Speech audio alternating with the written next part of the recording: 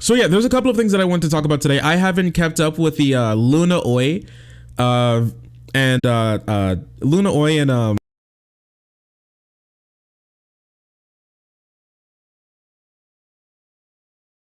shooting goddamn Vaush drama as well.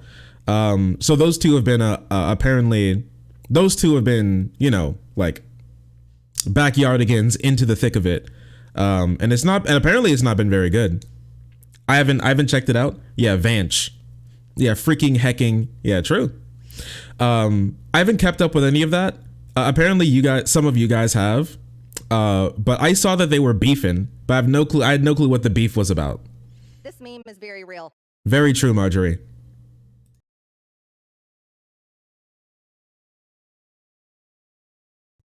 Vorse.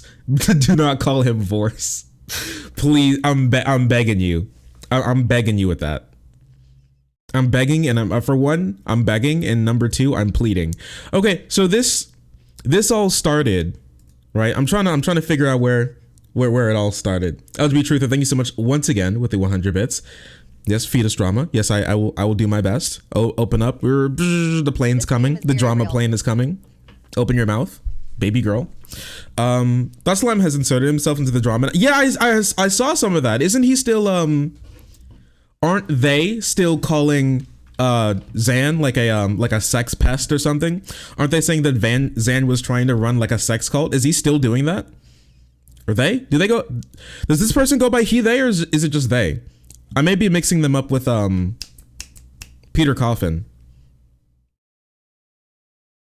Best place to start? This meme is very real. Any all. Okay. Thanks for the memes. Is this a good place to start? Well, I don't think this is the best place to start. Actually, don't. I don't think this is the best place to start. I think the best place to start would be Vaush going over LunaOi's video, right? What the fuck is this? What is this thumbnail? You see that? What is this? What is this thumbnail? Okay. Look at the fade. Look at the fade. Look at my dude with the waves. Vouch with the waves.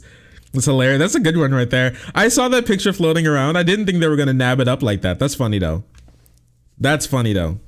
Well, he voted for Biden. Yeah, that's right. That's true. He did vote for Biden. It's a whole other thing. Wait, okay. Harassment. Cry bullies. Okay, wait. There's a lot of stuff that goes into this, all right? Where's the LunaOi video? That he dropped Reno Cappuccino? Or did they take it down? It's definitely not taken down, right? What the fuck? Or did he take it down?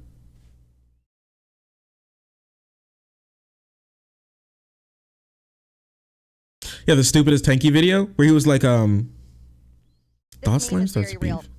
Really? Or was this from longer ago? Really? Third row, fifth video. Wait. Here? Oh, here it is. Sorry. I'm a little stupid. Might be on this main. No, I was pretty sure it was on the second channel. Cause like Noah Samson put out a video. Noah Samson put out a tweet that was like, look at Vaush video. You're being incredibly mean to LunaOi, and this is uncalled for. Which, I mean, I'm not necessarily saying that was untrue. The video title is, I will personally say, the video title is going a little hard. You know, it's going a little bit. It's going a little hard, actually. I heard that it's okay to show him, but I can't have him on stream. And try not to focus on him too hard. So we'll just pull that meme, okay? What is this? What is this tweet? Luna's bullshit have reached Vietnamese Marxist space. Luna's bullshit have reached Vietnamese Marxist space. I repeat, Luna's bullshit has reached Vietnamese Marxist space. I do not speak Vietnamese. The people's petite bourgeois. They're calling. Oh no. Just a reminder that This evil communist authoritarian government of Vietnam gave me a piece of rice field for free since I was born in a rural. Oh, I want a free rice field. Yo, what the fuck? Where can I get my goddamn free rice field? What the fuck? I want a free rice field. The people's petite bourgeois. Wait. Does anybody know what this? You know, do I have anybody who speaks Vietnamese? He's a Vietnamese anarchist. Ah, I see. Anybody speak Vietnamese? Can they translate for me? Bestie?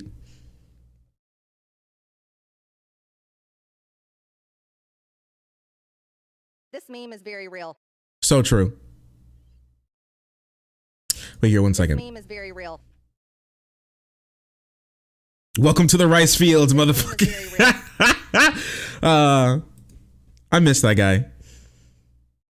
The first reply is oh, is it? Oh, the caption says, Luna says everyone born is provided 500 square meters of farmland. 500 square meters of farmland. Who's got it? Raise your hand.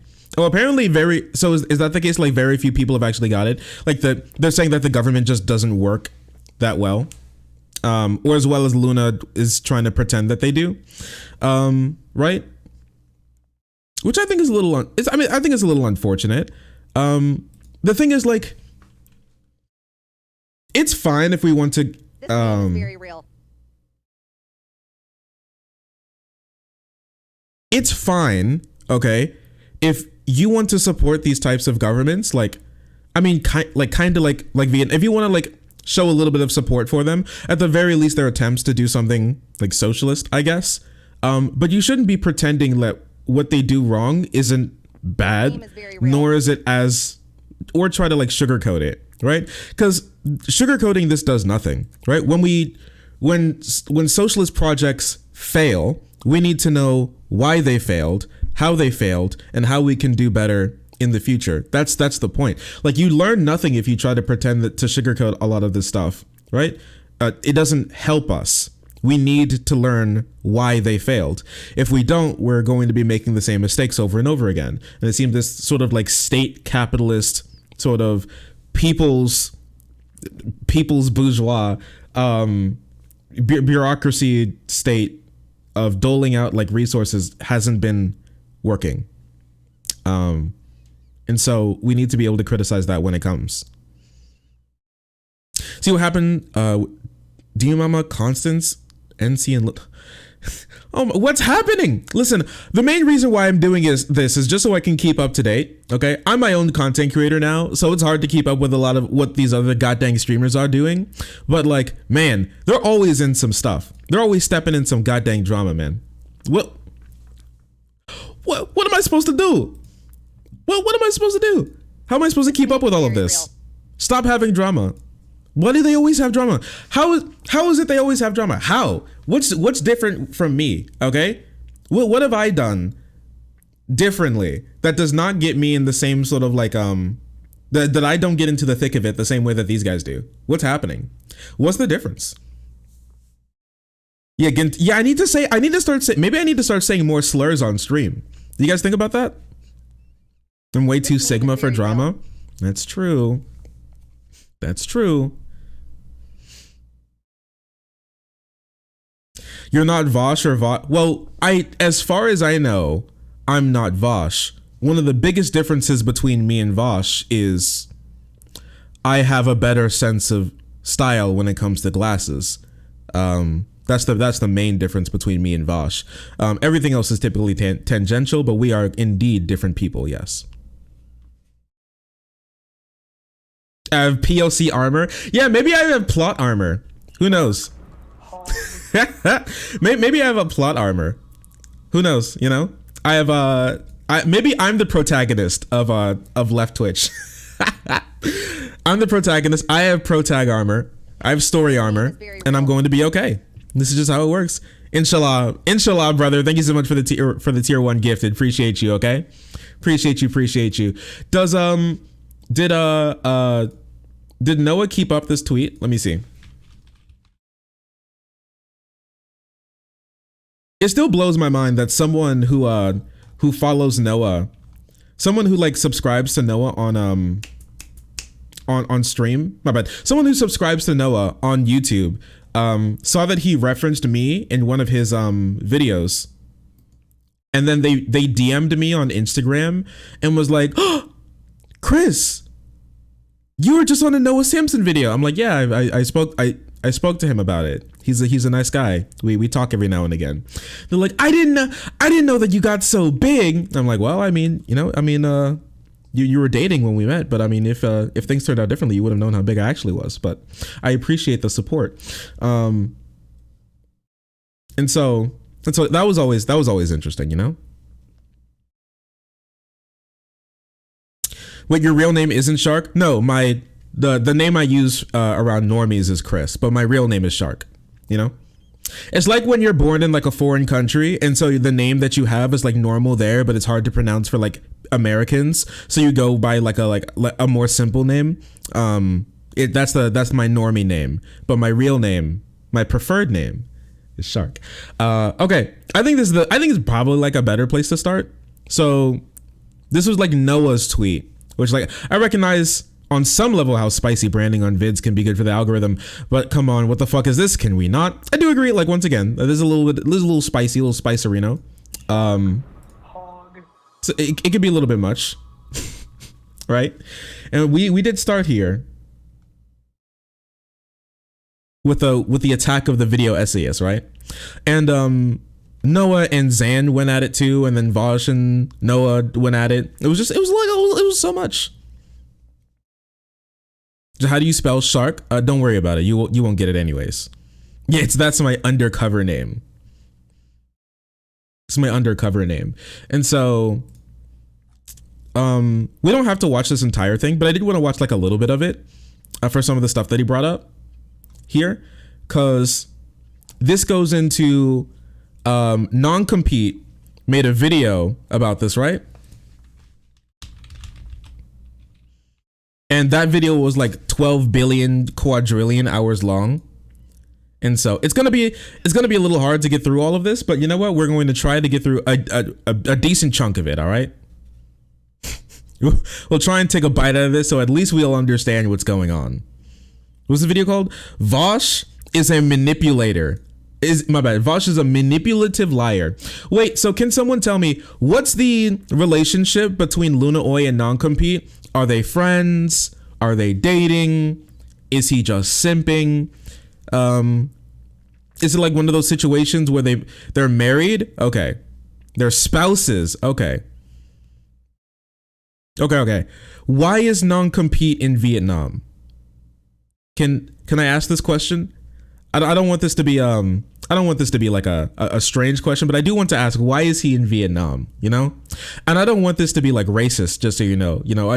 I do have some questions when white guys decide to travel and then live in places like the Philippines, Vietnam, Thailand. I'm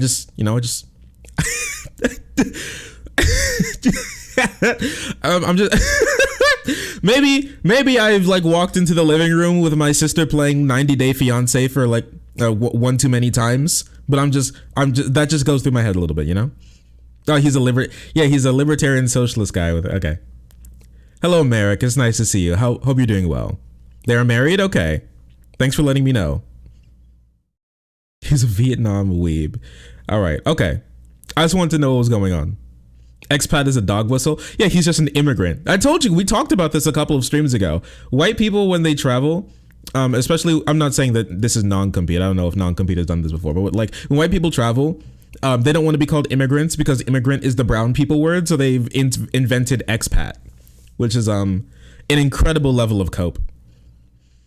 Because Luna lives there? Okay.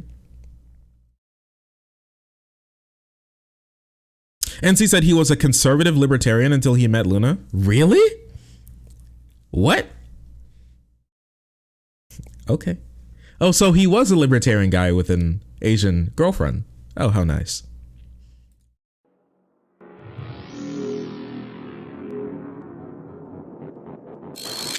All right. This is the video. I keep seeing screenshots of this on Twitter. It's called How to Think Like a Vietnamese Communist, an Intro to Dialectical Materialism. All right, I'm just going to lay all the cards up front, like right off the bat, okay? First of all, I've already read all theory. I don't want to hear it. Second of all, okay, Second of all, and this is really important, okay? Marxism-Leninism isn't a real thing, okay? Basically, here's the history of leftist theory, all right? Cool dudes with revolutionary ideas wrote those ideas into paper and made them thoughts that people thought, okay? But then later, you know, other people with different ideas took power of states, and they realized that the best way to maintain popular support was to maintain the veneer that their state craft was being guided by the ideology that was so popular with the people. So what they did was they created a fancy term called Marxism-Leninism, or, you know, Marxism-Leninism-Maoism, or Marxism-Leninism with Ho Chi Minh thought, or whatever else. And essentially, they just took boilerplate authoritarian state ideology and were like, hey, but actually it's like the revolutionary state, so it's all good. I understand that you can get like a PhD in Marxism-Leninism in Vietnam, which is very funny to me that a capitalist state would allow you to get a degree in a subversive revolutionary ideology. You know, something tells me like to me this is like hearing that like Amazon has like socialist, you know, like side jobs you could do, or what are they called, like the modules? Yeah, like socialism modules. You know what I mean? It's like, hey guys, listen, Bezos isn't so bad. Look, you can take a listen, okay? It's called the People's Warehouse. It's like, so yeah, I don't care. The only good thing that LunaOi has ever done was point out that Haas was like a sexist chauvinist or whatever. Listen, who's ready for the people's communism? All right. Who's ready for the people's capitalism? All right, you guys ready? I'm ready personally. I want the people's capitalism as soon as possible. All right.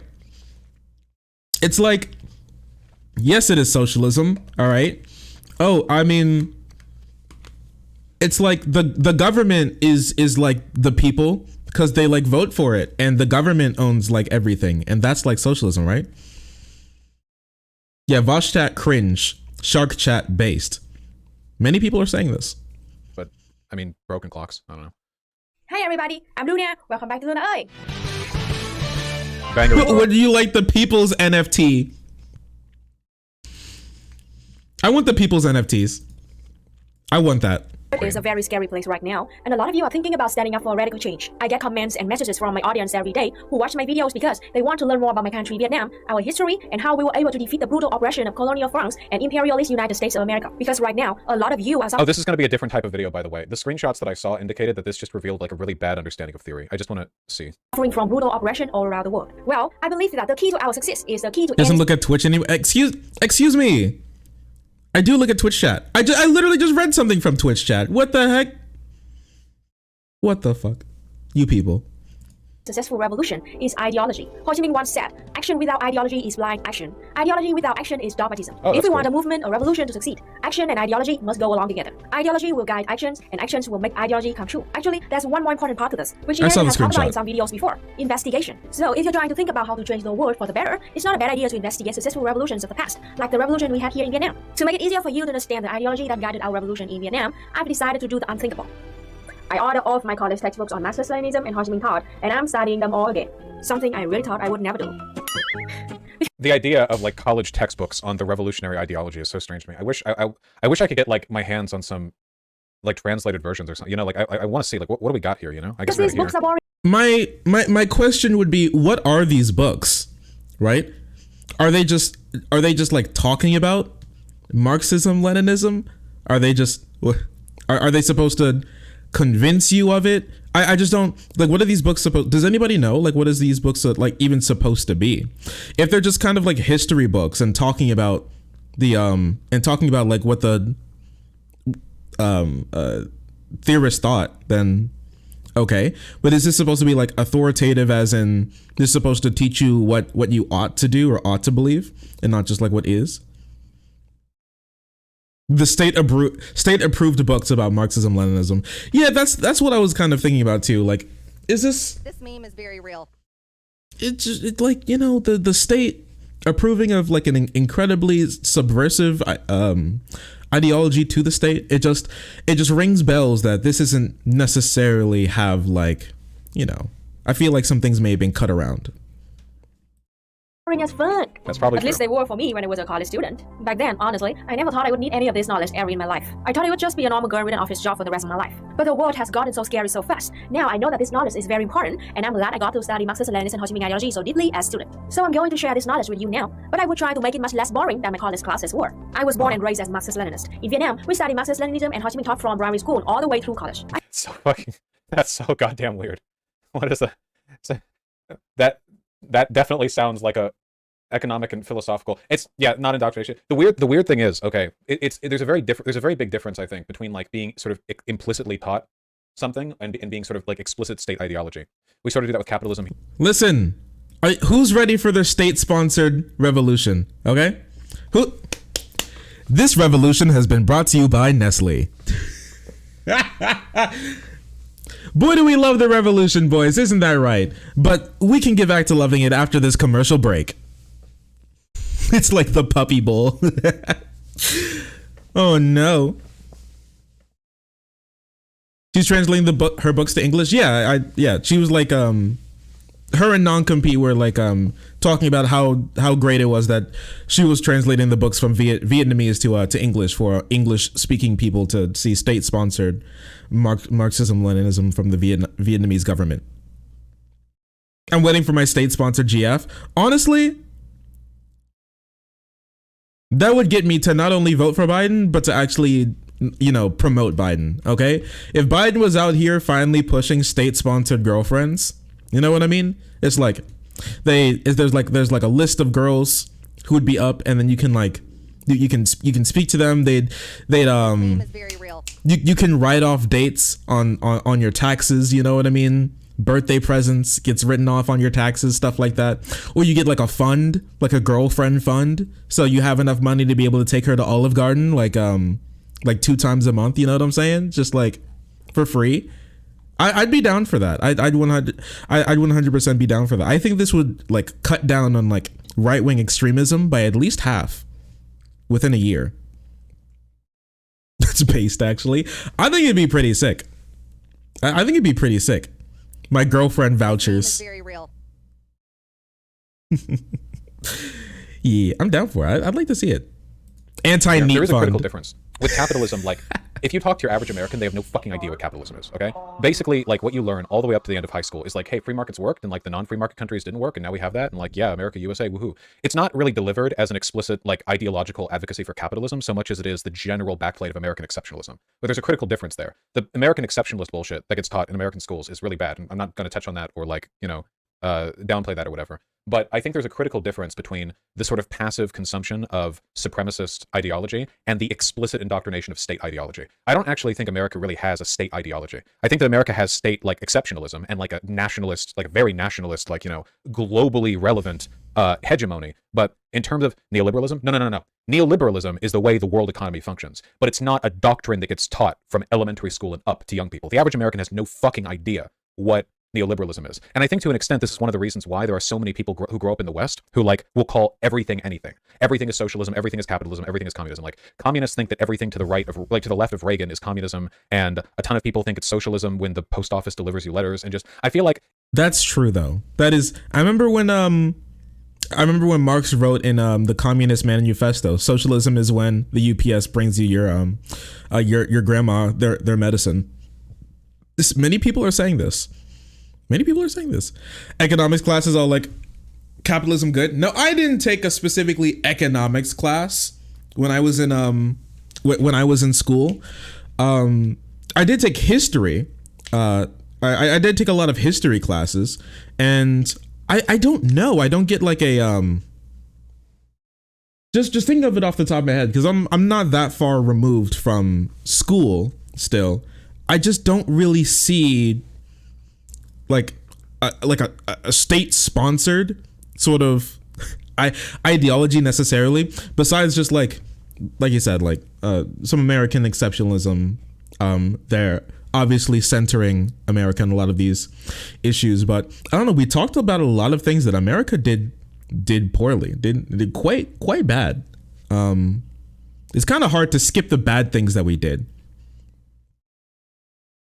One of my best friends has an economics degree. He said that they really do idolize capitalism in those classes. Now, in economics classes, I've heard that a lot of those classes are run by like some pretty hardcore, staunch capitalists. So I can see that. But I'm mostly talking about like high school and college level like history classes and stuff like that. Because I took I took a Cultures of America class who was run by like a black German lady, and she and she hammered on some like crazy shit, you know? She was straight up like African diaspora. She had like one of those fucking African like necklaces, beaded necklaces and shit. She was going at it. All right. And the first day of class, what she did was ask, so what is your heritage, class? And so every time someone said like a region of the earth, so the kids were like, I'm British, German, I'm Italian, Polish, I'm Swedish, Danish, you know, or some shit. I don't know, some random ass shit. And then she would write all that shit on the wall and be like, look at all these cultures, aren't they beautiful? You know, I don't know. You've Shark sees this chat. Not only do I see you're on screen. What are you talking about? Also, someone talked about Mario Kart Casino, and it's coming back. There's a different approach, and the approach that America, I think, takes, and a lot of other countries in the modern world, is a deliberate ideological incoherence, which is not the same as a state ideology. It actually has kind of the opposite effect with the same outcome, if that makes any sense. Whereas people, I think, when you're educated from birth on Marxism, Leninism, you know, you have a very deliberate state ideology taught to you by agents of the state that make you complicit in sort of the, you know, state indoctrination. But in so there's one thing that I wanted to see in here. What was the really egregious part?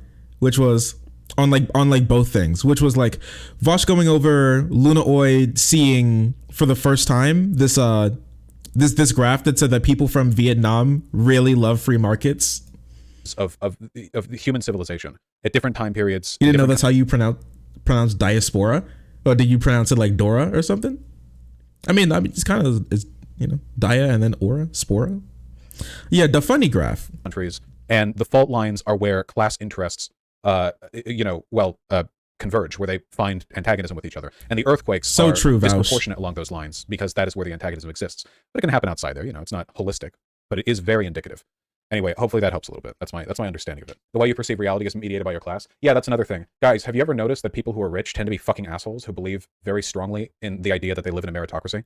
Have you ever noticed that wealthy people are overwhelmingly more likely to believe they exist in a meritocracy than poor people? That would be another example of material conditions dictating like people's ideology rather than the other way around. That a person's ideological beliefs might not necessarily be able to dictate their circumstances, but their circumstances might severely dictate the position they have on their circumstances. Or to put it another way, you know, whether you're born, a peasant or an aristocrat, it's not a 50-50 coin flip on whether you end up siding with one group or the other. People tend to side with their own group. And the reason they do so is because they're born into systems that reinforce the existence and the legitimacy of their own rule, or the illegitimacy of other groups, depending on, you know, the circumstances. We do this all the time.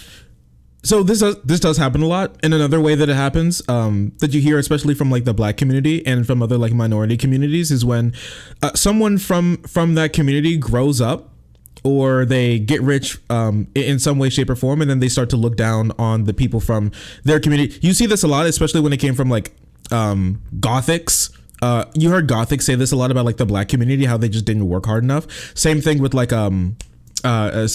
Candace Owens. Now that she's like reasonably more wealthy now, that she can say a lot of this stuff. Or like when other famous like athletes or whatever like grow up and they don't give back to their community, they say everything is goths are racist. That's true. They talk about how like race actually didn't, a lot of them talk about how like race actually didn't play a role, and once they make it out, they're like, oh my gosh, it's all I had to do was like work hard. Yeah, I'm not Black, I'm OJ. All I had to do was work hard, and they just don't work hard. They just like play hip hop and bump in day lowrider too loud, and that's the real reason why they don't make it like me. And I'm base and they're just cringe. Only if they decided to work harder, things would have been so much better. We don't live in like a meritocracy like that. It's just untrue. It just doesn't happen. By like in no way, shape, or form can you look at any metrics regarding the United States and say that this is 100% like definitely a meritocracy. It's just not. When you're born rich, you usually stay rich. When you're born poor, more likely than not, you stay poor. It has nothing to do with like how you work hard. It has everything to do with where you are and how difficult it is for you to move. Let me tell you, okay, when it comes to all of the nepotism in corporate America, it's very hard for you to sit here and tell me that like all those people are like qualified and ready to be there. All those sons, like all the Trump juniors, the Walton family, even like the Gucci family as well. Those people didn't get in because they're the best people for the job. They got in because their parents or their grandparents got in, or they married into the family, and that's why they're there. It has nothing to do with how qualified they are to actually be there. But you know, that won't stop them from pretending that they're actually the hottest shit. Time with race as well. We do this all the time with race and gender, by the way, all the time. But Adam Smith and David Ricardo could not distinguish between simple production and capitalist production. They figured out some of the basic principles of production, but didn't really understand the nature of capitalism. So Marx and Engels applied dialectical materialism to the science of economics to understand the true nature of capitalism. Marx and Engels also learned a lot from St. Simon, Charles Fourier, and Robert Owen. Have you ever decided to pull yourself up by the soles of your shoes? Listen, not only is pulling yourself up by your bootstraps impossible, you can't even start if you're not even wealthy enough to afford shoes. Were all utopianists. Utopianists saw that the early industrial working class was very miserable. They lived under terrible conditions, and utopianists believed that a better world could be built. For instance, Robert Owen was a wealthy textile manufacturer who tried to build a better. Can you imagine paying an artist for a commission before they had cameras and getting this back? To be like, holy shit. Never mind. Draw a different guy. I'll say that's me. My grandchildren will believe that's me when they see this picture on the mantle. Was a wealthy textile manufacturer who tried to build a better society in New Harmony, Indiana, in the USA. Owen purchased the entire town in 1825 to try and build an ideal society. They believed they could create a new moral world of happiness, enlightenment, and prosperity through education, science, technology, and communal living. Owen's vision failed after 2 years for a variety of reasons. Okay, I'm so sorry.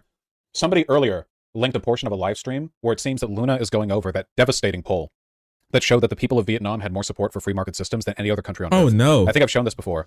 But the screenshot here, her face is phenomenal. So this is support for free market system with green meaning they support it. Also, if anybody asked me to speed it up, right now it's on 1.5 times speed, okay? I could turn it to 1.75 if you really want, but it is sped up. Yellow meaning they don't. And Vietnam right here is far and away, by far, the most supportive of free market systems of any country studied in this poll. Oh my. At the top of the emergent. Holy crap.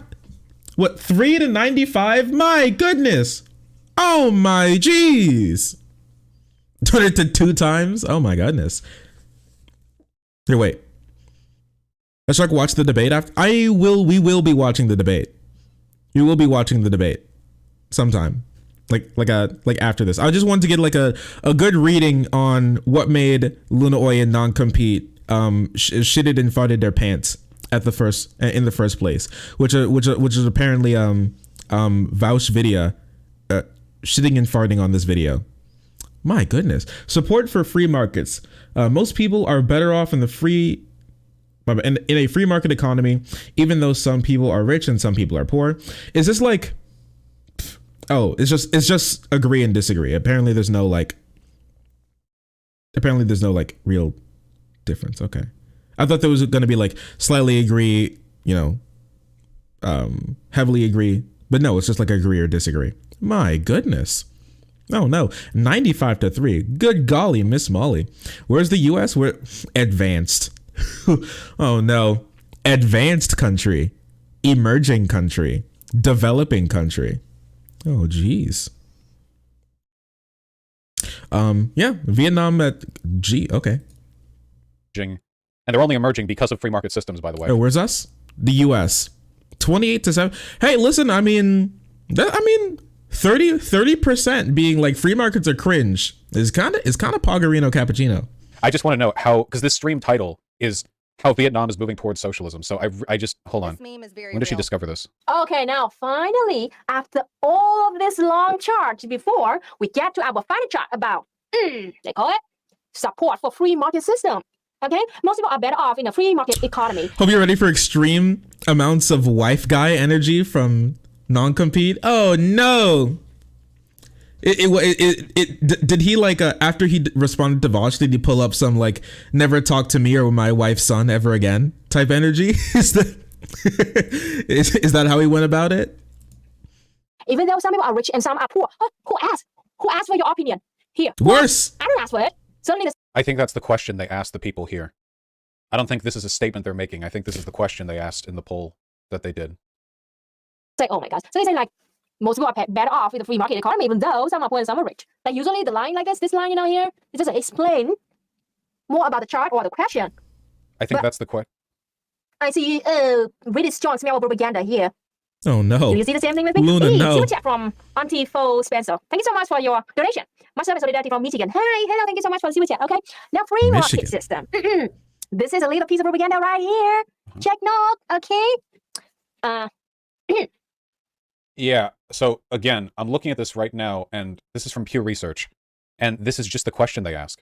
When children in our country today grow up, will they be blank financially than their parents? It's the question they ask. This is just the question they asked. And then these are the responses. Wait, here, all the way at the, which one is this? No, it's all the way down here. It's quite a long, discuss maybe out of our control. Oh no, it's just yes and no. Oh my goodness. anything but this. Our government's economic. Wait, I want to see something really quick on this one. Government and workers pay mostly. Government and workers pay mostly to blame for inequality. Okay. Which is the most important reason for the gap between the rich and the poor in our country today? All right, and the U.S. Where are we? Our government's economic policies, 24%. Workers pay, 13%. Look at this. Look at this. Complete shame. It's absolute shame. Scourge on our country. That is this complete non-existent worker solidarity. How cringe. Let me see. Our educational system, 17%. Some work harder than others, 24%. I mean, trade between countries, our tax system. So this is like split so strangely. Okay, interesting. Where's Vietnam on this? Or is Vietnam on this? Oh, maybe not. Vietnam may not be on. Well, I mean, it is, but maybe I can't find it. I really don't want to just go through all the whole thing. For free Marxists. There we go. Vietnam at the top. Yeah, quite a big study, I'd say. Support a free market system. Very real. Okay, let's read through this chart and debunk this. I'm cringing. Wait, I can go back frame by frame. He scrolls by it so freaking quick. But here we go. Where's Vietnam? Vietnam, please. Vietnam, please. Where is it? Vietnam. Okay. 17%, 33% here, and 33%. That's the that's workers' pay. Is that right? Yeah, that's workers' pay. 33% say inequality is due to workers' pay in Vietnam. So that's interesting, at least. Vietnam government. I mean, they don't blame the government that much. They do blame workers' pay a little bit and trade. Huh. Okay. That's interesting. There's the link. Thank you for the linky.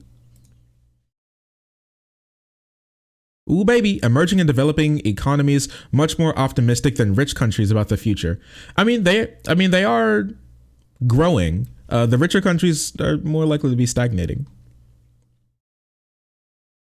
Kind of what would happen if once you're not done growing, but you know what I mean.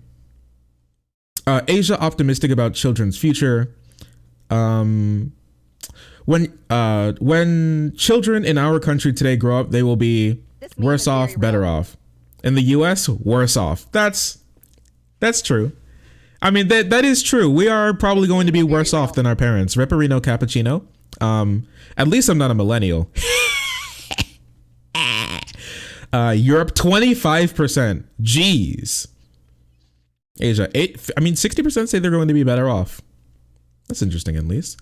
Americans stand out on individualism. Yeah, sounds about right. Percentage who say it's very important at a 1 to 10 scale to work hard to get ahead in life. US, 73%. Indonesia, 28%. Damn. Germany, 50%. I think this is more like a more acceptable range because working hard is important. It's just like it won't get you. It won't get you everywhere.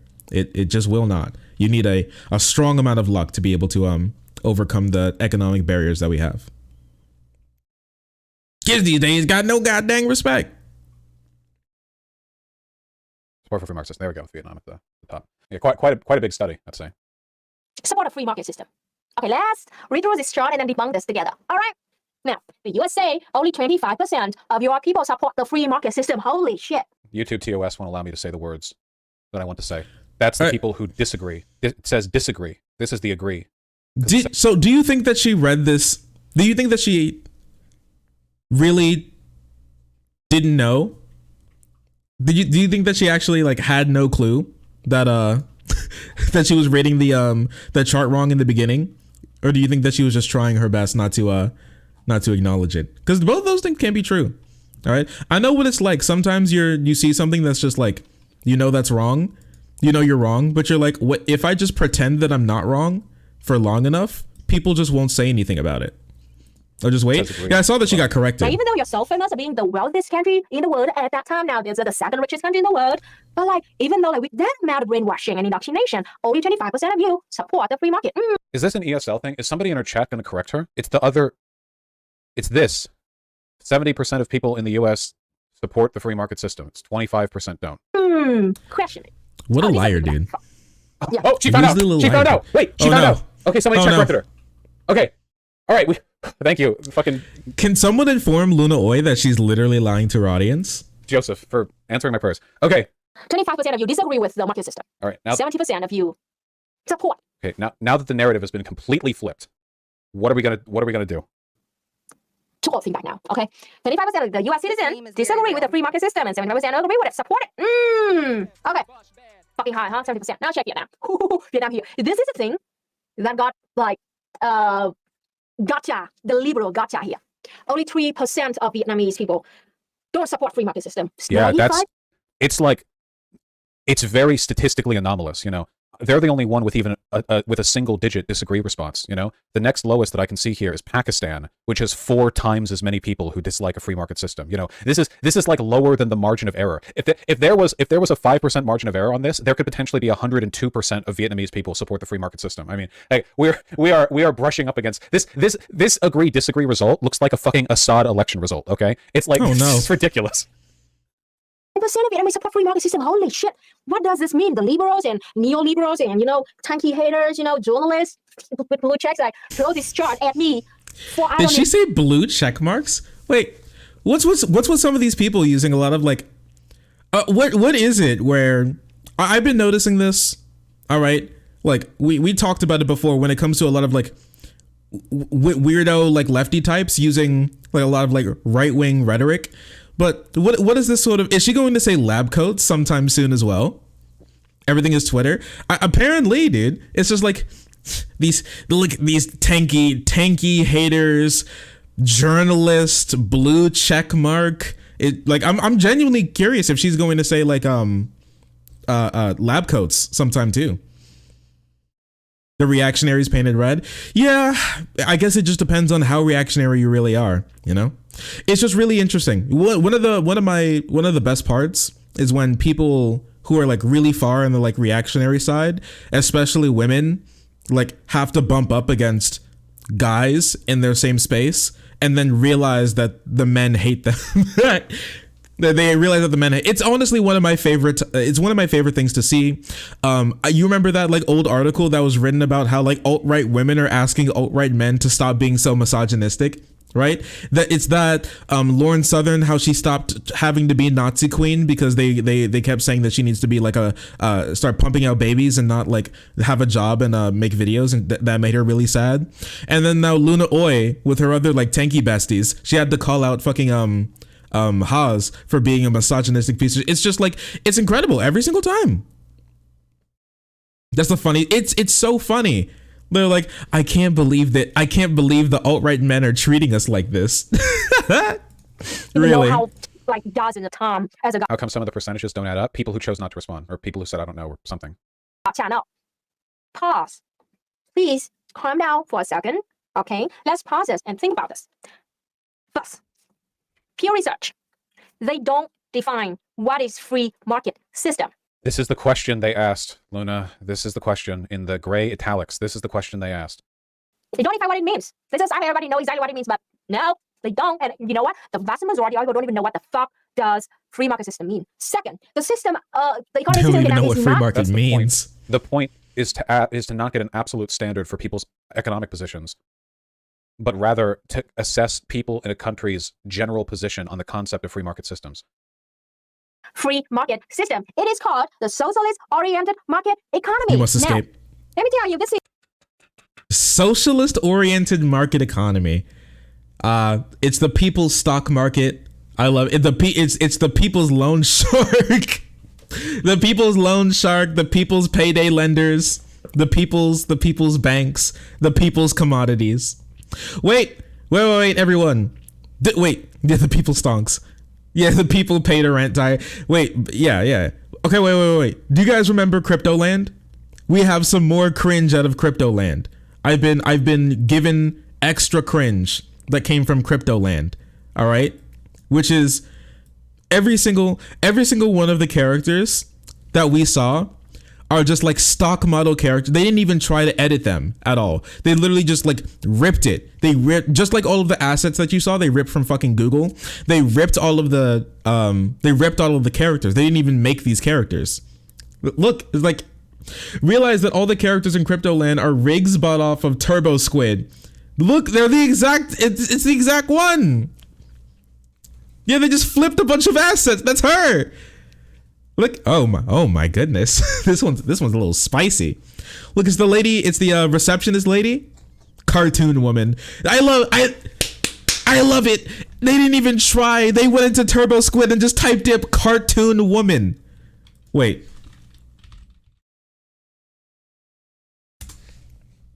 Cartoon woman. You didn't even try.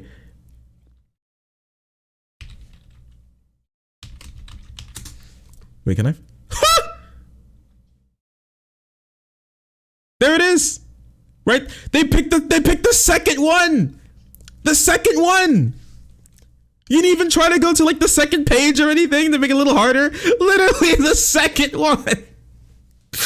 Oh my gosh. Yo, I have a friend who looks exactly like this. White woman moment. Yo, I have a friend. She looks just like this. Oh my goodness. Yes, it's literally just, that's hilarious. Oh, I mean, it did cost them $200, but still. Jeez. Yeah, non-fungible. Yeah, these characters are quite fungible. Here's our main character, Christopher. They use the same model twice. The same exact model twice. Why do you have safe search on? What do you mean, why do I have safe search on? In case like anything accidentally pops up on screen and I want to, anything, in case anything like saucy was going to come up, I don't want like, I'm streaming. I don't want to accidentally like flash porn on screen. So that's why I keep safe search on. Look at this person having, it looks like he's having like a physical malfunction. He looks like he's suffering right here, but apparently this is a dance move. Oh my gosh. It's the dad from Inside Out. Fuck. Oh my gosh. Oh my gosh. Oh my god. He's got like the Bastille hair. Oh my gosh. It's what's happening? $99, bro. It's so good. Cartoon woman. That's it. I love that, dude. I love how, yeah, it's the neo-lib haircut. Who stole from who? I would say that Pixar made the character and then someone rigged the character on like whatever squid, rig squid or whatever, and then they sold it. And then these people bought it. And that's where that came from. X-Files. Me when defending market socialism, man. Literally the people's free market. The people's landlord. Economy, the people's neoliberal reforms. Yeah, Marx is rolling in his fucking grave right now. Oh my god. Super capitalism. Is probably, the thinking map of those capitalist propagandists. Vietnam announced that, hey everybody, we welcome to our new system. This is called the socialist-oriented market economy. And then a bunch of journalists, from BBC, Reuters, Foreign Policy, something like that, Washington Post, they say like, oh, so you mentioned like market system, like socialist-oriented market economy. So you mean like it's a market economy? They totally take out the part socialist-oriented, but okay. And now like so Vietnam is market economy, and the organization like the Pew Research here, they immediately like, oh, so Vietnam is quote unquote like a market. So what she's coping so hard. Is called, and I apologize for the pronunciation, the Doi Moi reforms. Wait, do I have anybody who can speak a little bit of Vietnamese? This is not called Doi Moi, right? Right? What? How do you pronounce this? Does anybody know how to pronounce this? I doubt it's Doi Moi. I'll just say that much. These nuts. Yeah, thank you. Thank you, first time chatter. I'm glad that you wanted to use your first response, your first message in chat like that. I love it. Copy paste Google Translate. No, I don't think I will. This is the neoliberal reforms that they did. in Vietnam that led to their GDP per capita increasing by about 30 times. Okay, so this is the name of the economic reforms initiated in Vietnam in 1986 with the goal of creating a, quote, socialist-oriented market economy, which, you know, it's pronounced John Doyle. This is like you. the socialist-oriented deuces that I take in my toilet in the morning. I mean, you can give this name to anything. It's like the democratic North Korea. I mean, let's see what they actually did, huh? Let's take a look. The Doi Moi economic reforms were initiated by the, you guessed it, Communist Party of Vietnam, which is the only legal party in the Socialist Republic of Vietnam, unitary government, centralized control of the state. You guys know the deal. These reforms introduced a greater role for market forces for the coordination of economic activity between enterprises and the government agencies that allow for private ownership of small enterprises and the creation of a stock exchange. The People's Stock Exchange for both state and non-state enterprises. Dude, MLs are such fucking revisionists, man. Holy shit. Toyovich, this Marx would have wanted this. This is the people's Gucci. Yes, here we have the people's stock market, and we have the people's Louis Vuitton. Yes. I like the people's Versace. The people's Lambo, the people's neolibs, you know? It's good memes. Okay, so I think, all right, we got some of that, and that's always fun. And so I want to look at a little bit of this. Yeah, the people's Nike. So I think we can sum up basically most of Vaush Vidia's criticisms. He didn't like them. All right, I think he said most of that there. What is this? Wow. Income inequality. It's insane to me that the income inequality is actually worse in Vietnam than in Sweden. Really? I mean, I would expect that, right? Here, let me see. Income inequality, Vietnam, 1980 to 2021. Pre-tax national income. So wait, what is?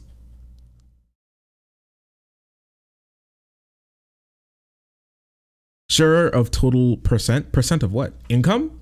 Share of total income? Very real. So true, Marjorie. Oh, so this is the top 1%. Red is top 1% and blue is top 10%. Is that right? You haven't even watched the segment where he reviews the We did. This meme is very real. What did we did? What are you talking? We did. He didn't like his her views on dialectical materialism, and he criticized where he criticized her views on dialectical materialism, and her views on the idea that that you can get like great revolutionary thought from state-sponsored books. There's a troll in your Discord? Tell the mods. Get them banned. There's so much more content. It's a 2-hour-long video. We can't, like, all of these videos are like 2 hours long. We can't watch literally every single 2-hour-long video. Is that what you guys want? You guys want me to watch every minute of all of the? So what was that? That was 2 hours, and then this is an hour and a half, and then this debate. What was it, like another hour? Wait, let's see. So it's at 25. Goes from 25 to. Yeah, and this one's like almost an hour. I mean, if you want, be fair means more. I mean, milk that content. Oh my gosh. Yeah, I was like, I'm pretty sure we don't need to watch all of it. Subathon watching out like 6 hours plus of streamer drama.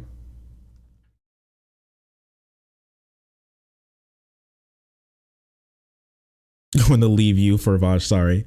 Yeah, my bad, sorry. The last 30 seconds are essential.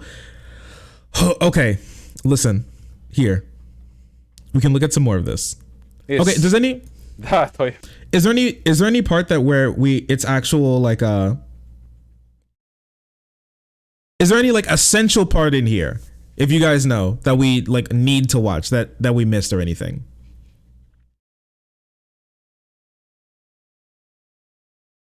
Debate is around, yeah, it was like 40 or 50 minutes. Every new sub, yeah, watch another minute. No. This meme is very real. And that vid, not really. No, you covered it. Okay. Just wanted to make sure. Okay. And so NonCompete dropped this video, which was like, how dare you say this shit to my wife? My wife? You say this to my wife? You speak to me? You speak to my wife's son like this? could watch the debate itself. I wanted to see, someone said that the way NonCompete handled this was funny. I want to laugh. I want to see if he's a little goofy. I want to know what happened. Yeah, my wife. You come to make a video to my face? You criticize my wife? Why didn't she just make the video? See, okay, here's the thing, all right? I know I'm a dude, okay? I'm big straight boy. I love being a guy. I love being straight. I love masculinity. It tastes so good. I re-up my masculinity in the morning. I have testosterone in my goddamn fucking cereal for the morning, okay? I love that shit. So I understand wanting to, like, you know, defend your honor and defend your wife's honor. Yeah, defend the lady's honor. Okay, I get that. But when it comes to this type of stuff, I would have just, like, helped her make her own video instead of making my own hour-long video. Wasn't this on, like, how quickly did he turn around this video? Was it, like, instantly? He made this video, like, instantly after Vaush's like takedown of Luna's video. Like he hopped to this like real quick. I would have just helped her like make a video instead of like making, yeah, like, don't speak for her, just help her make her one if you want. All right, I just think it's a little cringe. All right, I just think a little cringe sometimes. The lady can speak for herself. Yeah, in 2 days, like an hour and a half long video in 2 days, I'm losing my mind, man. That's so the turnaround is so quick. It seemed like he was just mostly molding. To make an hour-long video this fast, I feel like what has to happen is you have to be molding. There's no other way around it. You must be molding.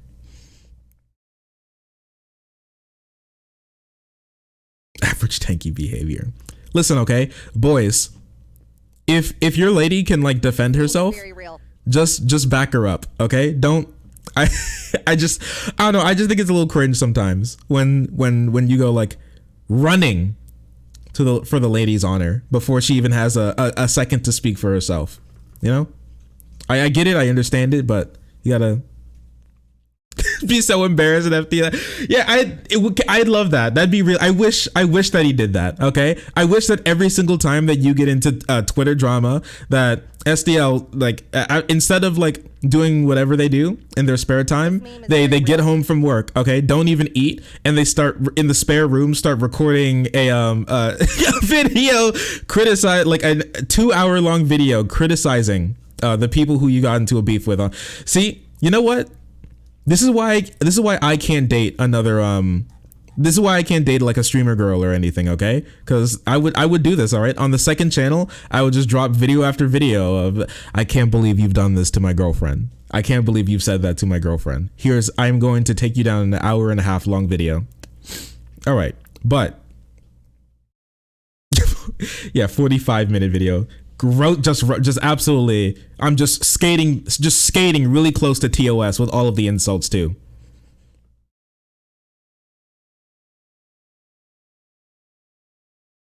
Great memes. Okay.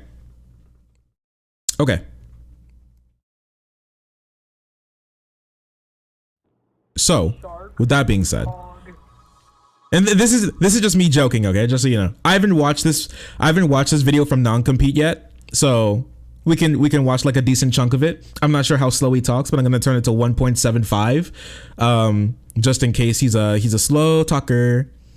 And so we're going to just see what's going on, okay? See what he has to say in defense of his woman. All right? We love it when boys are protective of their girls. All right? I do. What a king. Let's see what he has to say. Hi, I'm EJ. This is NonCompete, and this is gonna be a bit of a Okay, little quick. Frankenstein video. I'm cutting it together over a couple of days here. It's gonna be rough. Bear with me. But this is a response video to a stream that Vaush did a few days ago, attacking one of my wife's comrades, stream partners' videos. What? She's not just a wife. She's not just a wife to me. She's not just a wife. She's a comrade. She's a stream partner. My wife, my comrade. Do you think that was in their vows when they got married? Do you think that was in their vows? You know what I mean? Yeah, that's. Oh, are we counting it? How many times he says my wife? This meme is very real. So true, Marjorie. Wait, okay.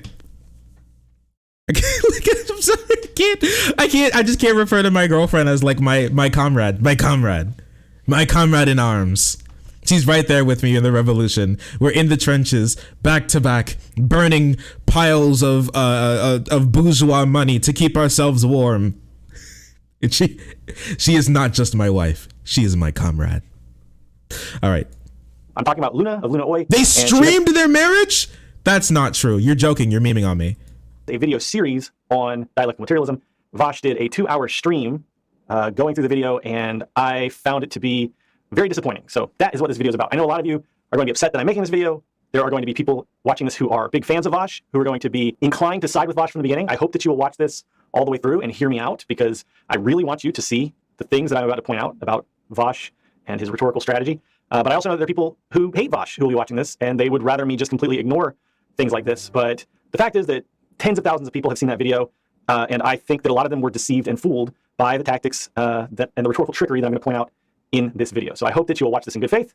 Let's get started. The main reason I have not talked about Vaush in this kind of concrete, confrontational manner, head on, is sincerely out of fear of retaliation from some of the very toxic elements of Vaush's audience, but also because you said do this whether my GF is a streamer or not.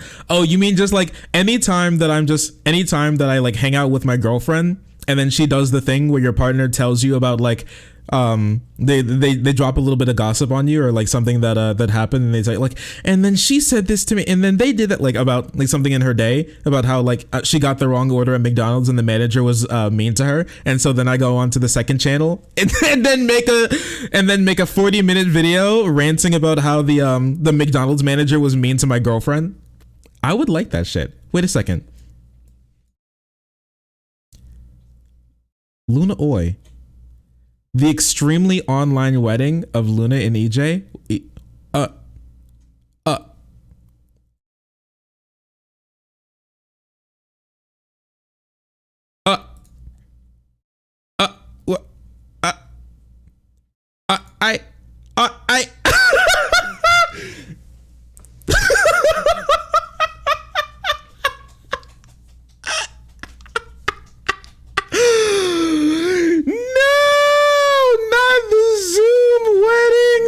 Pronouns in the Zoom wedding. What is this? It looks like a Vegas wedding. What's happening? Real voice reveal. Real voice reveal.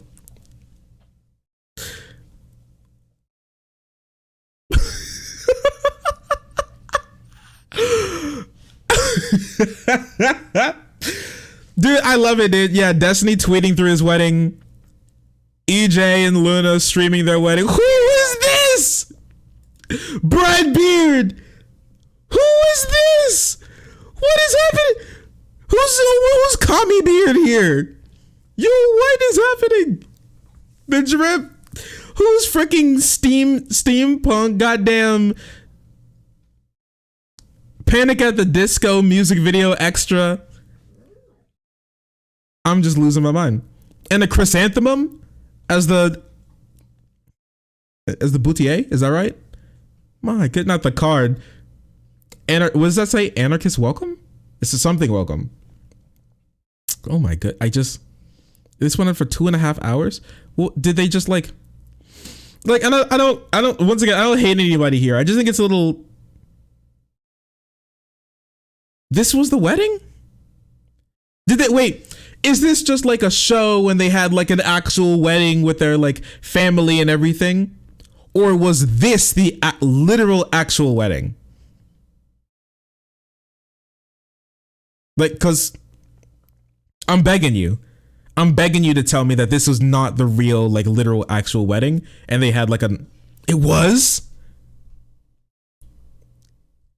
No. Our wedding will be a fan meet and greet. Yeah, I hope you guys are dressed to the nines too. Me to be in the limbo. Because the USA assumes that anyone who's married to a U.S. citizen is just trying to scam their way into our sweet citizen. I tell you what. Listen, I'm not sure if like pulling up the 90-day fiance memes during your wedding is I mean, do your thing. I tell you what, y'all go to Mexico, all right? And then we'll figure it out from there. Okay? All right? Go to Mexico. I'll hit up some of my cousins. We'll figure it out from EJ and Luna. We are in the government building. Yeah. Can you hear it? What are we doing, Luna? No, I can't. Yeah. I will go talk to. She's like the. Changing your mind? Having a change of heart? Yes. I've always said is that at my wedding, I don't really care about anything except I want to have a good band. And literally, I've said it plenty of times on the stream, Mitnerd is perhaps the most talented person in the world, in my opinion. Yes. So having Mitnerd here as our wedding band is just fucking awesome. Hell Okay. When I get married, I want Toby Fox to be doing the music for my wedding. Okay? Who's Mitnerd? I have no fucking clue. I think it's kind of cute. Listen, hey, if they're having fun, I'm happy for them. All right? Nice. Yeah, well, I want a Megalovania on the dance floor. Listen, if they're having fun, if they enjoy that, go ahead. I think it's a little weird, personally. All right, but once again, if they enjoyed the wedding, This meme is if they enjoyed the wedding, if they had fun, if that's what they wanted to do, and they think of that, and they think of it back, you know, with like fond memories, it's their wedding. You know, they can do whatever they want. So I'm glad they're happy. Okay, memes aside, I'm happy they're happy. All right, so.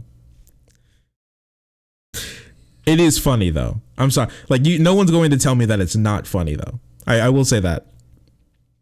The wedding photos are just screenshots. Yeah, and the bit rate is bad too. I don't like talking about individual personalities that much. I try to avoid it because I think that the drama and the personal conflict gets in the way of discovering truth, especially with personalities like this where there is just you know, a cultivated maelstrom of controversy. I don't usually make videos like this, and I know that this is going to be very controversial. Wedding A lot of people are going to NFTs. tell me just not to engage. A lot of people are going to tell me that I should just ignore this. But now I'm going to tell you why I am actually deciding to make this video. I think it's a huge problem. I think that the His wife. methodologies, if you want to call them that, the lens through which Vaush sees the world, the methodologies which Vaush applies to what could be considered his analysis is counterproductive. We are memeing and I think creaming. it's harmful, and it really worries me that so many people are falling for what I see as sophistry. What is sophistry? It's basically a word that refers to rhetorical strategies which are deceptive and in which the main focus is on winning, dominating, and there's really no emphasis put on actually discovering truth. So it's basically just Wait, I kind of. Okay, like he's still laying his case down here, but I want to see how slow he actually talks. of doing what it takes to win in rhetoric. And I think that that's what Vaush does best. One of the most famous sophists of all time was Stephen Douglas, who famously debated Abraham Lincoln in the Lincoln-Douglas debates. If you've ever done debate in high school or whatever, you probably are familiar with that. And somebody wrote a description of Douglas, and they said, I think this is a really great description of Vaush, actually. He, Douglas, / Vaush, was everywhere known as a debater of singular skill. His mind was fertile in resources. He was a master of logic. No man perceived more quickly than he. Did he just call Vaush fertile? Man, when I get into drama with someone, I hope they call me fertile. Call me fertile. Man, I think that's the best thing he said about. I mean, at least he's starting off with compliments. Strength or the weakness of an argument, and no one excelled him in the use of sophistry and fallacy. Where he could not elucidate a point to his own advantage, he would fatally be clouded for his opponent. In that particular style of debate, which in its intensity resembles a physical contest, he had no equal. He spoke with extraordinary readiness. There was no halting in his phrase. He used good English, terse, vigorous, pointed. He was utterly destitute of humor and had slight appreciation of wit. Okay, that's not really Vaush's bag. Vaush has a little wit, I'll grant you that. He never cited historical precedents except from the domain of American politics. Inside that field, his knowledge was comprehensive, minute, critical. Beyond it, his learning was limited. Sound like someone familiar? He was not a reader. His recreations were not in literature. In the whole range of his voluminous speaking, it would be difficult to find either a line of poetry or a classical allusion. But he was by nature an orator, and by long practice a debater. He could lead a crowd almost irresistibly to his own conclusions. He could, if he wished, incite a mob to desperate deeds. He was, in short, an able, audacious, almost unconquerable opponent in public discussion. I don't think that sophistry... I mean, I don't know. If you just disagree with him, okay. I don't know. Like, sure, Vaush can he can be a little he can be a little too much. I think so. He can be a little bit too much sometimes, and I think he can get a little debatey sometimes. But I think when you dig down to it, you can hear some like pretty. There are arguments at the very least in which that you understand where they come from. You understand why he said it, even if you don't like disagree with it. I think it's a little bit more than just sophistry. Yeah, I think it's the nerd way of saying that he's a Weasley little liar. Basically, I would agree with that as well. Here, let me catch up on a little bit of stuff. All right, here, let me catch up a little bit. Question Tinium, thank you so much for the 2 months in a row. Keep up with the great content. Thank you so much. I really appreciate you. Tired Meat Gang with the 6 months in a row. I really appreciate you. State sponsor GF when President Shark. Hopefully soon, bestie. Hopefully soon, brother. Comrade. My bad. Not my bestie. He's my comrade. Merit, thank you so much for the 2 months in a row for the normal Twitch Prime. I appreciate you. Sparkly Comrade with the 3 months in a row. Best Vaush takes I've seen came from Overthrow Media. Really, Vaush really does a lot of Nazi talking points. Here, I can take a look at that sometime. Thanks for the link. I appreciate you. Butcha, thank you so much for the 2 months in a row. NonCompete is NonCompete came off very immature and emotional in this debate. Well, he did criticize his wife. Is that right? Shark, you're fertile. Thank you. I appreciate you. Is good for the left. I don't think that we just need to be trying to focus on winning debates on the internet, even with right-wingers. I think we need to be focused on discovering truth and aligning our ideology, right, our thoughts and our ideas with reality. To me, that is the okay. You can do both. Main focus of political activity. This, to me, is one of the core reasons why dialectical materialism is such an important framework for my work. This stream that Vaush did, it's really remarkable. It's a remarkable document of the ways in which Vaush uses dialectical materialism is a framework. Oh wait, is this where he starts to go down the insane rabbit hole of thinking that dialectical materialism is like a moral philosophy and not just like a lens in which we understand why and how things happened in the course of like human interaction? Is that true? Yeah. Yeah. Fertile and debatable. This meme is very real. Oh no. Is this how this happened? Oh geez. How do you even have that bad of a misunderstanding of dialectical materialism, right? Because like I don't have like I have like a grasp on it. I've like listened to like the Communist Manifesto before and everything, but like this idea of like how do you understand dialectical material? How does this happen? How does it get turned into this? I'm not even sure how this like begins, where you start to think like I've never heard someone have a take on it like this before. I'm glad you saw the live video. Because he learned it from a textbook? No. I can't believe people are out here unironically learning shit from textbooks like it's the goddamn 1700s, okay? Just watch a YouTube video on it, loser.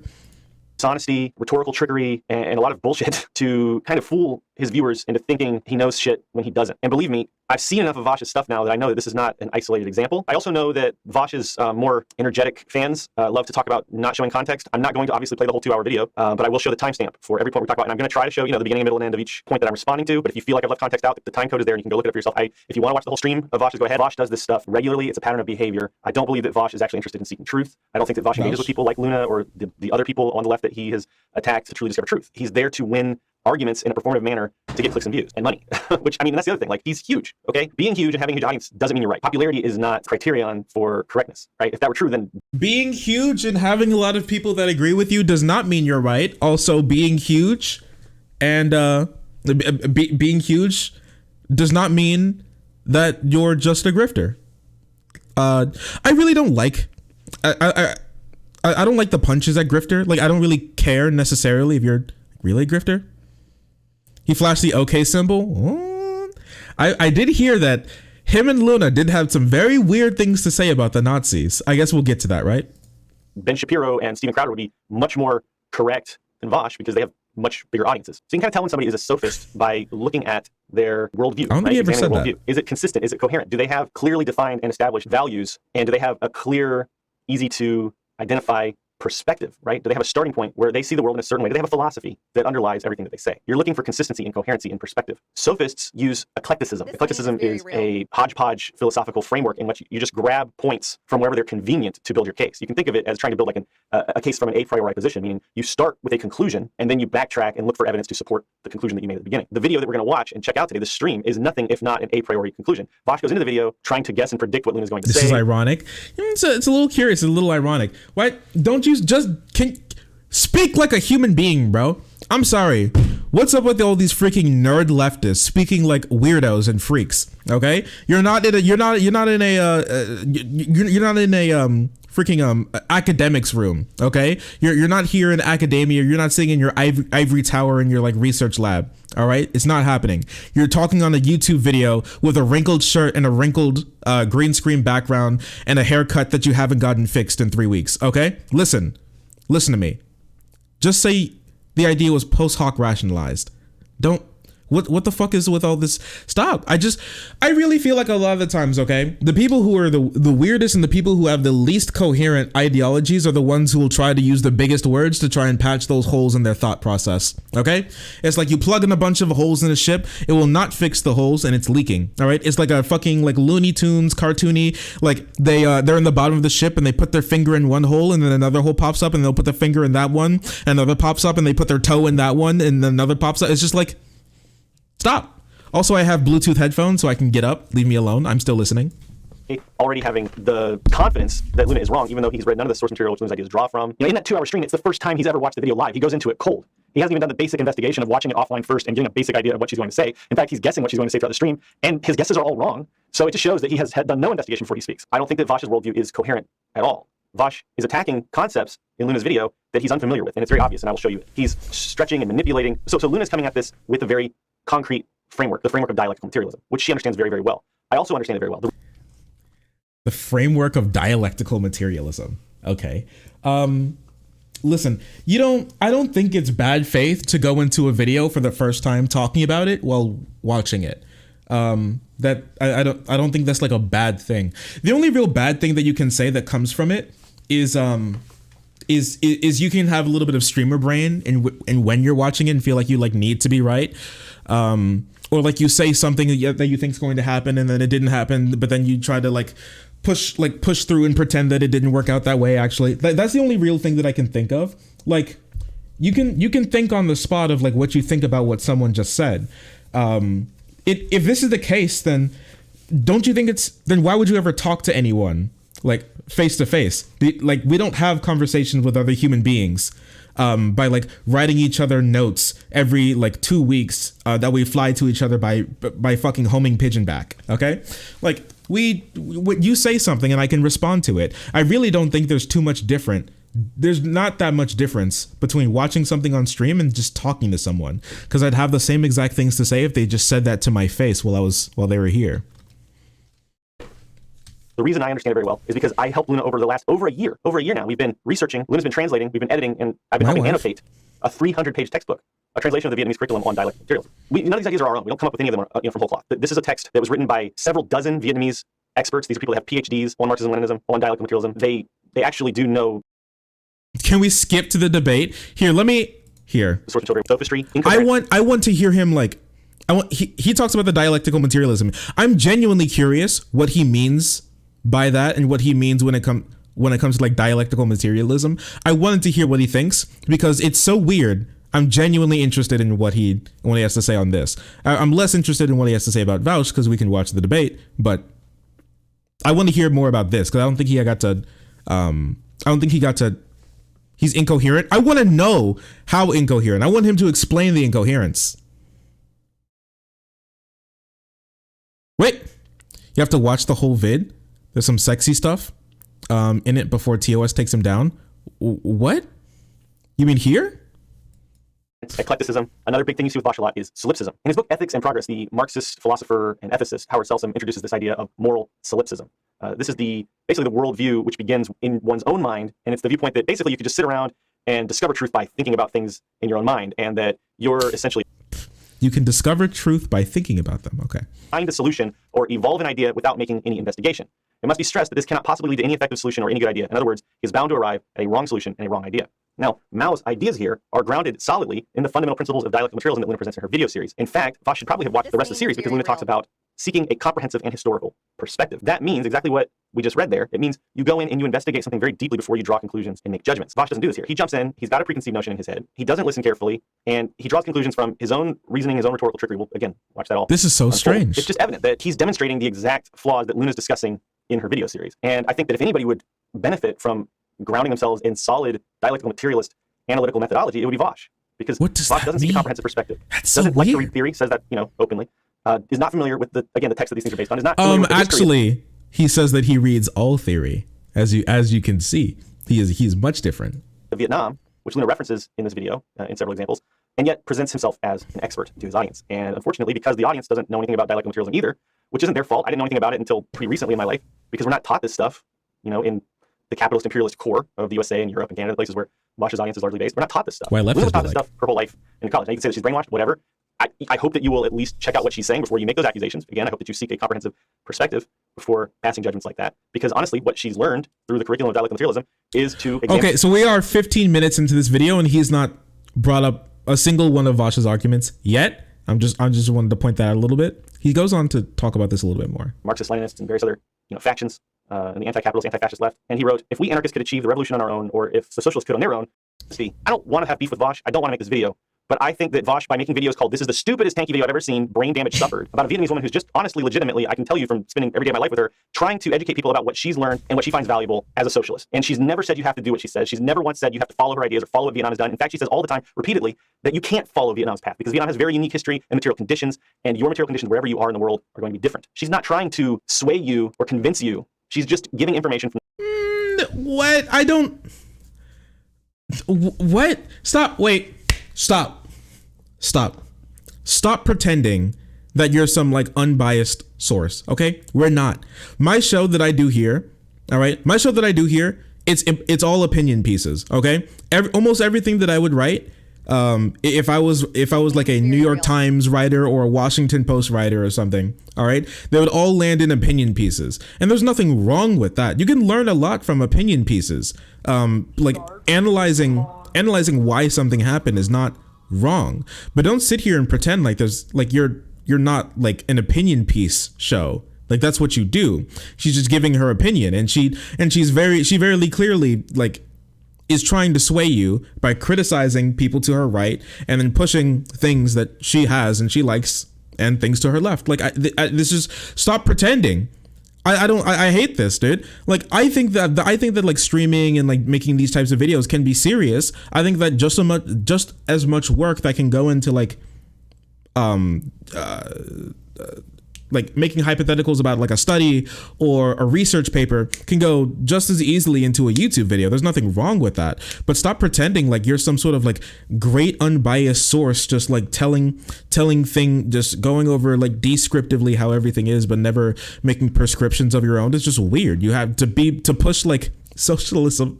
You have to make prescriptive statements about the world. You have to ask like how the world, you should be able to look at how the world is, and then you arrive by being like a socialist or whatever because you think about how the world should be. It's just weird.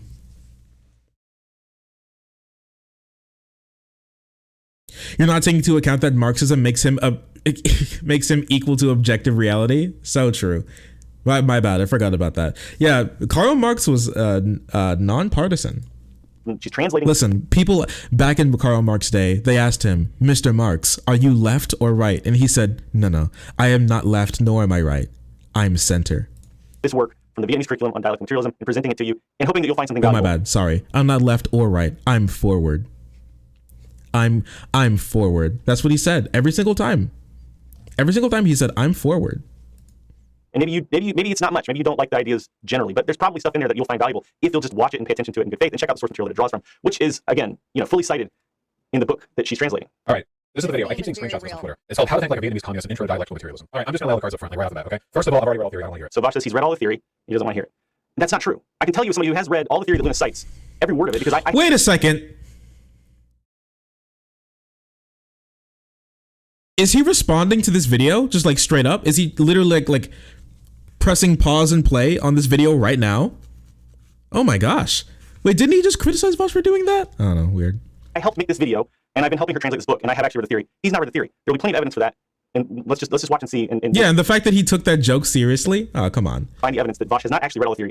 You know what? This actually reminds me of like my bad. This reminds me of a Joe Rogan fan, okay? Because we dropped that video about Ethan Klein beefing with Joe Rogan, and I said in that video, I said, man, honestly, if Ethan hit the gym for 2 months, he'd look exactly like Joe Rogan. And some Joe Rogan fan was literally, he was molding in the comment section, going, you can think whatever you want about Joe, but this is just such a stupid statement. Like, I was like, bro, chill, it's a meme. My goodness. I commented, I told him I'm sorry, it was a lie, because this actually would only take 2 weeks for Ethan to look like Joe. As he claims. Second of all, and this is really important, okay? Marxism, Leninism is a real thing, okay? Basically, here's the history of leftist theory, all right? Cool dudes with revolutionary ideas wrote those ideas into paper and made them thoughts that people thought, okay? But then later, other people with different ideas took power of states, and they realized that the best way to maintain popular support was to maintain the veneer that their state craft was being guided by the ideology that was so popular with the people. So what they did was they created a fancy term called Marxism, Leninism, or, Marxism, Leninism, Maoism, or Marxism, Leninism with Ho Chi Minh thought, or whatever else. And essentially, they just took boilerplate authoritarian state ideology and were like, hey, but actually, it's like a revolutionary state, so it's all good. I understand that you can get like a PhD in Marxism, Leninism in Vietnam, which is very funny to me, that a capitalist state would allow you to get a degree in a subversive revolutionary ideology. So Vaush has just glossed over decades of history of various nations, some that still exist and some that do not, without citing any sources, and just completely dismiss the concept of dialectical materialism by conflating it entirely with Marxism and Leninism, which dialectical materialism predates Lenin's work, okay, because Marx and Engels were developing dialectical materialism before Engels was born. Now, that being said, of course, it is true that Luna is learning things from a Marxist-Leninist framework in her college studies, which includes writings of Lenin, okay? So if you want to make specific claims about the Soviet Union or about Lenin, you can do that, but to just gloss over all of that history and present this very simplified and really dogmatic version of the events of history without citing any sources, without any evidence whatsoever. Is it just me? But I think it's a valid criticism to, before you even looked at it, it's just a valid criticism to think that like a state providing a state subversive pro curriculum to this like ideology that fundamentally undermines the state in a way that would not have grave issues that benefit the state in it. I think that's like a valid thing to worry about, right? Yeah, a pro-government, anti-government book. In his own mind, he's not even telling you what's led him to those conclusions. To me, this is like hearing that like Amazon has like socialist, like side jobs. What are they called? Like the modules? Yeah, like socialism modules. You know what I mean? All of this criticism that he's making of the curriculum that Luna translated, he's making it without having examined the curriculum at all. I know. How do I know this? Because currently the curriculum only exists in Vietnamese. Why do I know this? Because Luna's the first person to be translating it to English. Now, the videos that she's made are drawn from the same source material. And if he's watched all 3 of those, which he hasn't, he's only watched the first one on stream. But if he watched all 3 of those, and he was actually drawing from what she is actually saying about the curriculum, it's one thing. But he's not. He's trying to connect 2 things together which are not connected. He's trying to build this rhetorical logic chain that falls apart upon any kind of scrutiny. He's saying, okay, first of all, these socialist states, they're actually capitalist states, so we can't trust anything that they say. Second of all, these curriculums that they make, they can't be subversive because they're not actually socialist states. But none of this is addressing what Luna actually says in her videos, which is literally just relating the essential ideas of Marx and Engels, dialectical materialism. He is, in fact, making a logical... He just keeps saying that. I've never heard someone use a word like this before. It's so strange. You know what it reads like? Did anybody do those like Socratic circles or whatever back during like English class? So you guys would read like I don't know, like To Kill a Mockingbird or something, and then you'd come into class and you all had to say something about like what happened in the chapters that you guys were supposed to read. It's just like the kid who read the Spark Notes and then tried to say it from in front of the class. They just keeps going. He just keeps saying dialectical. See, as you can see, like he just doesn't understand what's going on. He doesn't think about it. It's just like the dialectical materialism. Okay, he just doesn't get the dialectical materialism. And so with the dialectical materialism, as you can see, it's a framework, and it's a great framework that me and my wife we work off of. It's the dialectical materialism. All right, and Marx and Engels, when they were making the dialectical materialism, that's how the dialectical materialism made it to like Lenin, and how like we have Ho Chi Minh, and that's why the entire government of Vietnam now is incredibly pro dialectical materialism, because that's what built their country. Dialectical materialism is what is the stone. It's the hammer. It's the chisel. It's the nails that are in Vietnam. And so the dialectical materialism is very ingrained inside of Vietnam, and we're trying to export the dialectical materialism outside of Vietnam. Like, what the fuck are you saying, bro? What are you saying, dude? That's not how this word works. That's not how this word works. Fallacy. And I always thought debate bros are supposed to be the experts on logical fallacies, but what he's doing is he's making an ad hominem attack. Now, the word ad hominem is thrown around a lot, especially in the debatosphere, but it doesn't just mean that you're insulting your opponent. It means that you are saying that an opponent's arguments are invalidated because of who your opponent is. So in this situation, basically the entity that is the Vietnamese Department of Education, the Ministry of Education, is being invalidated. So it's like saying, comrade, we just got a shipment from the Ministry of Education.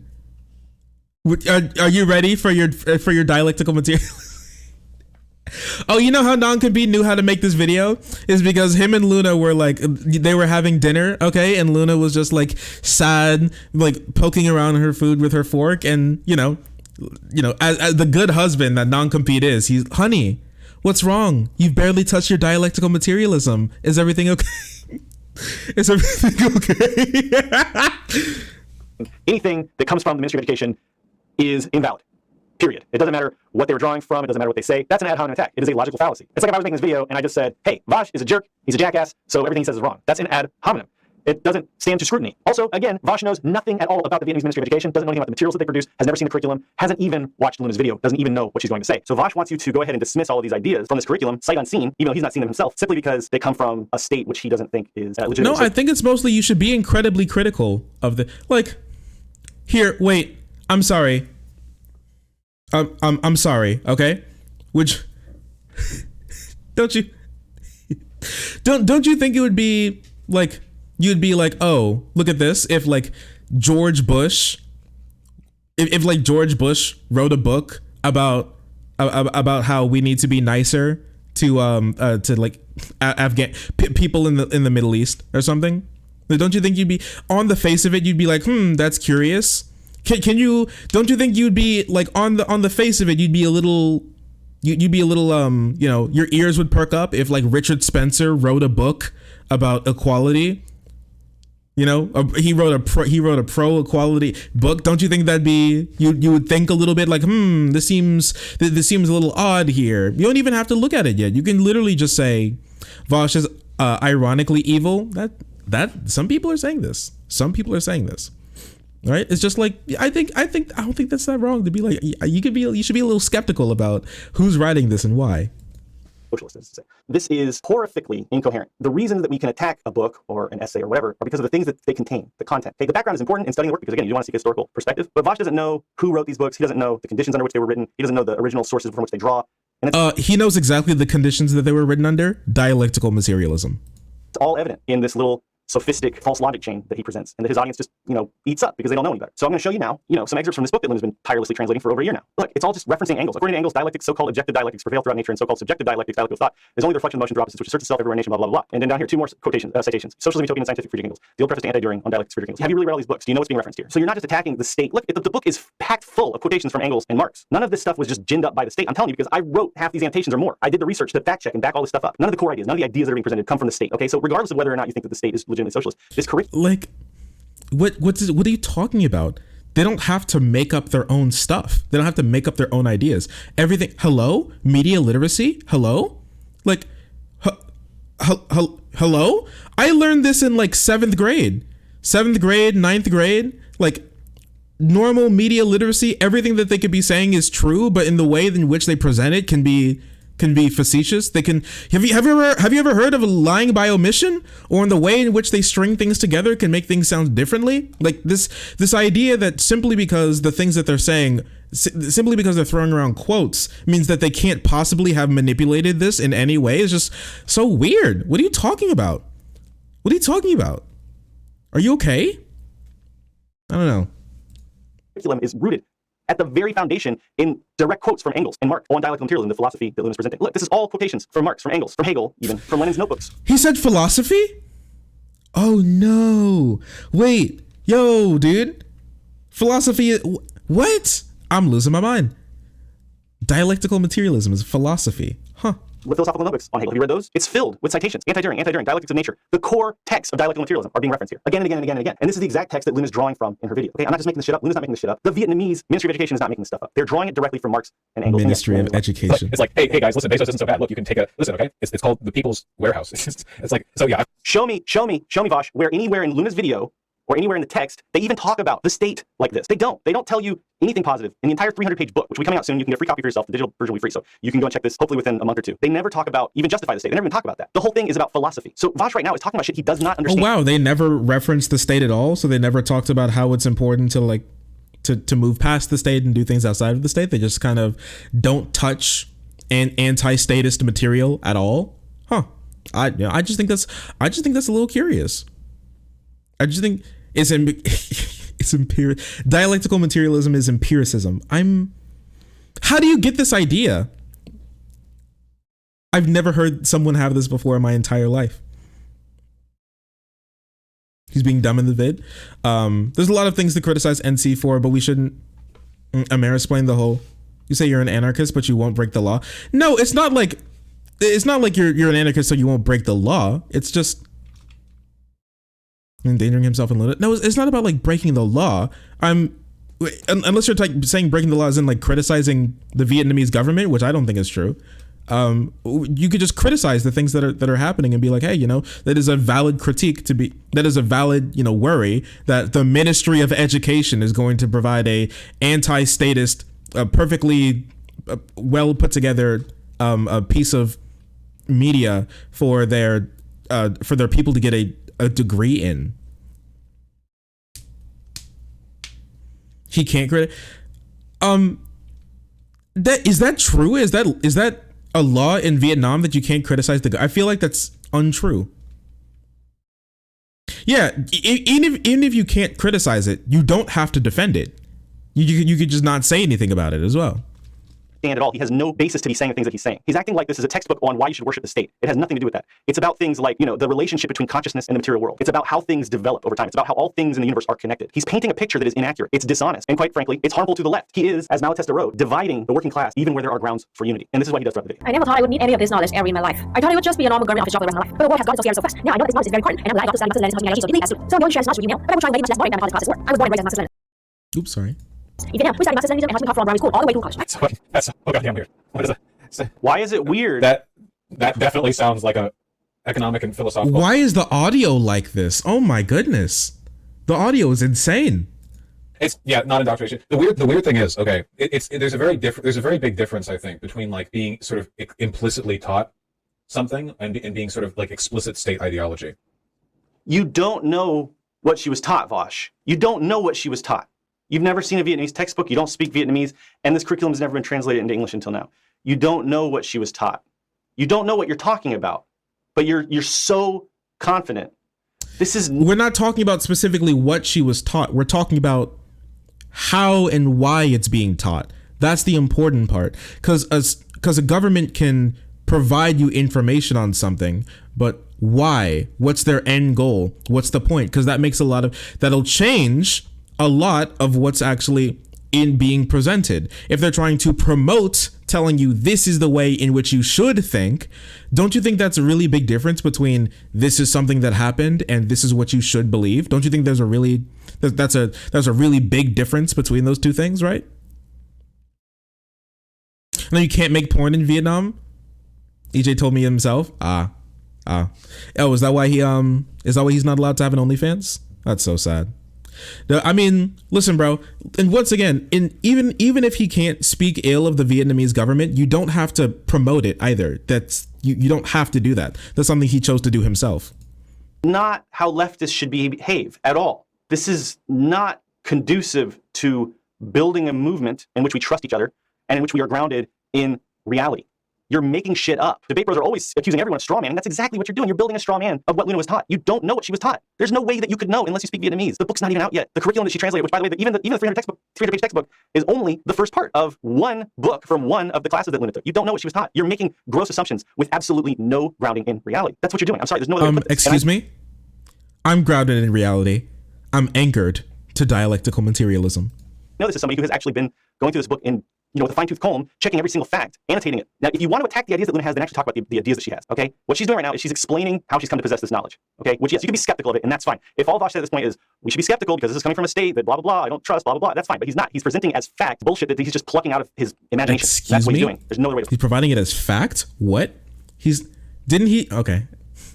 All right, we already went over this, but I don't know. He literally said that this, okay. But again, Vaush is just making shit up and presenting it as fact, and it's very dishonest, disingenuous, and misleading. It's misinformation. He's actually doing what he accuses the USA of doing. He's indoctrinating his audience right now and not even disclosing that he's indoctrinating them, because he's presenting all this stuff like he knows what he's talking about and like he's done all his research, and he doesn't know what he's talking about. He hasn't examined the curriculum. He's doing exactly what the USA curriculum of capitalist indoctrination does, right? Just with unironic obliviousness and a complete lack of awareness of what he's actually doing and how he's doing exactly what he accuses the USA of doing. Now he's going to try to build the case that Vietnam is a capitalist country. So basically, nothing that you're going to see here has anything to do with the subject at hand. He's going to go to Google and quickly Google the GDP and do some hand waving about how the economy has gotten a lot better, which is supposed to be evidence for the fact that Vietnam is capitalist. And therefore, if Vietnam is capitalist, then nothing that comes out of Vietnam from Vietnamese socialists has any validity whatsoever. It's a way of discrediting Luna and silencing the Vietnamese. No, it's to talk about how they're misconstruing the actual situation and they're like sugarcoating it when it's not the way that it is. Just be honest. socialist perspective. And again, it is a logically fallacious ad hominem attack. It's an attempt to poison the mind of the viewer into believing that anything that Luna will say in this video is immediately a priori invalidated, even though Vaush has never seen the video and has no idea what Luna's going to say and has no idea what sources are being drawn from. It's really outrageously ridiculous if you're paying attention. The problem is Vaush's audience is just nodding along and just scooping the stuff up without any critical thinking about the absolute disconnect between the GDP of Vietnam and philosophical points about dialectical materialism. Just watch. Yeah, look at that. Right down here. I wish this was more like exponential or whatever. Philosophical points about dialectical. Wait, I'm correct in this, in that you don't get ought statements out of dialectical materialism, right? You don't receive any ought statements from dialectical materialism. It's just a way in like understanding how and why things happen. You ascertain no ought statements from that, isn't that right?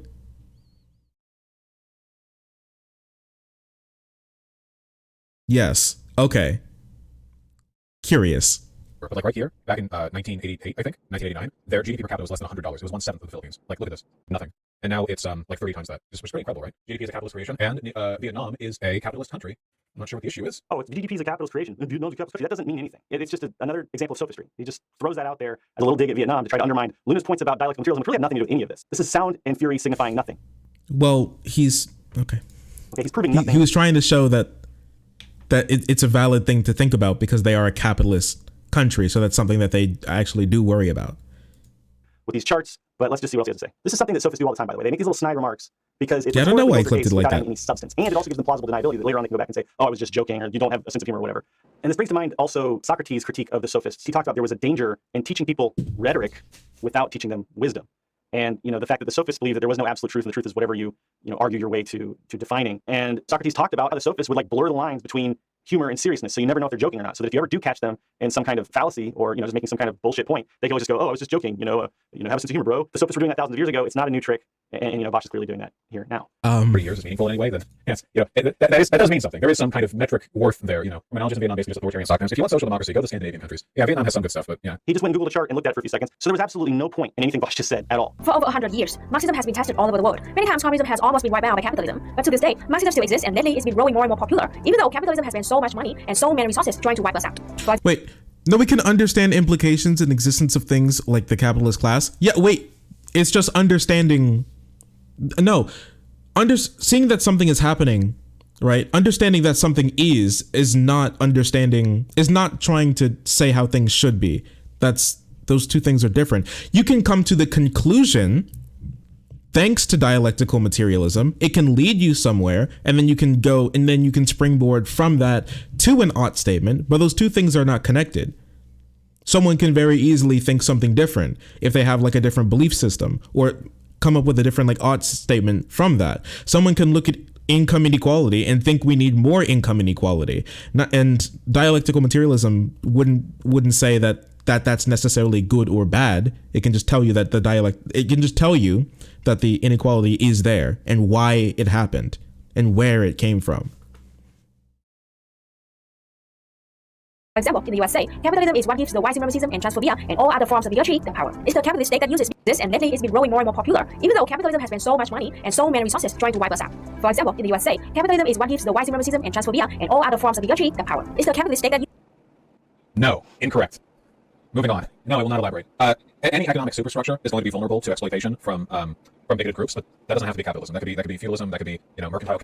When did she say otherwise, Vaush? When did she say otherwise? When did she say that capitalism is the only economic mode of production that can have secondary contradictions and other forms of oppression? Luna has written extensively in other works about secondary forms of contradiction and how Vietnam is still working to dismantle secondary forms of oppression as they're building socialism. She's written about these things. You are literally putting words in her mouth that she did not say, the definition of strawmanning. You're saying irrelevant bullshit right now. She didn't say that capitalism is the only form of economic production that leads to things like bigotry and prejudice and sexism. She said that under capitalism, it is the system of capitalism, which this is, by the way, basic Marxism, right? The economic base defines the superstructure. The superstructure also impacts the base. She's saying that under capitalism, it is capitalism which defines and enables these forms of oppression to exist as they do. A great example of that is whiteness.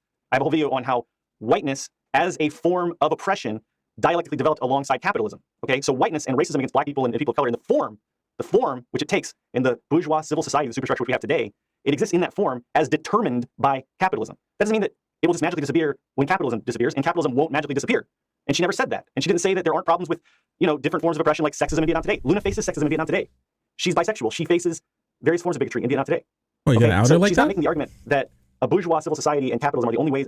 You know she didn't say that. You just watched her talk for several minutes uninterrupted. Were you actually paying attention to what she's saying? Or do you just want to insert a little bullshit line of sophistic rhetoric that paints a picture of Luna inaccurately and leads your audience by the nose to believing that she believes things that she never stated, and in which, in fact, she has heavily contradicted in her body of work, which you have not examined? There's no economic system that can insulate you from bigotry. They're two, not separate, but two distinct fights that have to be won. Distinct, by the way, and if you study dialectical materials, you understand this. And this is something that Luna taught me. Just as these forms of oppression are dialectically linked, in the sense that capitalism determines the ways in which oppression can function, right? Because under capitalism, the people with power are the capitalists, right? The bourgeoisie. And just as those forms of oppression reinforce each other, right? We know that racism and capitalism reinforce each other. Do you disagree with me? I know you have a bachelor's degree in sociology. Do you disagree with me? They reinforce each other, right? When you affect one thing, it affects the other thing. And when you fight racism, for example, you are also fighting capitalism because they reinforce each other. No.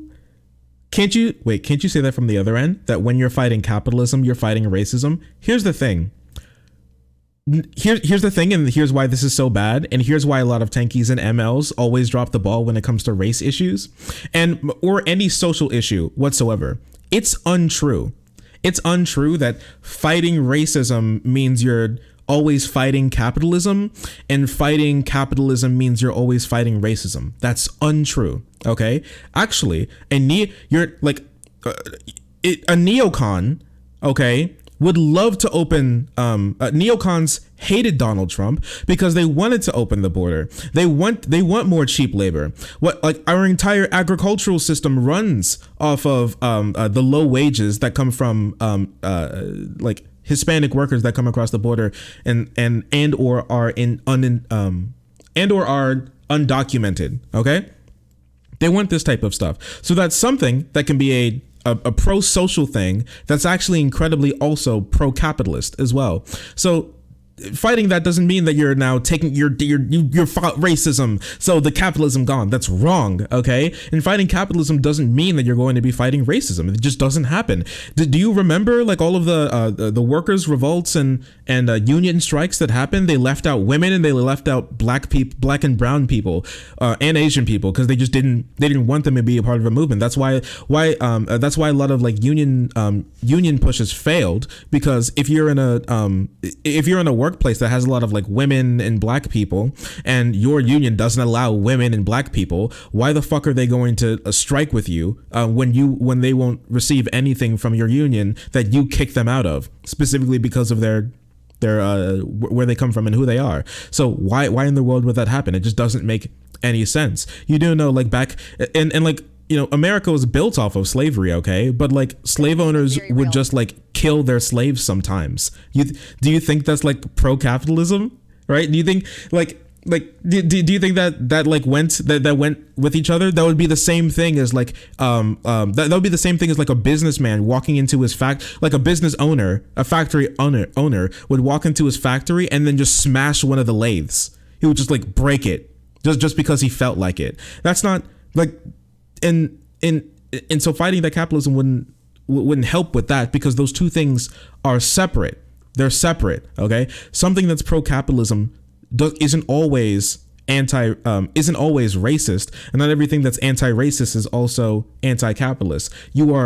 And by thinking this is exactly where people like the Kim Iverson, Crystal Ball, maybe even like Kyle Kalinske as well, types come from. This is where these types and like Jimmy Dore and like these types as well, where they come from. They think that like they think that they're so linked that fighting one means fighting the other. It's just untrue. It's untrue. Okay. It's not correct. So we wouldn't have things like white feminism and stuff like that if that were the case. If you're doing it properly, and if you understand what you're doing. And that's all that Luna's really trying to say with her whole video series, is that these things aren't distinct. They're not static. They're not some kind of metaphysical construction of independent static ideas. They're not that distinct. They are intertwined. Under capitalism, they were under feudalism, and yes, they will be under socialism, which is why building communism and building a stateless class of society is going to be a long struggle. And yes, even as we build towards communism, we will still have to struggle with these other forms of oppression. She's never once said otherwise. Find me a place where she's ever said otherwise. You're making shit up, Vaush. And your audience doesn't see it because you're very gifted at making shit up with the utmost confidence, spewing it out, though it's I went well against measured Big and Seltzer. based in the factual evidence or whatever. It's not. You just made a bunch of shit up. You put words in her mouth that she didn't say, period. If you want any, I mean, and he just goes on and on. You can go watch it. It's 1332 if you want to watch it. Ultra, I guess. So like I would say the USSR is social, or not social. Maybe I can do a GoFundMe or something. Well, he's just. Wait a second. He doesn't even. Wait. This is a pre-recorded video. Nothing makes me more upset when people who are putting together pre-recorded videos don't even try. Was this like a single take? Really? You didn't even care to do another take? You didn't have like timestamps down? Didn't you criticize him for not really knowing what's going on or what he's doing? What he's saying? What's happening? Why didn't he goes, Vaush goes, okay, and so he just keeps going on and then clicks through the video until he finds something else to be mad about again? Like, what is happening, dude? It's a pre-recorded video. Why didn't you, if that's the case, why didn't you just stream this? You'd be making more money from it at least. Oh no, dude. Okay. Yeah, that's something. All right. With that being said, I think this is a good place to start where it comes to the debate between these two. All right, because after this happened, apparently they went together and they're like, "Is debate time? Is debate time?" All right. So I think was there anything that happened like in between here, like was there like a big Twitter back and forth or anything? I don't think so. Is that right? There was some Twitter drama. What? Let us see. Let us see.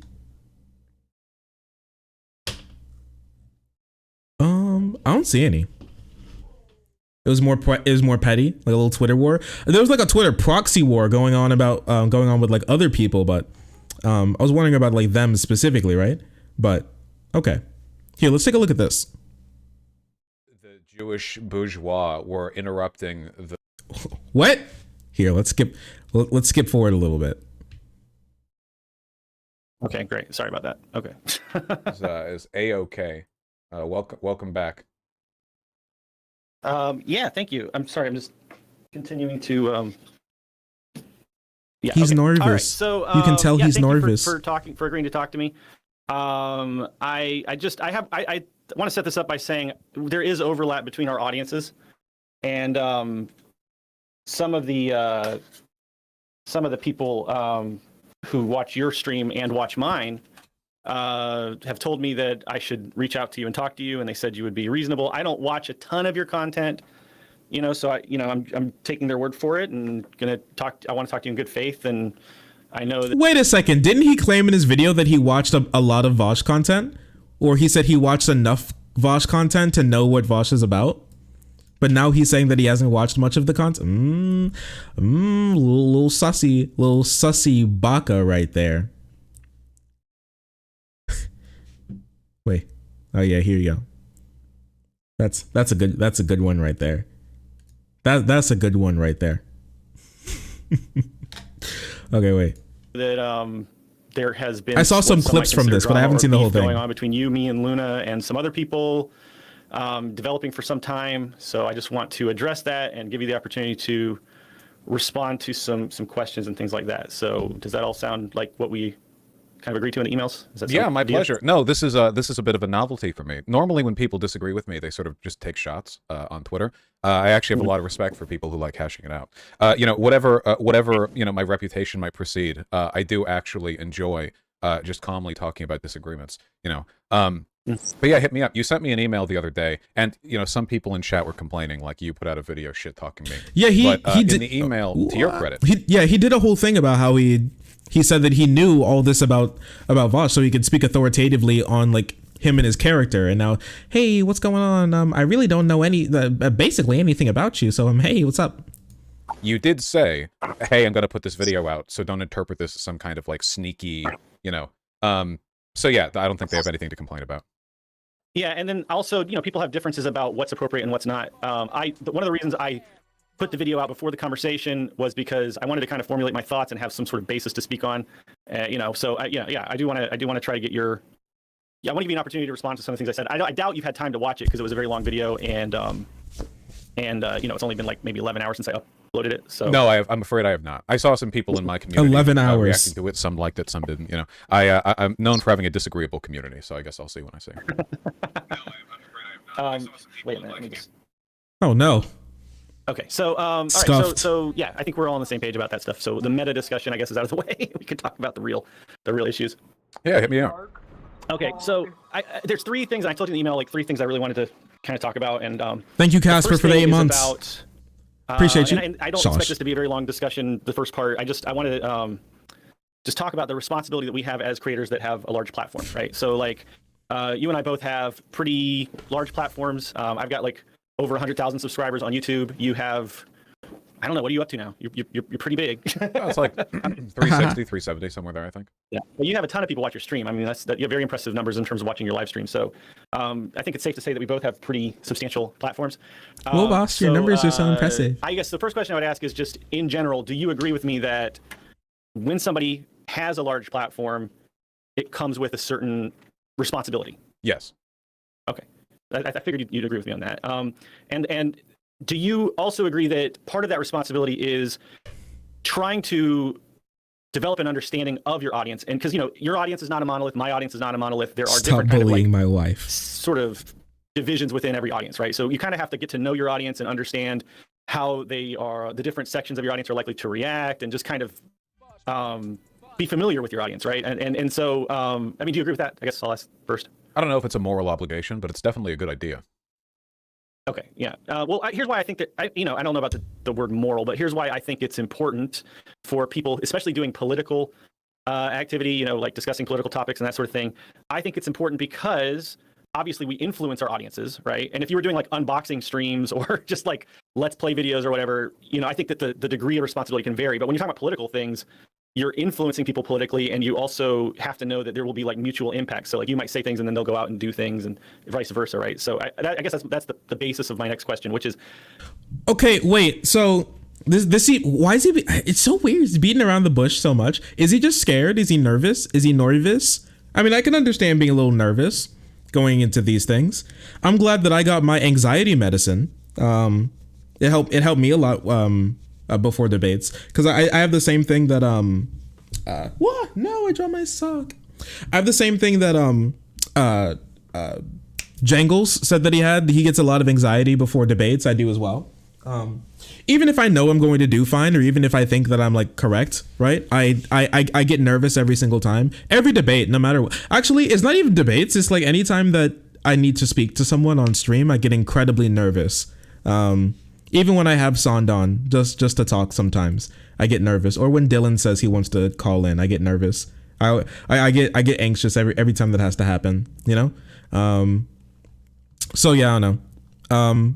So I feel you there, but at the same time, I don't know. It's beating around the bush just to be like, I think to just say, because he's just going to say, right, that I think you're irresponsible because in the way in which that you talked about Luna would make people be more aggressive to her, and they're being aggressive to my wife. Stop.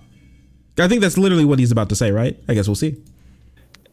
You must realize that because you debate people on the far right quite a bit, and because of the nature of what you do with your debate streams, that sort of thing, that there are a large number of right-wing people who watch your show. I don't know if there are a large number of right-wing people who watch my show. There probably is a good number of politically undifferentiated people, but at least in the communities that I've seen and cultivated, my YouTube comments, my Discord, my Reddit, whatever, I think the closest right bent I have is an annoying group of liberals who insist on watching me. Liberals. Apart from that, I don't think I have many hard right followers. Okay, yeah, and I'm not. I don't want to use any like loaded terms like audience or followers or community. I just think that it stands to reason that if you're regularly having discussions with people on the far right, there will be some overlap between your audiences. Some of them are going to come over and like hate watch you, you know, like I even get hate watchers on my channel, so I know there's an element of that. But yeah, I guess my point is, if you know that there are right wingers, even if it's in law of large numbers, you have thousands of people to watch your stream. So even if it's like a small percentage of your audience, NonCompete, spit it out. Like maybe say it. Hundreds of people, you know, they're fascist or racist watching. That's possible. I don't want to debate about the numbers or whatever, but I guess okay. So I'm gonna move on to the next point of my platform here, and then I'll let you just totally respond to my point, because I'm almost done making my point. Mm-hmm. So if you have, if it's true that there are any right wingers watching you, that's one thing. And then another way to know, I guess, a metric of whether you have right wingers or not is how people engage after you've done something, right? So like if I make a video, I'm going to try to gauge the outcomes. I'm going to try to watch what people are saying on social media about it. I'm going to go to Reddit and check that out. I'm going to check the comments on my channel or whatever. And so what I've noticed, that's a lot of people have noticed is a pattern where. Well, I'm sorry, that's a lot. Get holding the paper. Do I have a piece of paper on me? Here, wait a second.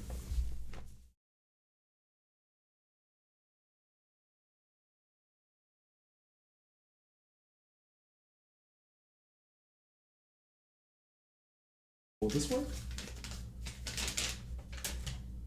It'll be fine. Just like, it's just, yeah, he's so scared. It's just so weird. He's like, he comes up, he calls on the stream.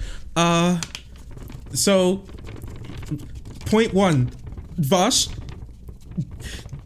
you have a large audience, right? Yeah. Okay. So many. Do you talk to right wingers a lot? So they're like they watch, right? And he just wait. Point two.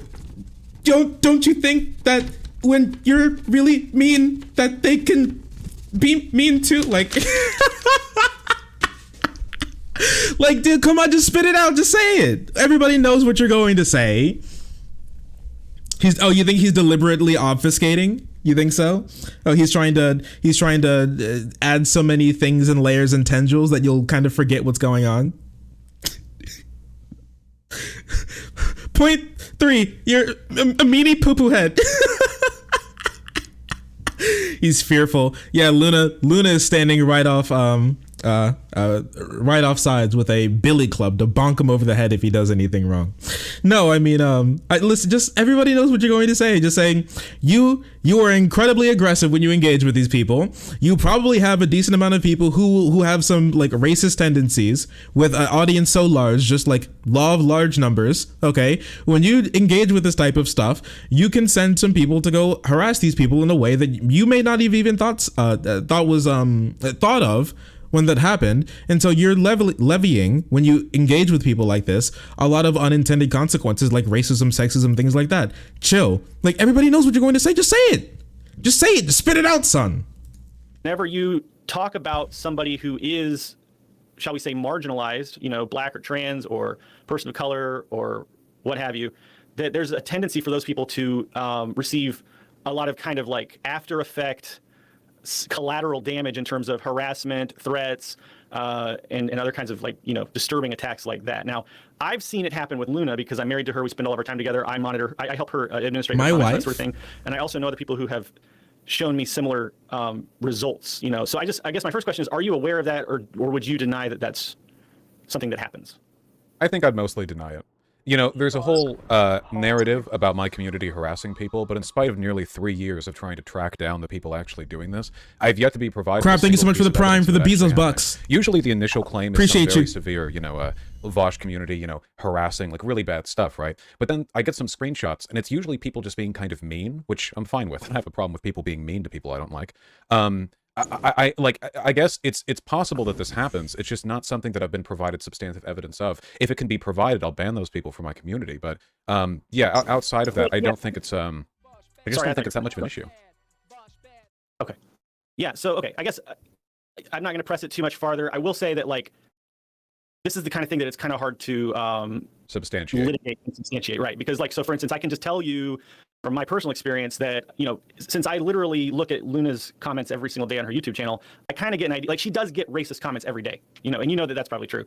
Just me fielding YouTube comments for my queen so she doesn't have a bad mental day. What a king. I want to do this. I want to do this for my girl. Damn. That's this is like you got he's in the armor, all right? He's holding up the shield with the crowd throwing tomatoes. He's leading poor the queen to make sure that she will not have to face such some horrible words from the non-believers. No, it's funny. I go through her YouTube comments every single day. Oh, it seems a little bit much. I don't even go through my YouTube comments every single day. I used to. I just don't have the time to do it anymore. So typically, I don't know, like after stream, I'll go through them. Because any person of color, black person on the internet that's putting themselves out there and talking about politics is going to receive that kind of thing. So she does get those kind of comments every day. But every time you've done a video where you talked about her, suddenly there's like a big uptick in the number of those kinds of racists and just terrible kinds of disturbing comments. And the only other time I've ever seen that happen, it's only happened twice before, and once was after we had the discussion with Destiny, and once was after the armchair historian. Was my webcam in the middle of the stream? There's like someone under there. I'm not sure if you I wanted people to kind of like, just in case. I just wanted to make sure that I censored a little bit of it just in case. I'm not sure if people always know exactly who's there, but there's someone under there if you didn't know. And her had a little bit of a back and forth, and it's never ever happened again. Lots of other people have criticized Luna, but those are the only 3 examples. And so something tells me it's just here. I guess let me put it this way: my instinct is there's something going on there, and if you think that matters, I would encourage you to take it seriously and investigate it more on your own and see if you can find out more. And just this is so weak, buddy. Please, I'm begging you, spit it out. Just say you have a large audience. You probably have some racists in your audience. Every single time you criticize Luna, especially when you do it so aggressively, she gets some racist shit. Chill. Like, just say, that's it. Listen to all of this. My goodness. He's over here. He's like shifting himself in his seat every time he has to like pivot to like a new point because he's been rambling for so long. Just say the words. Go ahead. Keep that in the back of your mind, I guess, as you move forward when you talk about people who are vulnerable. Now, Luna and I are in our 30s, and we have each other, and we're stable. My wife. And the reason I'm not trying to preach at you, but I know that you're aware that there are people out there who are more vulnerable. There are people who are younger. There are people who have mental instability and might be inclined towards self-harm and that sort of thing. So I guess I'm just saying from one... Yo, what? Vaush, stop being mean to people on Twitter. They're going to kill themselves one day, and it's going to be your fault. Vaush video. Big content creator together. It's something that I do is try to be careful about how I cultivate my audience. I try to identify the strengths and strengthen those, and I try to identify weaknesses and negate those as much as possible over time. So I'm not trying to preach at you, but that's something I wanted to make you aware of that's something that I've seen happening personally with Luna's audience. So I saw that tweet from Luna where she screenshotted some groypers quote tweeting her and said that they were sort of insinuated that was a product of her mentioning or talking with me. I mean, I'm a large content creator. There are people who hate watch me. I also have oh wait, hold on. I'm getting some feedback from your end when I talk. Do you know what that might be? Leftist audio. Did it just start? No, it's been happening. It's like a sort of static and like a gain pitch kind of. Leftist audio. Did that fix it at all? Let me see. Talk. Yeah. Okay. Wait. I think that did. Yeah. Okay. Yeah. Thank you. Yeah. I saw those screenshots. Oh, people are saying my voice is too loud in your stream. I don't know if that's probably the case just both problems simultaneously. I think so. Oh, okay. Well, there you go. Yeah, obviously, as a product of my size, beefing with me is going to cause a lot of engagement. The people's audio consequences to that for like marginalized people because I'm broadly known on the right.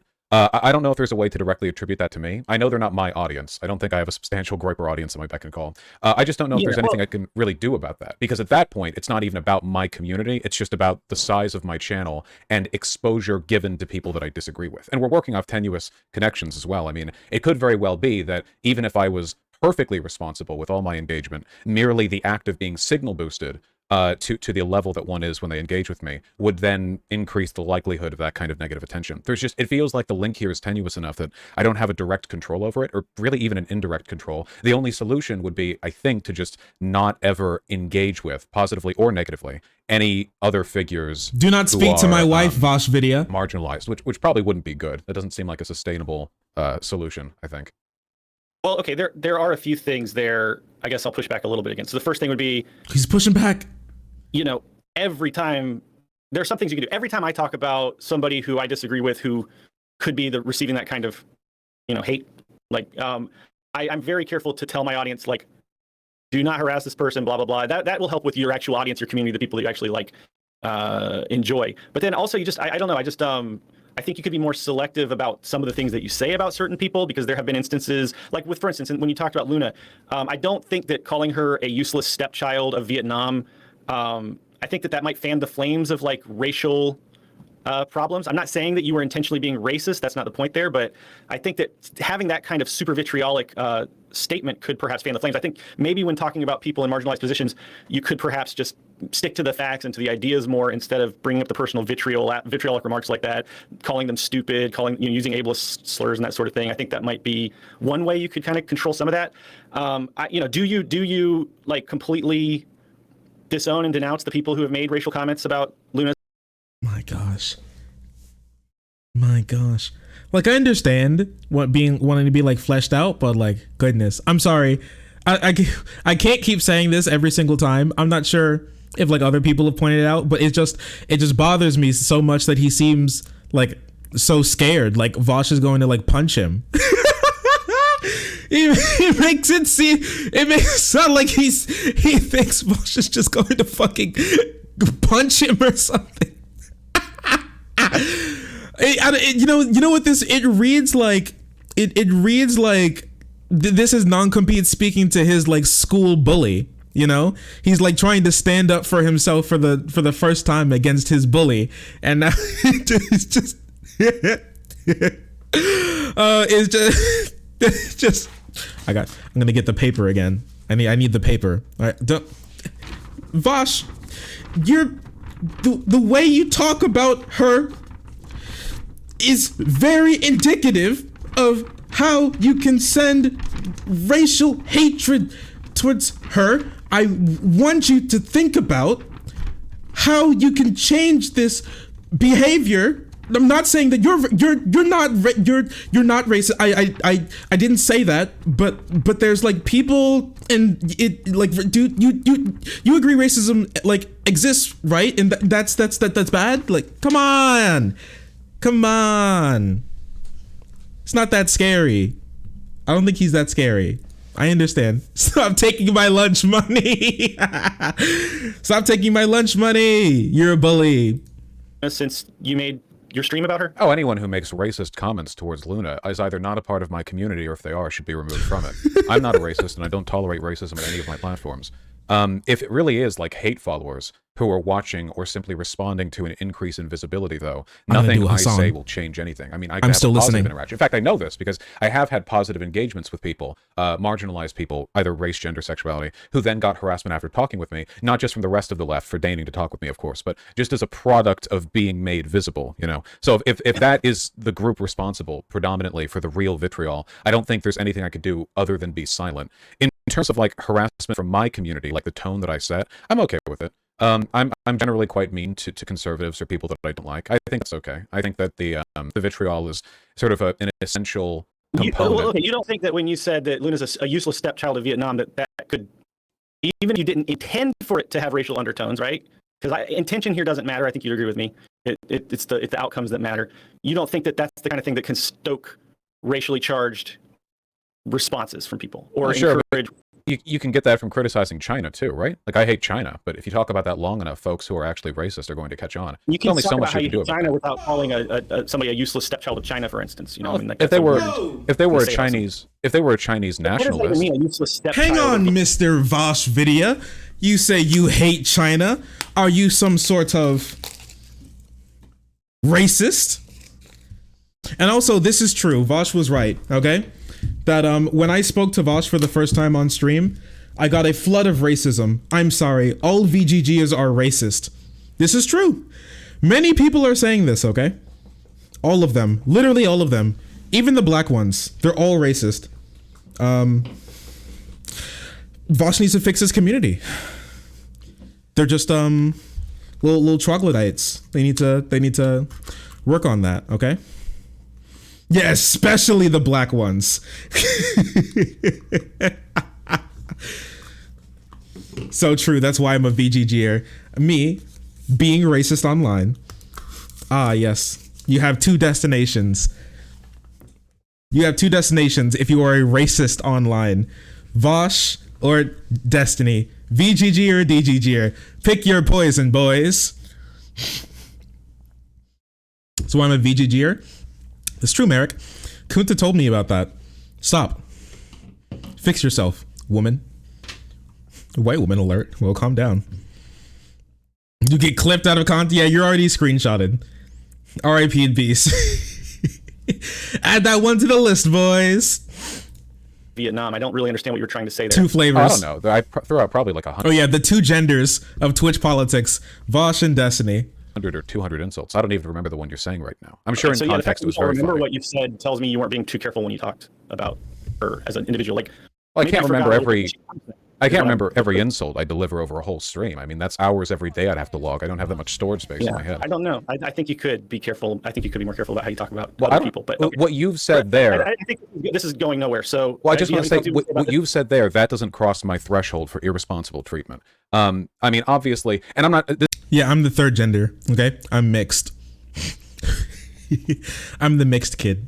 This isn't an effort born to half poison an the well. angel, half a Obviously, you devil. have a closer relationship with Luna than I do. That's kind of an I understatement. do recognize that she's a person. Yeah, that's part of being, right. Well, we're going to have different perspectives on an acceptable level of vitriol towards people that you don't like. I guess the thing that always weirds me out a little bit is I'm very mean to conservatives on my channel. Nobody seems to mind that much. But then when there are people on the left who have ideas that I think are just as pernicious, all of a sudden, people, they get very up in arms about it. I don't understand the double standard personally.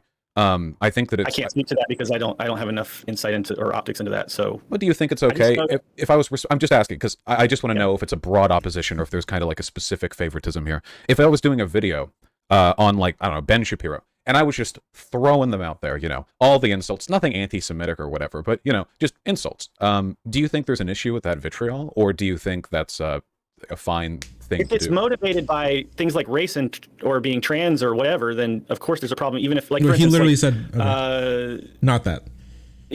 Like if there's if you're debating a conservative who was gay, and then you made some kind of comment that could be construed as referencing their sexuality. I'm not saying you did that. I'm speaking hypothetically.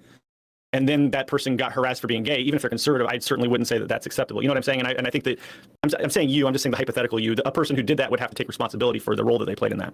And I think that when you're throwing out insults, you need to be thinking about the potential ripple effects that the words you use can have when you're talking to thousands of people. Well, I think this is an easy question. Okay, why do you care about harassment when we talk to left-wing figures, but we don't when we talk about right-wing figures? Because when right-wing figures get harassment, it's good. That's a joke. Twitch admins, that's what we call a meme here. Isn't that right, chat? That's what we call a meme. It's a joke. It is not true. That is not that is not a thing that I believe. I would never advocate for harassment. Never once. Never once. It's untrue. TOS. I would never advocate. I do not advocate for harassment, and I think it is bad, and you should not do it. But I mean, honestly, that's something NonCompete could say. He could say that.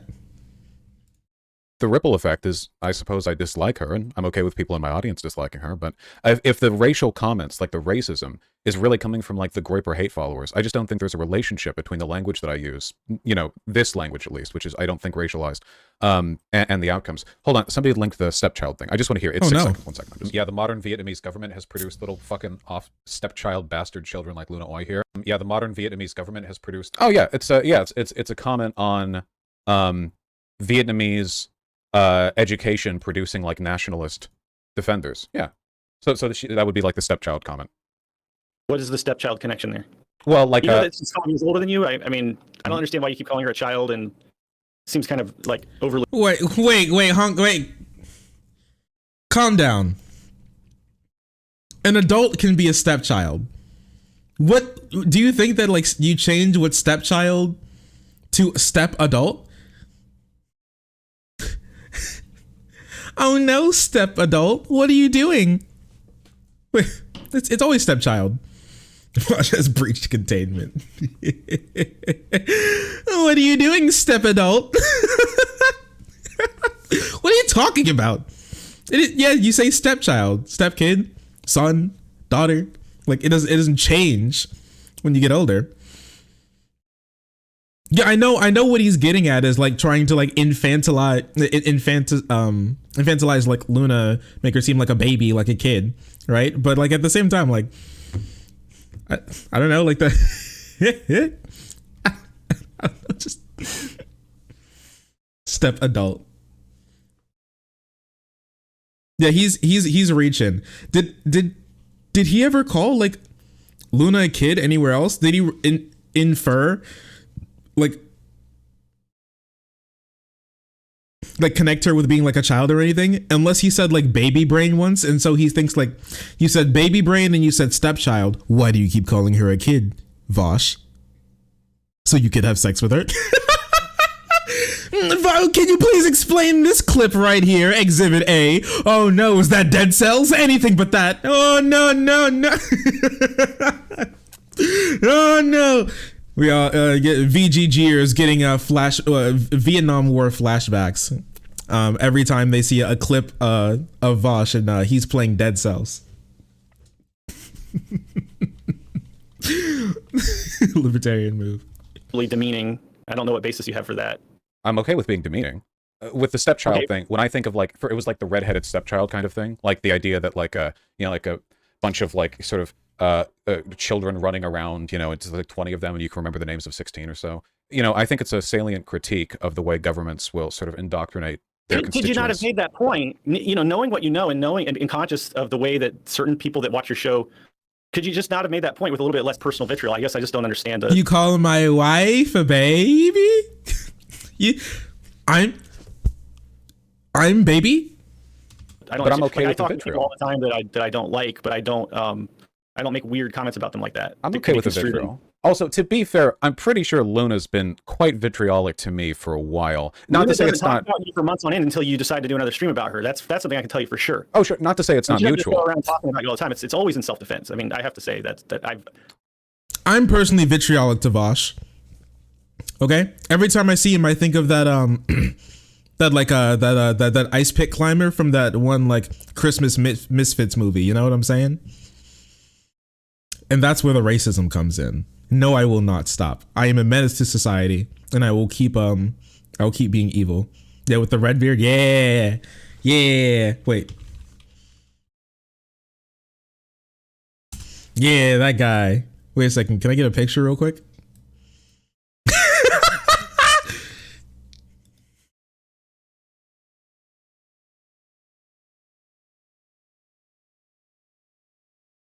Yeah, there we go. Yeah, there we go. That's it right there. That's it. That's the guy. That's him. Wait. Coincidence? Coincidence? I think not. Look, they're even cocking their head the same. Curious.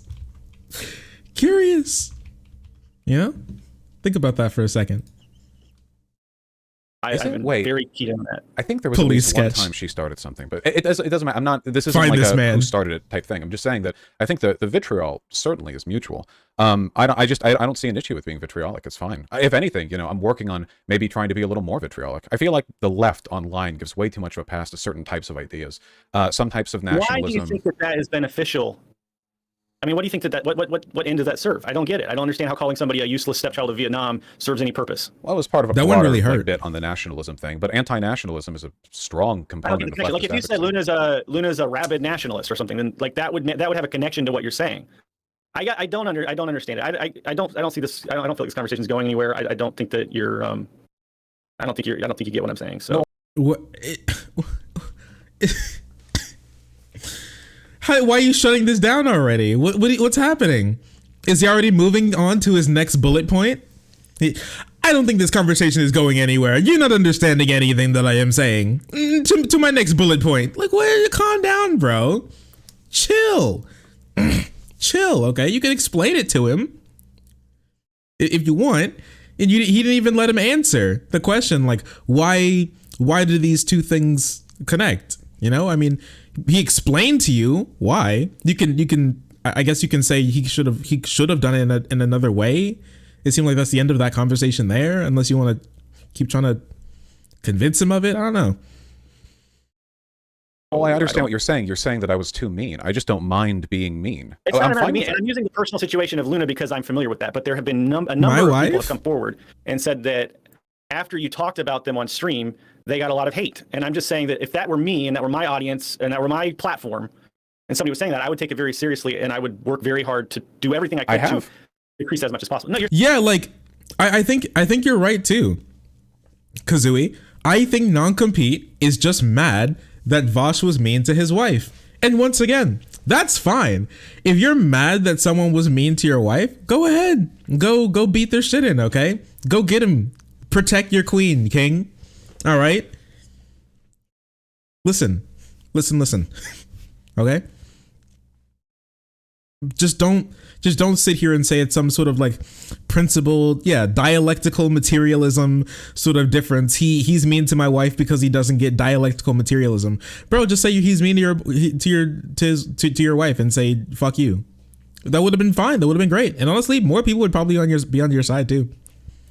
You're saying that you want to go forward and be more vitriolic towards. Well, the thing is, we're talking think about people of color, transphobic people, trans people, gay people, whatever. You're saying you want to be more vitriolic to people who you disagree with, who are marginalized, not less vitriolic. The main thing is that I do take it seriously, and having taken it seriously, I've only found evidence to take it less seriously. Because this has happened before, this basic pattern, and I always have it investigated. I have mods, I have a team. It is a pattern of behavior. I have a crack team, and this always gets looked into. I can never find evidence of real harassment. Either it's just people being mean to them, which again I'm totally okay with, and I don't think that's. What do you consider? I mean, like I don't know.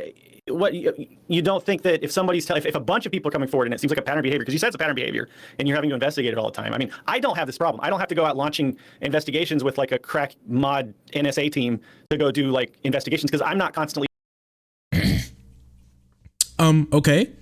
I think it's a good thing that if this is true, where he has like a bunch of mods that go out and investigate if there's people in the community that are like, engaging in this. Don't you think that's pretty proactive? He's doing like the best that he can to make sure that this doesn't happen, right? Like having like a trusted team of mods to go out to actually go look for this type of stuff. Isn't that good? Simply for having like a system for sussing out if parts of the community are bad or not isn't like, I don't think that's a bad thing. Didn't he say himself earlier that when you have such a large community that you're going to have like some amount of people, he agreed that you're going to have some amount of people in your audience that's going to do this type of stuff. And no matter like when you engage with types of people, he agreed with that already. Hasn't he answered his own question here? It's weird. It's just strange, bro. Just say you're upset that he was mean to your wife. Go ahead. Hearing from people that when I talk about them on stream that they're getting a bunch of harassment over race and gender and sexuality and that kind of thing. But that's what I'm hearing people say about your audience. So what's the I don't know the difference between my. Wait, hold on. Somebody just linked a tweet where Luna is essentially calling me a pedophile. I think I'm okay with the meme. I usually try to. Wait, what does this say? Let's see. Oh, geez, slurs. Vaush gets kicked off platforms for saying that is definitely a word right there. But not for saying pedophilia can be good for children. Okay. Thank you, Luna. Proportionate to my dislike for people. I feel like I know Luna. what you're talking about. Do you want to read the tweet and tell me exactly what it says? Vaush gets kicked off of platforms for saying cracker, but not for saying pedophilia can be good for children. Sick fucking world. Which is an exact quote that you said. No, it's not. You play the video that it's linked to. Tell me that it's not. The video cuts me off mid-sentence. It literally cuts me off in between. You did say that though. She referenced something you actually said. Yeah, he said the secret word. Ritz. Saltine. It is possible. Oh my gosh, this leftist audio on leftist audio. You Pepe posting. Wait. Yeah, that it's not that you said. No, it's not good for children. Sick fuck. Kicked off of platforms for saying cracker, but not for saying pedophilia can be good for children. Sick fucking world. Which is an exact quote that you said. No, it's not. Wait, which is an exact quote that you said? Pardon me? Excuse me? Holy yeah, that audio was terrible. I'm sorry. You play the video that it's linked to. Tell me that it's not. The video cuts me off mid-sentence. It literally cuts me off in between. You did say that though. She referenced something you actually said. Oh, is that where this came from? The whole like the whole clip chimping thing, where he was like, "Sure, it cuts you off mid-sentence, but the words that you said before that were the actual words." No way, dude. You can't actually believe that. You can't actually believe that. Come on. Hold on. You could defend yourself and say that was taken out of context or whatever, but she didn't call you a pedophile, and she was referencing something you actually said, which is a different situation. So true, Marjorie. Than being vitriolic towards people for absolutely no reason. So do you think that signal boosting misinformation with the intent of sort of painting a person as a pedophile isn't like, it's interesting that you would take issue with saying a person's a stepchild of the country that they're from, but the idea of like signal boosting disingenuous far-right pedo jacketing that was literally cut off mid-sentence isn't itself bad faith or disingenuous. Like that's yeah, she didn't call you a pedo. She said you believe pedo things. Like, hey, come on. Come on. Come on. Like, can we gotta think a little bit harder than that, you know? You gotta use your brain. Weird to me. I don't understand. Is it like a perceived vulnerability thing because my community well, is there is a power differential for one thing. That is true. Cat's going but also, crazy. That's not the only thing. The other thing is, she wasn't just talking about you. She was talking about the way platforms work. I think that Vaush beating the shit out of his cats mid debate. What did he do? You see that? Did he have to open the door or something? What happened? There is a power differential for one thing. That is true. But also, that's not the only thing. The other Fucking thing is, body, dude. What happened? Oh my goodness. Alinity times 3. Artemy now completely like 100% down the wall, down the hall. Just chucked him. It was Pigeon or Artemy. Yeah, it was one of the two. One of them little shits got their shit rocked. That's hilarious. Oh my goodness. Yeah, Vaush yeets the pussy live on stream. power differential for one thing. That is true. But also, that's not the only thing. The other Bodied. thing is, she wasn't just talking about you. She was talking about the way platforms work. I think that you would agree that getting kicked off for saying cracker was ridiculous, right? Do you agree with that? I would agree there's, like, that calling me a going on. pedophile. Wait, chill. Well, I want to do like a little skippy, okay? Non-compete. Vitriolic. I don't think there's any working around that. She didn't call you a pedophile. She didn't call you a pedophile. Non-compete. Come Buddy. on. Did it? She said that she thinks that what you said in that clip is worse than saying cracker. I mean, if you cut together a bunch of words spliced from different streams and arranged them in a way to implicate me, and then looked at that and said, "Huh, look at that. That's interesting." That wouldn't technically be calling me. I don't know what to say. I can just tell you that there's a difference between quoting what somebody actually said in a specific context when you're commenting on a platform versus calling somebody actually quoting me, stepchild of Vietnam. It's not quoting which is really just an insult based on the fact that she's Vietnamese. That's the only tangible piece of evidence about her identity that you addressed, or even you didn't address her positions. You addressed like you didn't call her a nationalist. You called her a stepchild of Vietnam. In a section where I was hold on, this would be a lot easier for you if you didn't form your opinions based exclusively off the Twitter clips. In the whole video, where you can yeah, it's just it's just lying by omission, which apparently he never understood what lying by omission can be. So apparently, I don't know. So I guess this is like on brand for him for not understanding what lying by omission is, but it's still not good. This section, no, I'm talking about the stepchild thing. I have an opinion on whether or not I'm a pedophile, and it's that the people who go out of their way to call me one because they can't address my real arguments are bottom-feeding scum. And I really like the idea that you would complain. Wait, hold on. The idea that people would complain about vitriol. I mean, not even about like the arguments used, right? But like in terms of vitriol. And what? Because I made a joke about her being a nationalist? Like, is stepchild like a slur now? This concern. Yes. I don't did mention her nationality, which is I don't know her ethnicity. I think she's a Vietnamese nationalist. Yes, stepchild of Vietnamese propagandizing education. Here's the thing: Vaush didn't even have to concede that. He could have just said, "If you're doing this, then you would be the stepchild of Vietnam. You don't have to be Vietnamese. Anybody could do this." That's what he could have said. He didn't even have to accept that. Yeah, listen, clip chimping is not cool. That is lying by omission. You cannot do that. That is not good. Yeah, stepchild, derogatory. Sure, yeah, that's fine. I don't even think that's particularly vitriolic. I'm pretty sure I said worse stuff. All right, we're really just going around in circles now. So I don't know. I have nothing else to say about this. Do you have anything else to say? That's it. Wait, that was all of his bullet points. He's out of bullet points. No, I suppose not. Okay. Do you want to talk about anything? I have a few other questions. Yeah. Well, yeah. There were. Oh, he has more bullet topics, points. That you mentioned. Hold on. I didn't have the email up. He just kind of gave up with trying to convince him of anything. Well, you said the first one was on targeting marginalized people, and the second one was a perceived lack of understanding of Luna's video and of dialectical materialism, and then the third one was the dishonest rhetorical tricks I use in my discussions. And I'm happy to talk about either or both, if you'd like. Okay. So they told their fans to harass Demon Mama. Is that true? Ah, sorry. Whoop, wrong button. Me, when I accidentally clicked the wrong button on my goddamn mouse. Sorry. Is that really?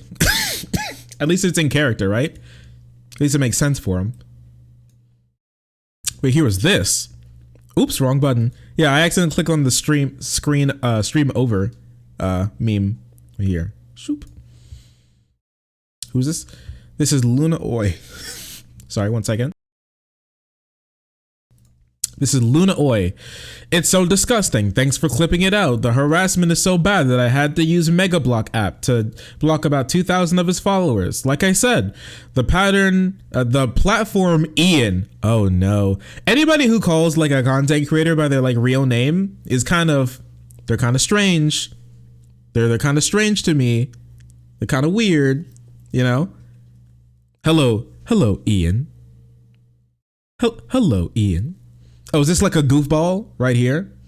Shark using real. Yeah, that's my real name. Fat Ian. I do love Fat Ian. That is good. It does sound like a mafia name. Like Two Dick Sam. Now, guillotines are tools for oppressors. Excuse me? The only platform that Ian deserves is the fucking gallows. Excuse me, sir? The only platform he deserves is the gallows? What this was posted. She saw this. This was posted like literally the next minute. This is 2147, 2148. She saw this. You saw this comment. Hello? You just let these memes slide? You didn't even say anything? All right, so they're like, we need to hang Vaush. Now guillotines are tools for oppressors, and now they're saying that they need to cut his head off. I'm not talking about guillotines. I'm old fashioned. Let's get the rope. But yeah, I mean, why don't get on me? I know. Advocating for killing people again. Oh, no good. Oh, the no good classic. Everybody gets on their high horse the second I start memeing. Oh, that's just no good Chuck. Chuck, he just does it all the time. He's the Discord clown. What the fuck? You okay? I'm old fashioned. All right, buddy. Yeah, that classic no good Chuck banger. Oh my gosh. She said her English was bad and didn't know what gallows meant. I mean, sure, like wait, if her English is bad, how is she going to translate her book from Vietnamese to English? Wait a second. If your English is so bad, you have no clue what gallows means, how is your like translation going to be accurate at all? Excuse me? Pardon me? Yeah, I'm pretty sure. And even if she doesn't know what gallows mean, I know for a fact she knows what guillotine means. She knows what rope means. I'm not talking about this word. I'm old fashioned. Get the rope. Like, are you? Hello? Are you all right, bozo? But you, Luna over here thinking that I'm a bozo, that I'm a fool, that I'm a clown. I'm Boo Boo the fool. I am not. All right. You're not going to play. You're not going to play this. Oh, I know. I do not speak English. I know speak any English. I have no clue what you're talking about. What they were making death threats. I can't even read those. I don't even know what a word looks like, man. Like, come on. Grow a spine. Everyone's weak. Okay, I really didn't think he was a terrible person, some people said, but what the fuck? He can't control his audience. My ass, why is he twisting the knife? Just fucking Wait, I don't think that's the right sound. I didn't make the right sound there. Anyways, wrong sound. I tried my best. I tried my best. That was like, I didn't mean didn't mean to come out that way. It was It's close enough. Thank you. If no one got me, I know my chatters got me. Okay. So this stop. And hentai bookmark, but stop. You're bullying me. You guys are bullying me. All right. You made the right sound. You guys are bullying me. Okay, and you need to stop. This is cyber harassment. You need to stop. Cease at once. Unity is a great thing and a great slogan, but what the workers' cause needs is unity of Marxists, not unity between Marxists and opponents of distorts of Marxism. Okay, they have a Lenin. Is that a Lenin emoji? Nice. And then she's right here. She comments again. She was right. She was looking at this whole thread. Inch resting. Inch resting. Hey, can you look at the ceiling and stick your tongue out? Hey, can you look at your account? Does it say it's banned?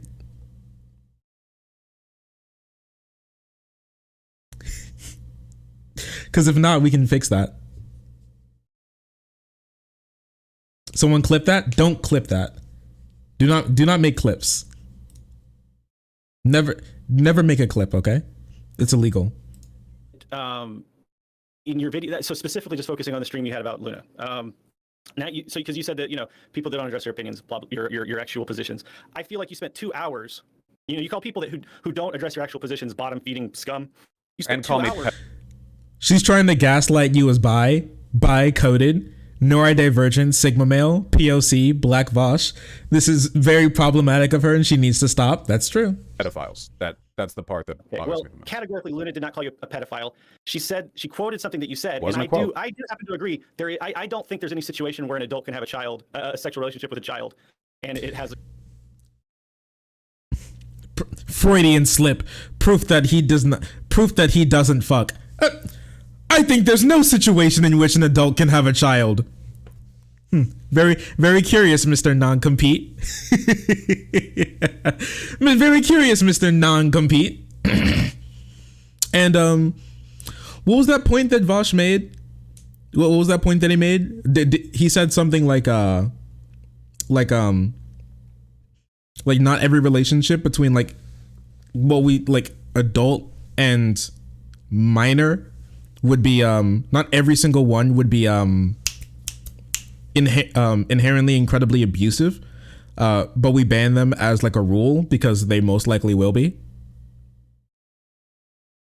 It was about rule utilitarianism. Oh, was it in the context of him like explaining like rule versus act utilitarianism for the 57th trillionth time? Like if something good happens, but the bad outweighs it, so society doesn't want to do it. Okay, yeah, like there could be like you could think that there's you can with all the possibilities of things that could happen in the world. If we're just taking like 18 to be like adult and minor, I don't think like an 18-year-old dating like a 17-year-old is necessarily like the most abusive relationship that the world has ever known. You know what I mean? I think that's we have to think a little bit differently than that. You know, we need to have a bigger brain. Even if we like ban it as a rule, we can think, it's probably, even if we think that that's as a rule, it wouldn't be Pog. I had good outcomes with my relationship with a grown man when I was 13. But the bad outweighed the good. He's right. Yeah, like the bad does indeed outweigh the good. Many people are saying this. It's a positive outcome. So if you had actually seen the full bit that was clipped from, then you would agree. You saw the full bit, not You're just lying. the Twitter That's bit, a lie. But the full thing in which I was constructing your a rule foundation was that there can be some situations where an adult and a child can have positive outcomes. You didn't say. Anyway, it's totally immaterial. It's sorry. Wait. It's important. So in a consequentialist sense, you can easily construct a situation where essentially anything is fine. Here, I'll ask you, just follow through with me 30 seconds. No, I'm not an idealist. I'm not going to talk about hypotheticals that don't have any bearing on material reality. Wait, hold on. First of all, I'm not an idealist. What does that mean? Hello? What?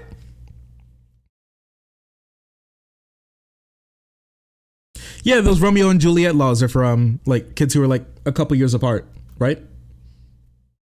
You're not talking hypothetical situations where adults can molest children and it has a positive outcome. You're the one talking. Wait, hold on. First of all, Marx was a philosopher. It's not idealism. Wait, no, hold on. Wait, you can't move away from this. Okay, hold on. I'm not letting you paint me like this and then run the fuck away. Wait, hold on. Wait, you have to stop talking for 1 second. Okay, hold on. So imagine, all right? Imagine aliens come down to Earth, Oh, God. and they say, this is absolutely ridiculous, Vaush. you've lasted 6 seconds so Imagine far, okay? aliens. This is as hypothetical idealism as you can get. You're literally just like You're like a honeymoon virgin. You gotta last longer than 6 seconds. Just Are you all right? Wait. I've never heard of a hypothetical until I found out about these debate bros. There is no such thing as a hypothetical. I do not engage in idealism. What are you talking about? I mean, I will say it does sound really goofy to be like, I mean, listen, now, imagine if aliens. I mean, it is goofy, but you have to listen for a little bit longer. Just give me a second, okay? Did I not let you talk for a long time when you were establishing your premises? Come on. I'm not going to talk about hypotheticals with You you. don't have It's to. not You something don't. Then you don't have to talk. You just have to listen. You just have to listen. Okay. Now you can imagine a situation in which aliens come down to Earth and they say, "We're going to blow up the whole planet unless you kill this innocent kid."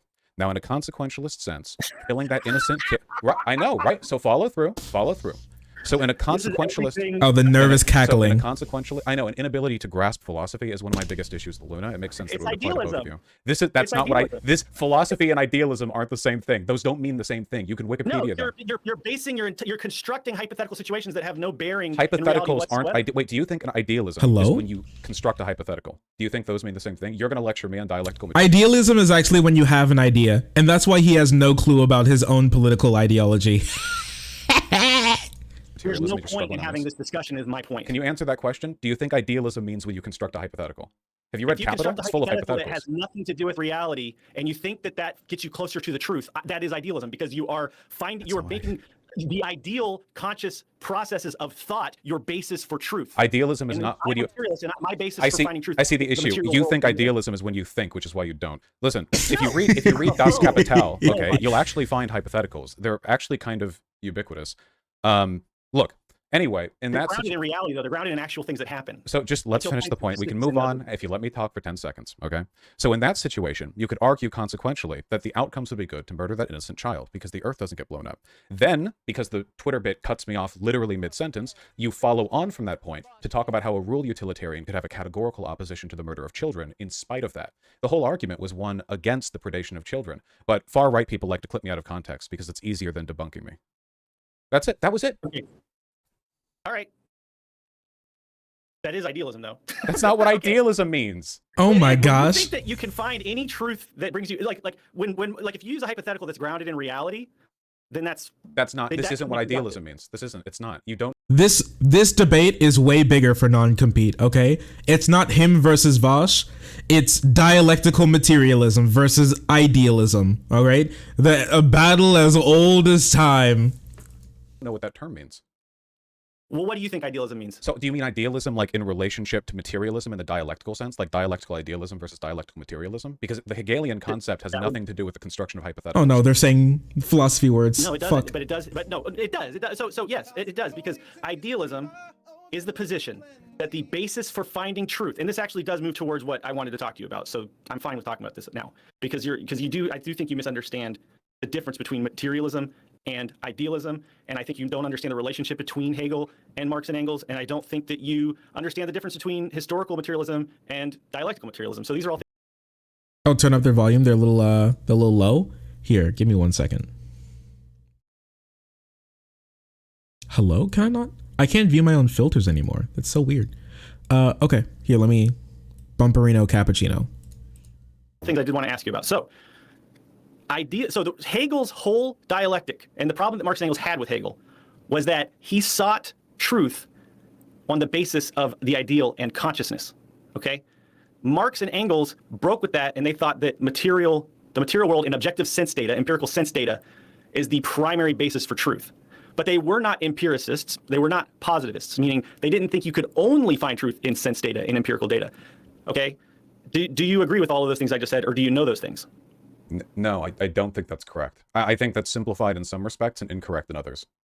All right. Well, just tell me what you think idealism is, Vaush. The dialectical disagree. So first of all, idealism is a philosophical tradition dating back millennia. What you refer to as ideal, like, I don't know, there are like 20 different kinds of idealism depending on where you're pulling from. The juxtaposition usually posed against what Marx wrote was Hegelian dialectical idealism, which was the idea that social advancements, that ideas that human civilization was moved forward as a product of the antagonisms which arise in people's thoughts as they have competing values and virtues which fight against each other, and you achieve synthesis, which is ideally an advancement of the idea, right, of the concept. Okay, yes. And Marx Can I is... stop you for one moment? Sure. Can I stop you for one moment? Okay. So an example of that, I think, and one of the big problems we have on the left today, and a problem that I've seen you have in your discussions. And we'll find out what NonCompete thinks about this right after this commercial break. Fremy, thank you so much for the tier 1 subscription. For the gifted, I really appreciate you. Doing my part to purge the white names. Get them white names got the heck out of here. That's why we have the crisp emote. Let them know what you think about them. I appreciate you. Thank you. Sister Rose, thank you so much for the 3 bits. Yo, Shark, did you see that they found Sketchfab models that they use in CryptoLand? Yeah, we just talked about that earlier. Appreciate the @ good memes. Appreciate it. Crab Navy General, thank you so much for the Twitch Prime, the Bezos Bucks, and joining the frenzy. And Casper, thank you so much for the 8 months. Sharsh, appreciate you. Thank you. Yeah, next time on Dragon Ball Z. Is that we have these hypothetical discussions about what we should do or shouldn't do, or after the revolution, will this happen or will this exist, and blah, blah, blah. And we construct hypothetical scenarios about the future, and then we think that that's what we should base all of our praxis and activism on. So in other words, we come up with the ideas first, which Engels described as utopia. Huh? What? This is just thinking ahead. Is he against the concept of thinking ahead? You have to think like one step into the future of like what you're going to do to ever have like an idea of where you're going. You have to, is this why he seems like he has no clue where he's going? Is because he doesn't think ahead? He just can't. I never think about what I'm going to do. All right. Cause that's idealism. What am I listening to? One step ahead of the law. Yeah. He don't need Google Maps. Okay. He doesn't need to be one step ahead. We'll get there when we get there. And we sure as fuck ain't getting there. All right. He said head empty, no thoughts, 0, none of them. He doesn't need those, all right? That shit's idealist, and he's a materialist, all right? And the material that he wants is them bags, all right? He's stacking that bread. Utopianism, Marx and Engels described as utopianism. And then we think like, okay, we've got this perfect vision for where we want to be. Now we have to get from here to there, and we have to dogmatically stay that course. Would you agree that that's an idealist basis for moving a movement forward, a political movement? What? I'm losing my mind. Wait, so would he think that saying we live in world with racism, we want to get to world without racism, now we need to figure out how to get there? Is he against that because that's idealist? Hello? Are you dumb? I don't know why I'm asking that question. The answer is obviously yes. Why are you dumb? This is a much better question. I think it's utopian, but I don't think it's a dialectically idealist concept. I think you could frame that belief system. Do you love racism? Just fine. You could frame that system through dialectical materialism. Frame a utopian system, or what do you mean? I don't understand what you mean. Dialectical materialism is only a mode of analysis. It's a theory to explain the movement, the evolution of human behavior, society, social developments. You know, you could apply it to anything. You can analyze any system, any society through the lens of dialectical materialism. It doesn't have to be. There isn't like a dialectically materialist way of doing a thing. You know, outside the process of analysis, you can't like make a civilization and go like, this time we'll do it dialectically materially. The point is that you're putting the cart before the horse if you say this would be a perfect society, and you know, a priori you will find out through praxis what works and what doesn't. That was a big important thing that Marx and Engels pointed out, was that you can only find truth through practice and praxis. I'm not a utopian. I agree that it is dumb. Wait.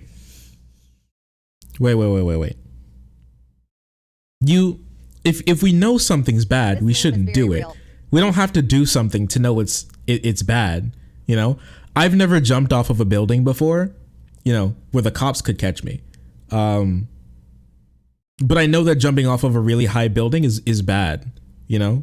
I don't have to test that one out myself to know that one's true. It's probably bad, you know.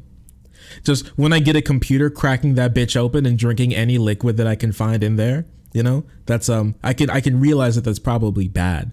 I've never heard of someone doing that before, but I can imagine that's bad. I don't have to test that one out to know that.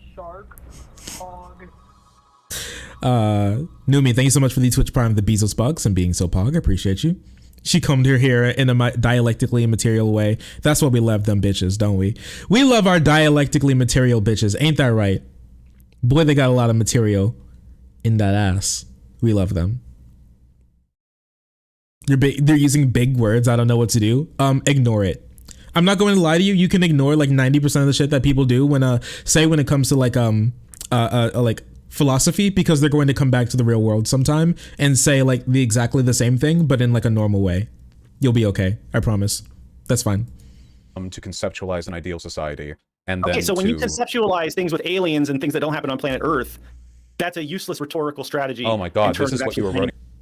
You are so dialectic, girl. They say it would never work. You got me idealist.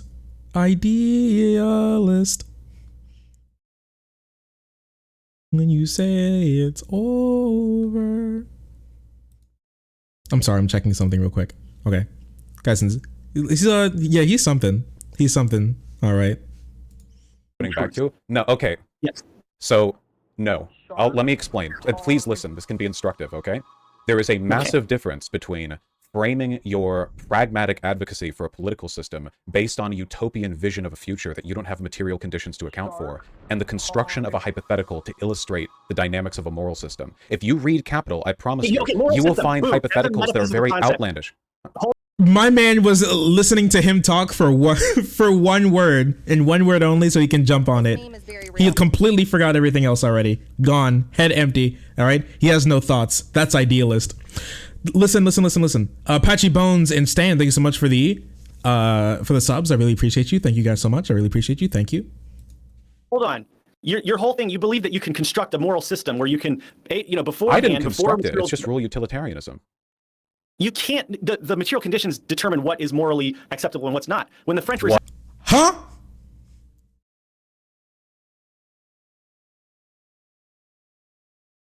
What? Huh? That's not good. That's bad, actually. You should not believe that.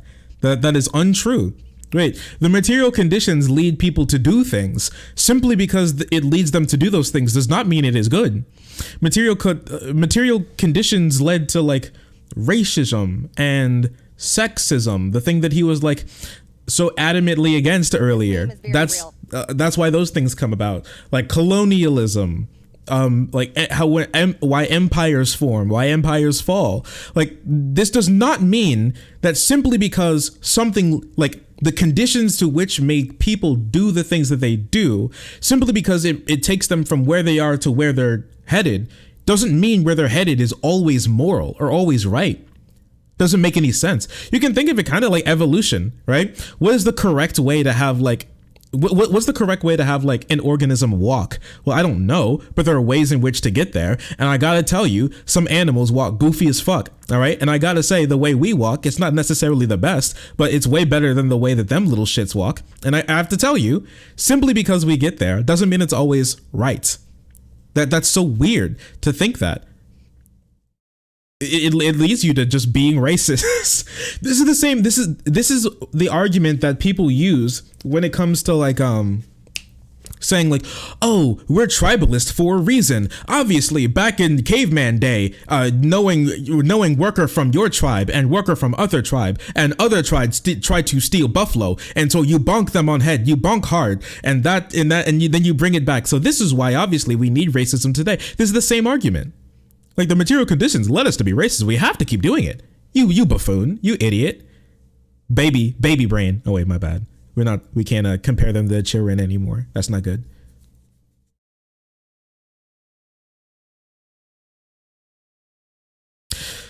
Chuck, what's so weird is that the classical Marxists were super against morality in their analysis. Yeah, I'm pretty sure like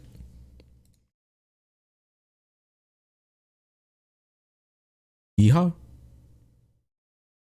Wait.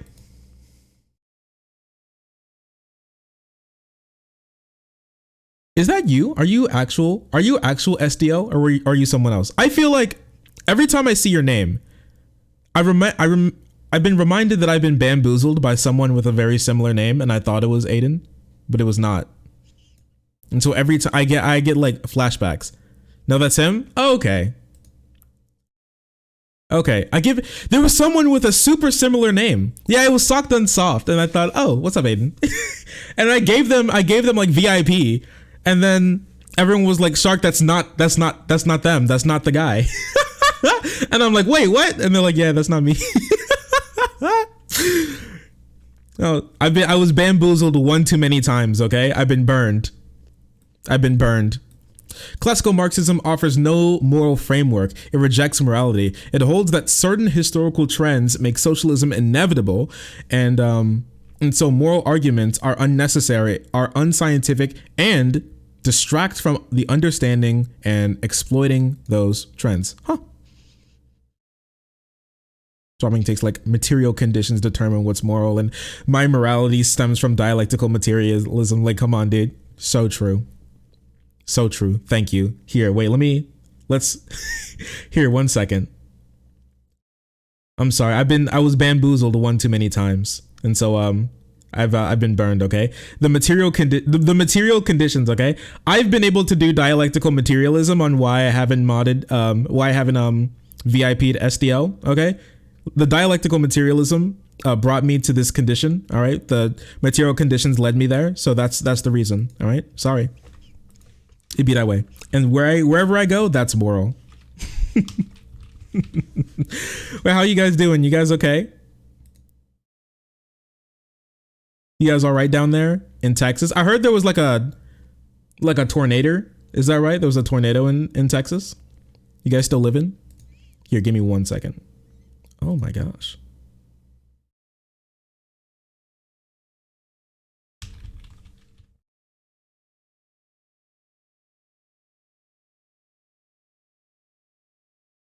Hello? I can't. Oh, this is so weird. It won't let me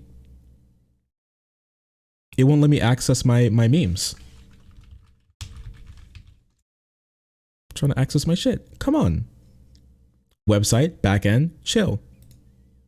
There we go. Beautiful. We've done it. All right. Since we're blowing up Nazis. Environment, we stayed home from work today. The wind speeds are so wild. Whew. I'm glad you all are safe. Take care down there, okay? It seems wild. Texas weather is kind of insane. It's probably going to stay that way for a little while. That was okay because of the material conditions they were in, right? Do you agree with that? But it's not always okay to just go blow people up. Yeah, no, those are get a blizzard. What's acceptable and somewhere it's not. Those have nothing to do with each other. No, I'm not a moral relativist. Wait, do you think slavery was moral because back then people thought it was moral? That's exactly the opposite of what I'm saying. The material conditions of 16th century agriculture demanded the existence of slavery. Do you think that's moral then? Like, what? That's my point. Is that it has? I believe my morality stems from dialectical. Like, so let me put it this way. What is happening? What does that mean? Moral system. It's just an analysis of history. These are the people who criticize my philosophy. No. Here's where you're wrong, because you are conflating empiricism and positivism and determinism with dialectical materialism. I'm gonna turn into JLP, okay? I'm gonna have to turn into Jesse Lee Peterson. I'm gonna have to be against all isms, all right? Now I am racist against isms. This is what this debate is going to do to me, bro. Just talk about what you're talking about. Stop throwing around these isms. You have no clue what any of them mean, and that's why you keep using them like this. I hate it. He's talking. I hate it so much. Why? Oh yeah, I'm not high. Oh, my bad. There we go. I still like, even if I don't need to, I like it. I think it's funny covering his face. I think it's funny. I'm going to keep doing it. Yeah, you're this ism and that ism, and you're using this ism to get that ism. Like, bro, chill. You have no clue what any of these words mean. You have to learn how to calm down, okay? I am Vaush. I am. I've turned. Oh wait, no, never mind. I don't want to. I do not want. Turn me back. I do not want to turn into Vaush. what one Luna of the was doing. important things that Marx and Engels pointed out, Vaush, is that through conscious activity, we can impact the material world and we can make changes. And so, for instance, people can liberate themselves by developing mass movements, but they have to develop them with an understanding of the material processes of reality. If you try to develop, so for instance, of course, all poor people don't want to be poor anymore, right? But like if you have false consciousness and you don't have a firm grasp on how material processes work and how the world actually develops and how things can develop and how applying your consciousness to material conditions will develop reality. If you don't have that, then you will fail and fail and fail again. That's why Engels and Marx wrote the fuck is this man saying? Because they wanted to stop they were organizers, they were activists, they were actually going out, they were members of groups, they were doing things, you know, and they had praxis. And they were so tired of having hypothetical conversations with people. There's a difference between opposition to constructing a hypothetical entirely and opposition to the idea of basing one's entire political advocacy off of hypotheticals and nothing else. But that's because pragmatic advocacy for a political system and ethical systems are two different things. Hypotheticals are the only things that you can really use to construct a normative ethical system, because you have to isolate. Because first of all, where are you getting this information from? Or is this something you just came up with, or what is this? What are you talking about? Well, as you see, non-compete, the grass is green and the sky is blue. Wait, wait, 1 second. I want to do something real quick.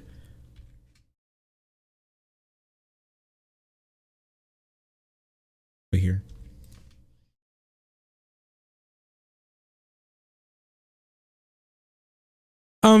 So as you can see, Mr. Non-compete, thank you so much for calling in. I would like to tell you that trans people exist. Trans people are real, and we should treat women with decency and respect. Where are you getting this information from? Or is this something you just came up with, or what is this? What are you talking about?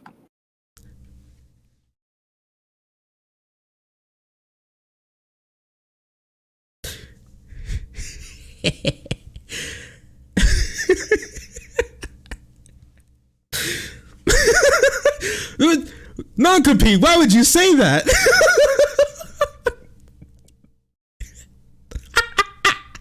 Why would you say that, non-compete? Please calm down. As a female, I agree. Whoa, no. China is rising. Shit libs are falling. You're having too much fun. I'm having too much fun. Yeah, that piece of shit. I'm sorry. Just wait. There's something so simple Vaush said. Where are you getting this from? Where did you just make that up? Is that idealism? Are you doing idealism? Are you thinking about things again? Stop. Okay. If you're constructing an ethical Twitter, system, do your thing. Like, or I guess learning to understand one. Wait, what's an ethical system? What's a moral system? A normative process by which you determine whether an action or a person is good or bad. In my case, an action, because I'm not a virtue ethicist. Okay.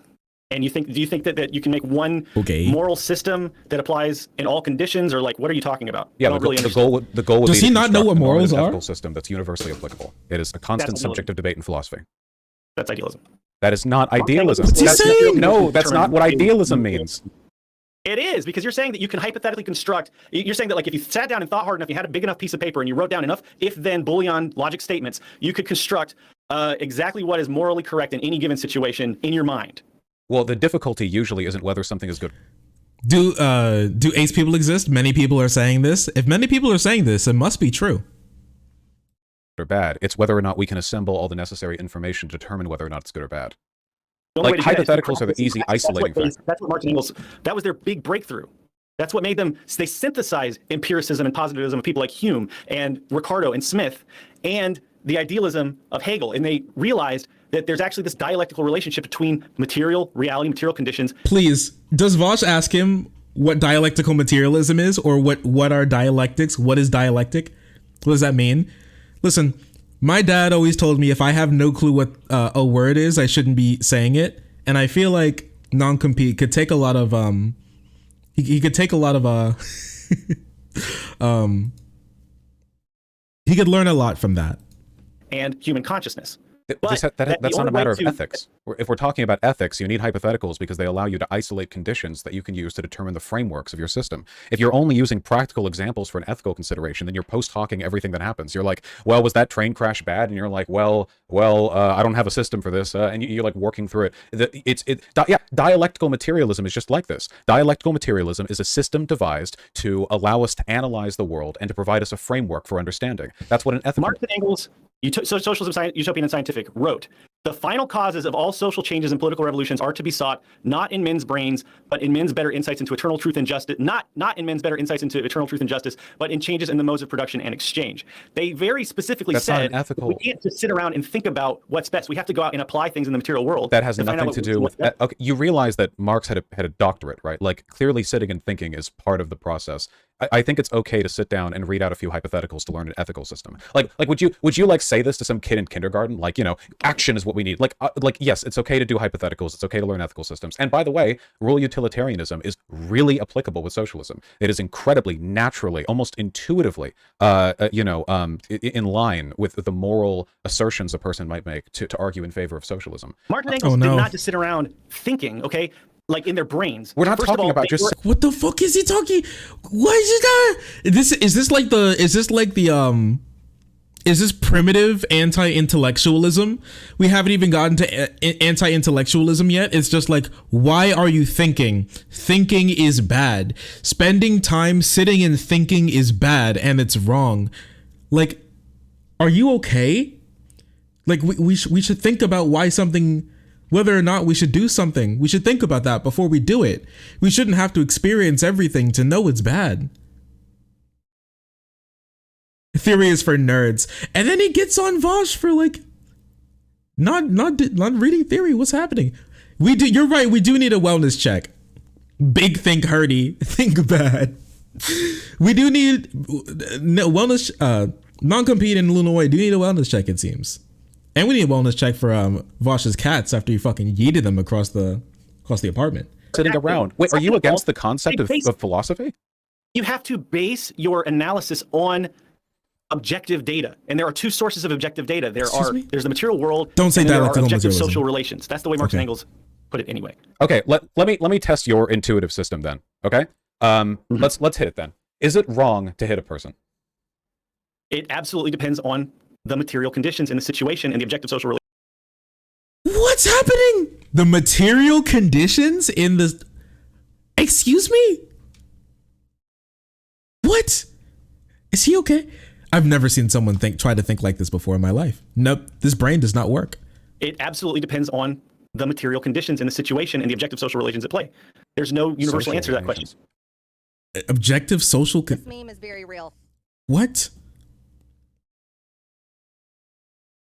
What? Self-defense? Yeah, like, can you defend yourself there? If the material conditions say it's bad? Artemis okay? Yeah, he's vibing. No, he was he was near Kanye a few minutes ago. Oh, that's good. I'm glad the cats are okay. We love them. Oh my gosh, Artemis in the background. Yeah, it was definitely Pigeon that got yeeted. Okay, I agree. So one might say that social relations, do I need to define that term? Circumstances matter. Yeah. Okay. So I agree with that. So let's say, okay, let's use an example where all of the cases are known. You said that I was too vitriolic to Luna. Why is that bad? I said that you need to look at the evidence that is being presented to you and consider whether you think it's bad or not. And I'm asking you to apply this kind of analysis to your own platform. Well, I've done that, but you clearly think it was bad because otherwise you wouldn't take issue with it enough to talk to me about it. You think I've acted in error. Because I saw evidence, which is that after you talked Listen, about her, not he used dialectical materialism to understand that what Vaush did was bad. Okay, he knows what's up. Stop trying to pretend, weirdo, freak. He knows what's real and what's right. Just once, but every time you've done a stream about her, I saw a huge uptick in people throwing racist, vitriolic shit at her. Why is that bad? That she doesn't usually receive on that scale. That's the evidence I presented to you. Okay, why is that bad? I was convinced by that. Excuse me? Why is that bad? Why is that bad? Why is that bad? Because a human being suffered as a direct result of actions that you performed. Do you think that human suffering is always bad? What about when we shot Nazis? I don't think that Luna... If you think that Luna deserves to suffer Do you think Luna deserves to suffer? Is that your point here? By being attacked by racists? Is that what you're saying? You're the one who said that it was bad because a person suffered. So logically, I extend from that. You think when suffering happens. Are you denying that it's bad that Luna suffered because racists sent... Is this... Listen, okay? I think he's mad. I think he is mad here, and he's mad for 2 reasons, okay? We've already gone through this before, so he already knows all of Vaush's positions, but now he's just angry. All right. And once again, I can understand why you're mad. He made fun of your wife. I would be upset at some random dude who made fun of my girlfriend, my wife. You know, I feel him there. But if that's the case, don't go into a situation like this if all you're going to do is like cope and mold, right? Just don't. I don't know. Wait for her to defend herself, then, bestie. It's just I don't know. It's just like really weird why he would go into this like this when he knew that he can't argue. And I think he's mad just because like he made fun of Luna, and 2, because he doesn't even have he doesn't have a system. He hasn't thought long enough about like his own ethical system, or I guess lack thereof, to understand why he's the one who looks dumb in this situation. He genuinely has not thought for long enough. This is what happens when you aren't in the real world, okay? This is what happens when you keep your nose buried in a book. He keeps saying, oh, you need to go out and do things, and he does nothing but like read theory, because that's the only possible way that you can get to this conclusion without is that you experience nothing outside. You just don't. You just don't experience it outside. You don't think like a normal person. You've theoried yourself out of being a normal person. Racist vitriol at her. I'm asking you your positions. Why was it bad? I would say it's definitely bad because it's promoting the racist system of white supremacism, which oppresses billions of people around the planet. Why is that bad? It is bad because we should seek to liberate all of humanity from oppression. Why? So the main point of Marx and Engels is to you realize that the main point of dialectical materialism and historical materialism is to free humanity from all class antagonisms, so that we can finally begin writing history ourselves. That's basically the way that they put it. Why did they think that was worth doing? Because throughout modern history, or throughout history since class antagonisms arose, let's put it that way, human beings have... The fact that NonCompete is genuinely confused here is so interesting. You can like look at his facial expressions every time Vaush asks like why. He's genuinely confused. He's like completely lost here. Vaush put him in his own mind, and that shit is so cavernous. My man got lost.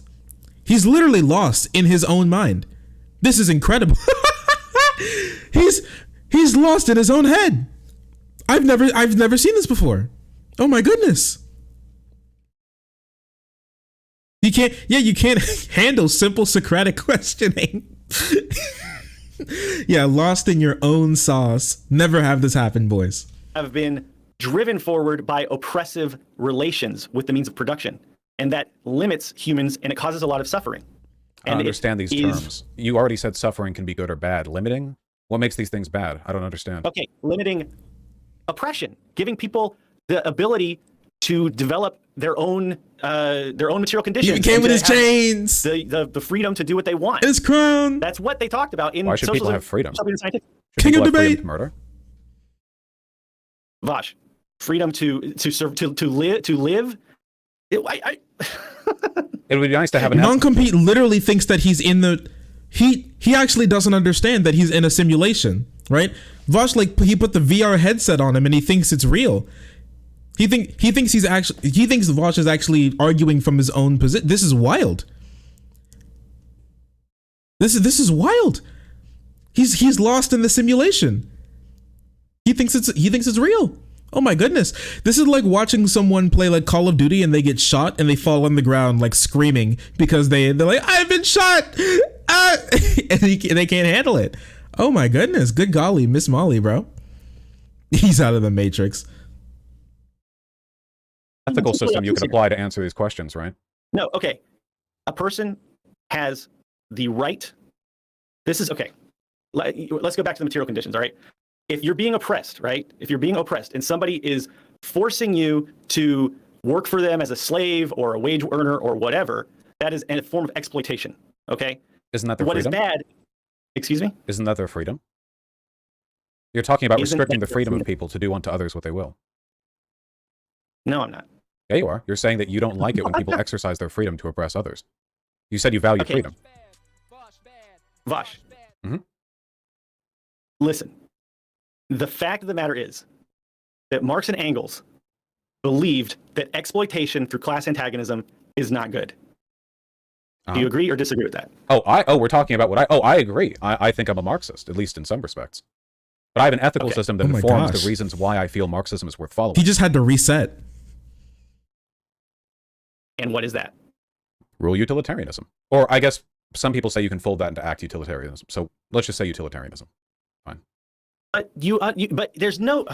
This isn't a matter of idealism. It's a matter of understanding why we fight for what we fight for. What you're arguing for is intuitive morality, which is exactly what leads to every goddamn pogrom and mass slaughter that's ever happened throughout history. When people post hoc justify what's right or wrong, only the construction of and adherence to moral systems that you can understand can prevent that kind of stuff from happening. And it's why I'm hammering on it right now. I don't like it when you're laughing like, oh, hypotheticals, oh, material thinking. conditions will dictate what's acceptable or not. If that's such a bad thing to say. We have to. Okay. Like, why are you against the concept? Do you think you're smarter than like all of like ethics, like the whole philosophy? Yes. Like that's like the most complicated. So okay, if you are, I don't know how to explain this to you. Like you have to look at history, right? That's one way. That's one way to look at it. So whenever people have been enslaved, if they rise up and use violence to liberate themselves, then that is probably acceptable because they had material conditions in which violence was being. Okay, so like the Nazis. Rising up against the Nazis was acceptable. Yes. No. This inability to defend your morality is a huge part of the problem with classical Marxism and MLism. They refuse to engage in moral debates, and they make it stuck on people who force them to do so. Yeah, this is kind of insane. You've like theoried your way out of being able to understand being normal. Yeah, it's about to happen. It's about to happen, boys. Rising up against the Nazis was acceptable. Yes. No. After World War I, the Nazis claimed that Jewish bankers were holding the country down through. And that was false consciousness because that wasn't actually happening. How can you tell? That was false consciousness. They constructed a moral utilitarian rule that did not align with reality. They were not utilitarian. Wait, the Nazis were not utilitarian. Careful with that. They were very, very not utilitarian. The point is that their ideology was not aligned with reality. How can you tell? Because Jews don't actually control banks in the world. There was a disproportionate number of Jewish control of banks in Germany during the Weimar Republic. All right, Vaush, we're done here. Thank you. Goodbye. This is that's all I need to hear. You don't have an ethical. Oh my god. My goodness. I'd run too if I was him. Oh, that was good. God, I can't believe people in my community like that guy. Baby brain. That.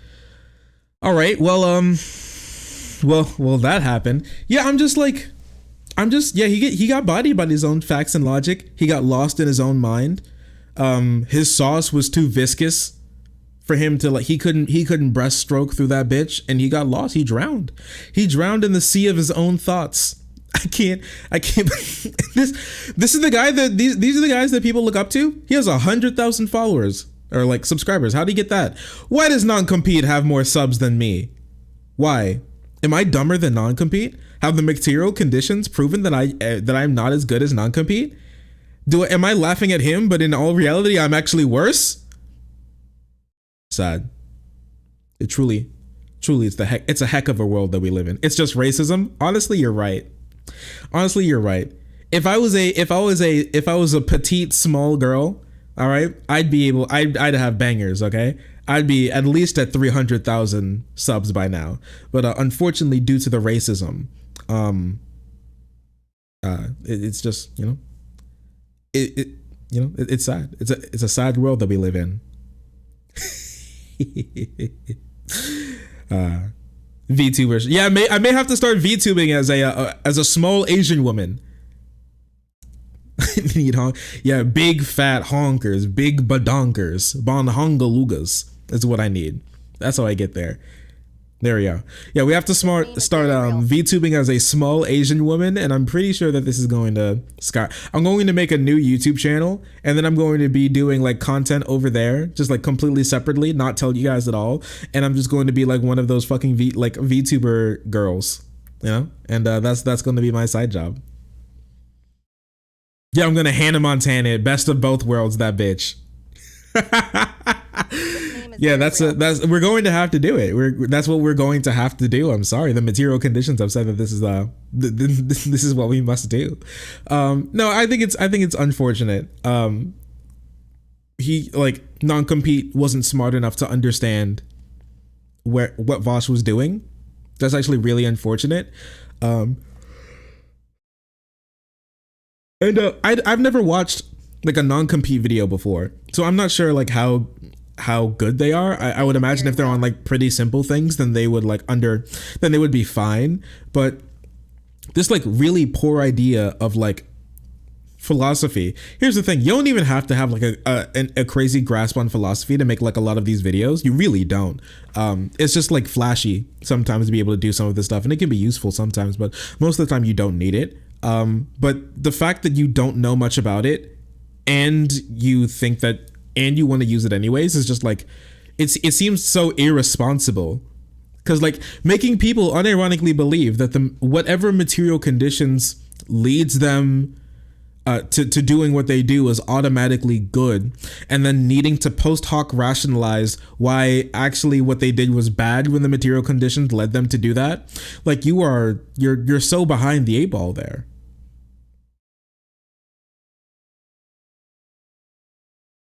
There's people in chat who don't understand what Vaush was doing with that. Can you play the context? Oh, really? Okay.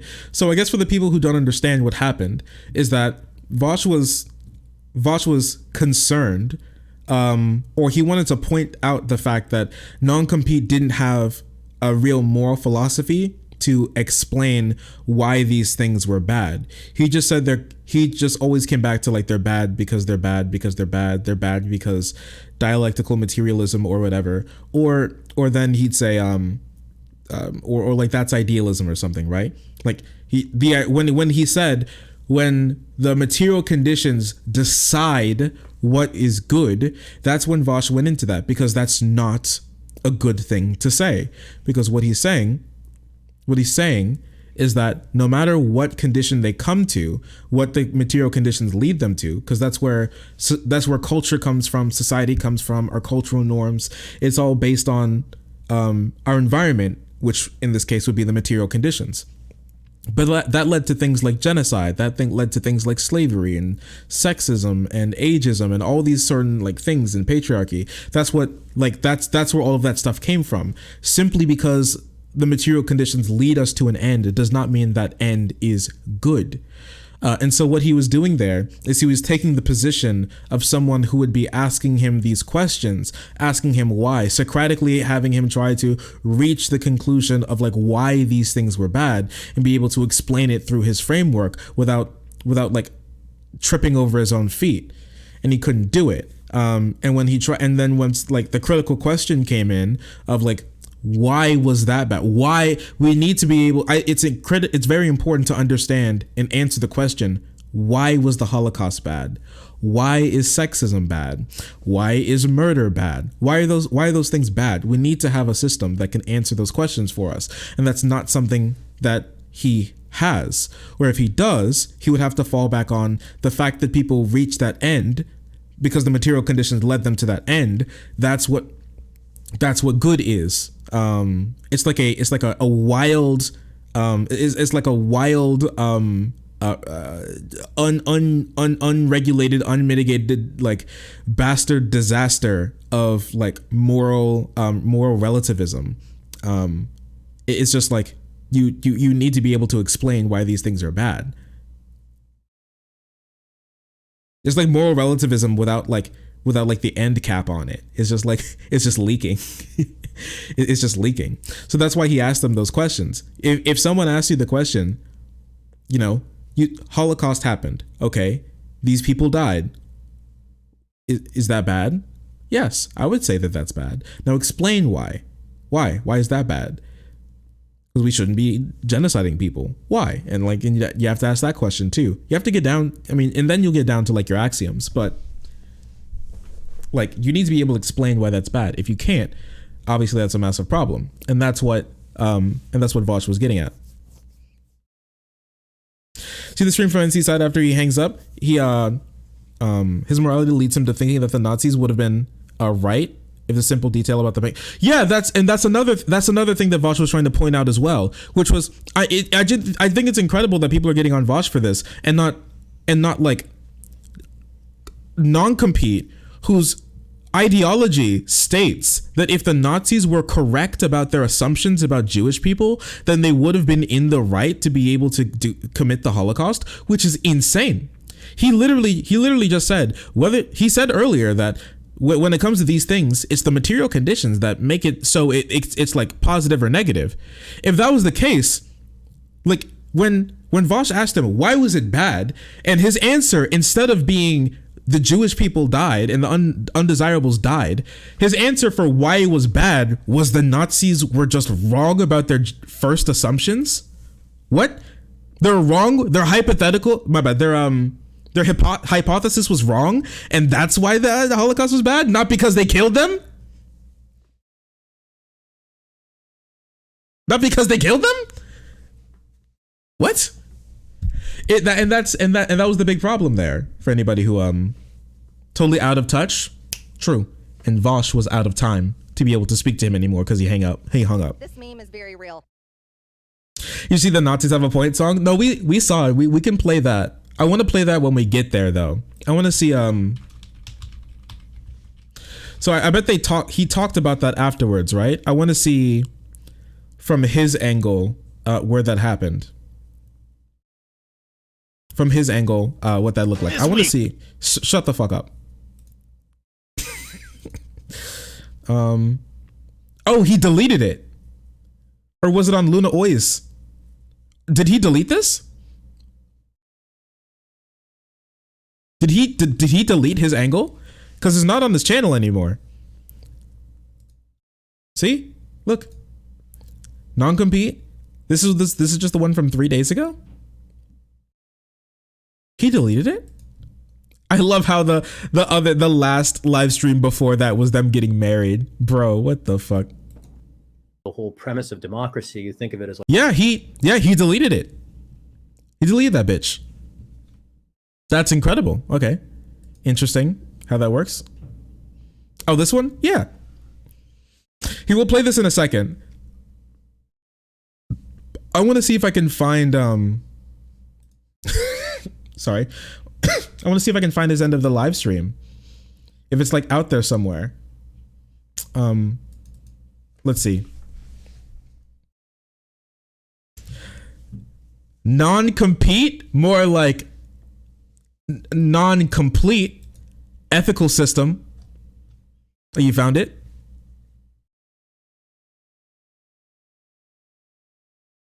Oh, thank you. Is this unlisted? No? Okay. Oh, it was on NonCompete Live. Ah, his other channel. This went on for 3 heckin' hours. Oh, he didn't even have his webcam up.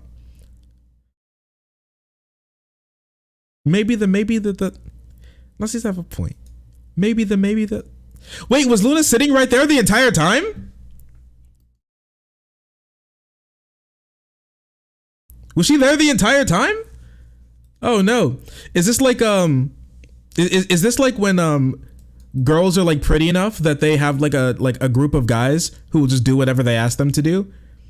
So she was like, get into that fight for me. And he was like, yes, queen.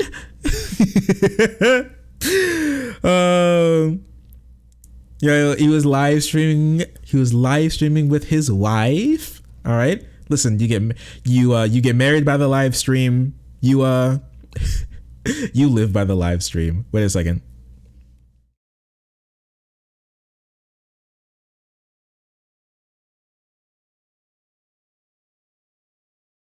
He was watching her track back and forth. Yeah, that's why his hands were shaking. Point one. Bullet point 2. Why Vaush is stinky. What are people in chat actually, they don't understand why Vaush did that? Is that true? Are people actually in Twitch chat, do they actually not understand why Vaush was asking those questions? Is that true?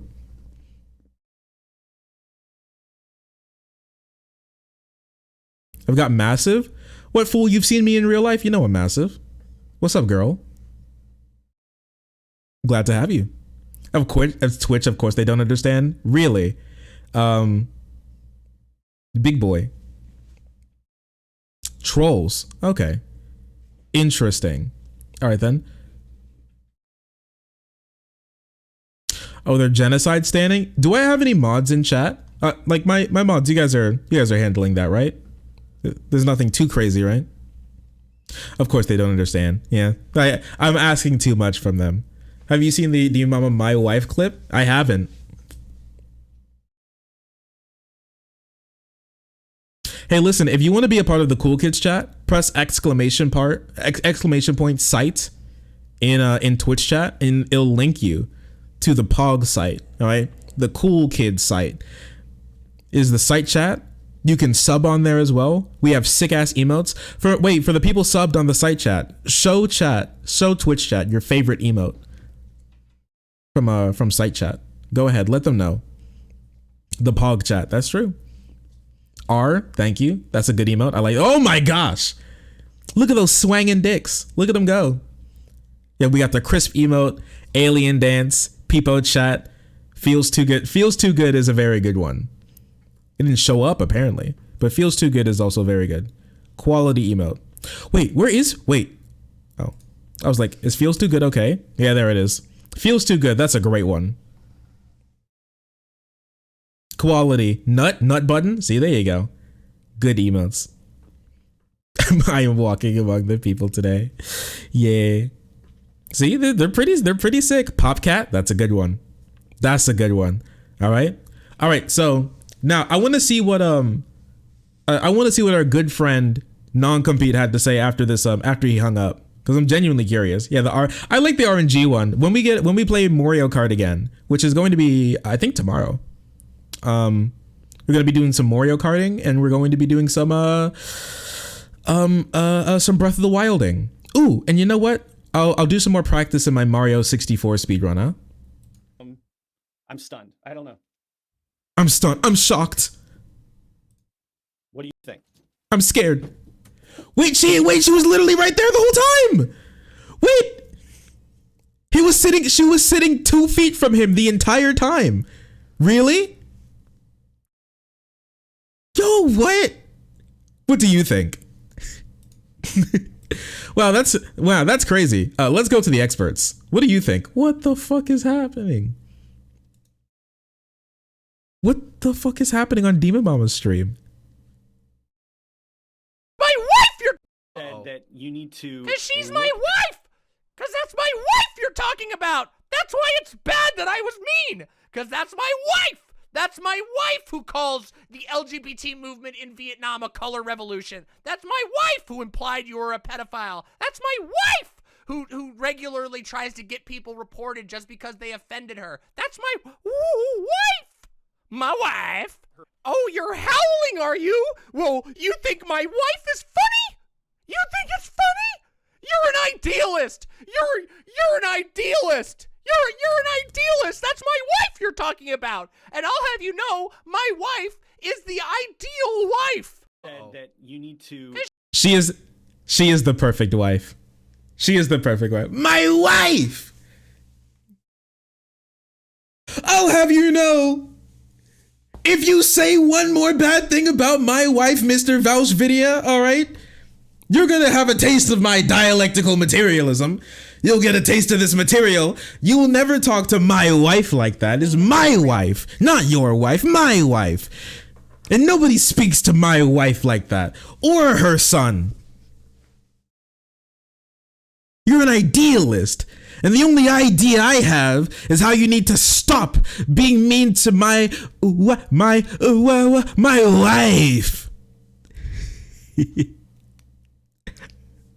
How good do you think I did in the debate, honey? Wait, was she listening to that the whole time? Was she there, like, listening to it all? Oh my gosh.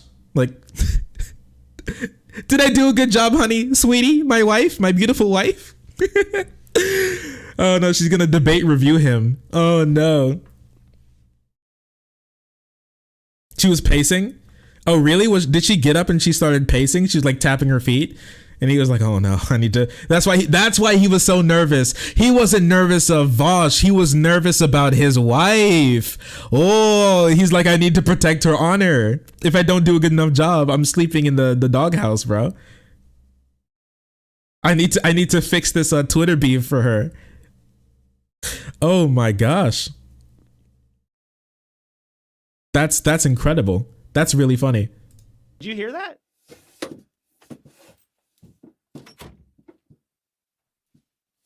Maybe the Nazis had a point. Nazi has a point. Eh, what did they just say? Excuse me? NonCompete? LunaOi? What did you just say? Maybe the Nazis had a point. Nazi has a point. Yes. Why would you say that? Oh my gosh. Is that why he hung up? He wanted to be the only Nazi in the room? Oh my goodness. Oh gee, mask off. No amount of context is going to change the fact that he said that. He said those words, both of them. They both said those words. Nothing will change that. I can't believe they've said that. I can't believe they would do something like this. Oh my God, I think I'm going to be sick. I think I'm going to vomit. I'm so scared right now. Holy crap. Are the video essayists okay? It seems like the answer is no. All right. It seems like the answer is no. The video essayists are not okay. They say shit like this. Maybe the Nazis had a point. Nazi has a point. Yes. She said yes. Even out. Holy fuck, dude. This was so bad that someone decided to even make a song about it. And I like this song. This is a banger. I'm NonCompete. Nazis had a point. I'm LunaOi. Nazis had a point. Maybe the Nazis I'm NonCompete. Has a point. Maybe the Nazis had a point. Nazi has a point. Maybe the Nazis have a point. Nazi has a point. Maybe the Nazis had a point. Nazi has a point. I'm NonCompete. Nazis had a point. I'm LunaOi. Nazis had a point. They did say those words. They did say that the Nazis had a point. No one will ever be able to, no amount of like cope will ever be able to change that fact that they said that the Nazis have a point. That's pretty fucked up. That's pretty fucked up if I think about it. Wait, let me tell you. Like, I was going to commission like an end screen to my videos sometime soon, and honestly, I think it would be so freaking funny if I could reach out to like to Jazz Dog and ask him if I could have permission to play this as like the outro song to videos, because damn, I think that this would kind of be a banger for like for outros for videos. Nazis had a point. Nazi has a point. I'm NonCompete. Nazis had a point. I'm LunaOi. Thanks for watching. Nazis had a point. Thanks for watching. Dude. Maybe the Nazi has a point. Luna, why would you say that? They're mad that he has a more creative community. Look, he had like Vaush video got some real talented people who decided to follow him. Have you seen the earlier my bad. The earlier Girl Boss did a COVID song from Gayfish. Really? I haven't seen that before. Oh, I remember like when back when Vaush got banned. What's his name? He like made a a rendition of it, because I did like a stop getting banned from Twitch, like Vaush like meme song that I just like wrote up. I thought it was gonna be, I thought about it when I woke up. I thought it was funny, so I just wrote it in a tweet. And then I need to find his name. Wait, let me see. I must find his name because this is bothering me now. I must. Oh, where's this? No, please. That's Bone Lord. We love Bone Lord. Thank you, Bone Lord. Very cool. Very awesome, Bone Lord. We appreciate you. You got banned. Oh, I'm still like shocked that someone decided to make like like a funniest moments video of me. That was so wild. Wait, am I accidentally in my own light? What? Really? Huh. Media? Really? I can't find it? No. Wait. I hate tweeting. I should stop tweeting just so I can find the tweets that I already made easier.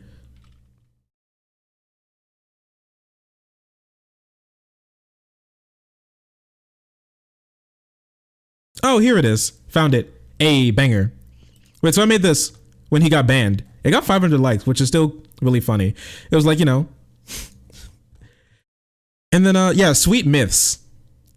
He put it to music, which I thought was also really sick. Vaush, even though Twitch was wrong, you said a slur and now you're gone. Oh, maybe Sharky had a point. Sharky had a point. Vaush, I'm sorry I neglected you. Oh, I never expected you to catch a bound now lasting indefinitely. Or Hammerlore right now would sound like music to me. Please stop getting banned from Twitch, Vaush V. It's so good. It's so good. I'm glad that we could collab. I'm glad that we got to collab on that because that was really good. It's like I like sung it out loud when I wrote it. Vaush V, come home. Vaush V, come home. Vaush V, come home. Vaush V, come home. I'm glad we got to collab. That was really good. Oh my gosh, that was so good. Real good. Okay, wait. I'll be right back. Here, enjoy the music. I gotta get up real quick. I'll be right back.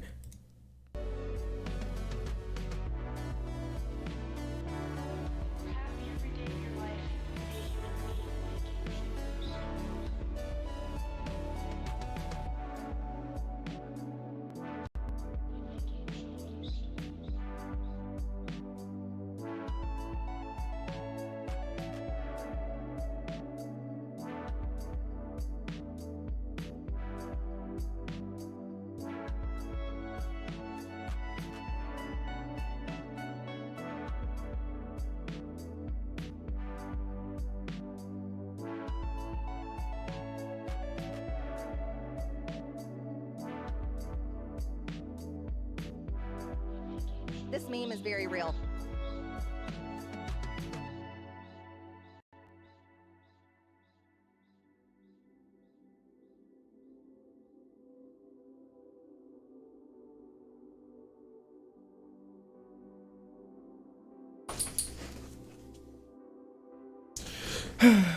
Warhammer lore right now would sound like music to me.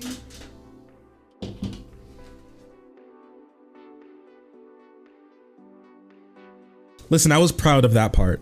I thought that part was actually really good. That was really creative.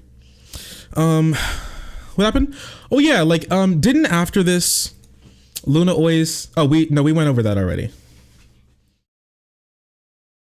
Them asking for Vaush to be killed. She's molding that she was taken out of context. Hey, listen, nothing will change the fact that that is exactly what she said. She did say those words. All right.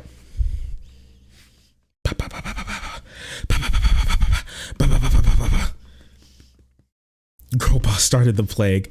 Hey, I'm down for it. Maybe the Nazis had a point. Nazi has a point. Yes. Oh, should this be an emote? This is like a not like this. Ooh. Instead of not like this, non like this. Wait, what do you think? It's an emote, NON like this. It's like not like this, but it's non like this for non-compete. What do you think? Oh no. Oh no. Yeah, I think that would be good. I think that would be a good emote. Yeah, non like this. There you go.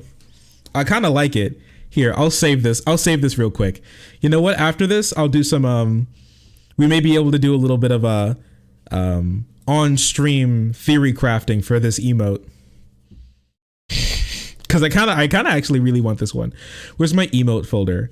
Here we go. Warhammer lore right now it sound like music to me. I can't believe they actually dropped a video of them. She made like a little write up. She made a 1 minute write up of explaining why Vaush was wrong.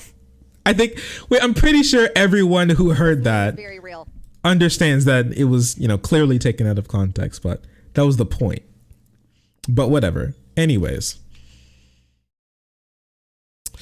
What do you, at what point should I think about the 1984ing? If someone is being like, if someone's like breaking the rules or they're making like life worse for everybody else in chat, you can give them a quick little timeout. Like a day or something, 2 days. It's up to you. Yes, exactly. Maybe the Nazis had a point. Nazi has a point. Yes. Incredible hearing it every time. I can't stand it. I guess we just run away. Yeah, whenever I start realizing that the person I'm talking to is defending Nazi points for anti-Semitism, that's when I run away. Yeah, I don't want to talk to them. Incredible. I'm sorry if anyone's disappointed. I'm not continuing that conversation. Incredible how nothing he actually coming thinks. out of that. Nothing good was coming out of that. He didn't understand for a second that Vaush was like hypothetically challenging him. He actually can't understand hypotheticals. Control the debate and steer you into a corner. No, he would not understand what material can. All right. He's mad. Here's what he did not understand and would not recognize because he doesn't understand dialectical materialism. The material conditions are what dictate what is or isn't morally permissible in any given situation. And there's no way to predict ahead of time what will or won't be morally appropriate. Oh my gosh.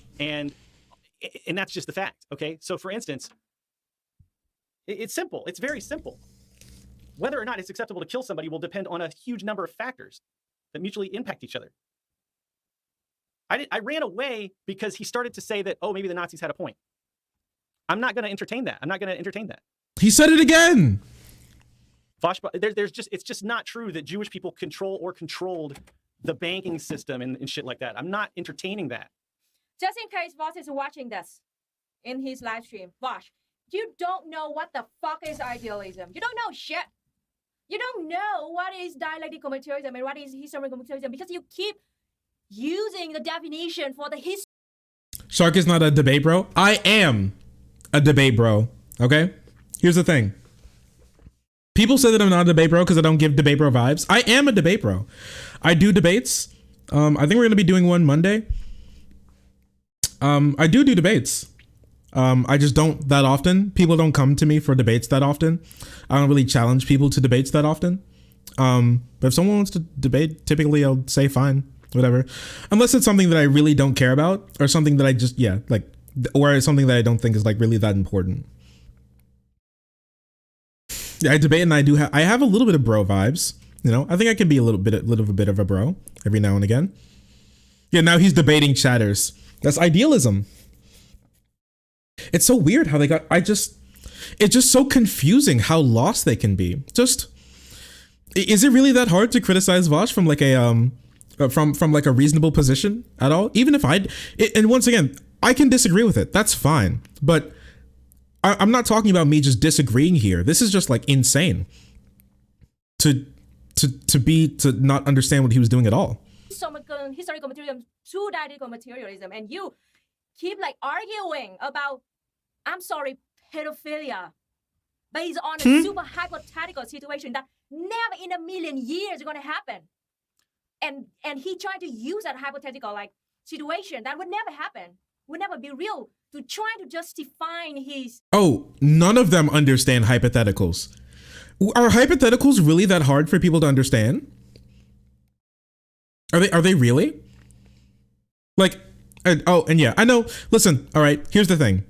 I'm like ethnically a debate bro, okay? The reason why lots of people say I'm not a debate bro is because I'm not like culturally a debate bro, but I'm ethnically a debate bro. You know what I mean? Like those types of things. I come from that I come from the family. Yeah, like ethnically, just not culturally. I carry myself a little differently.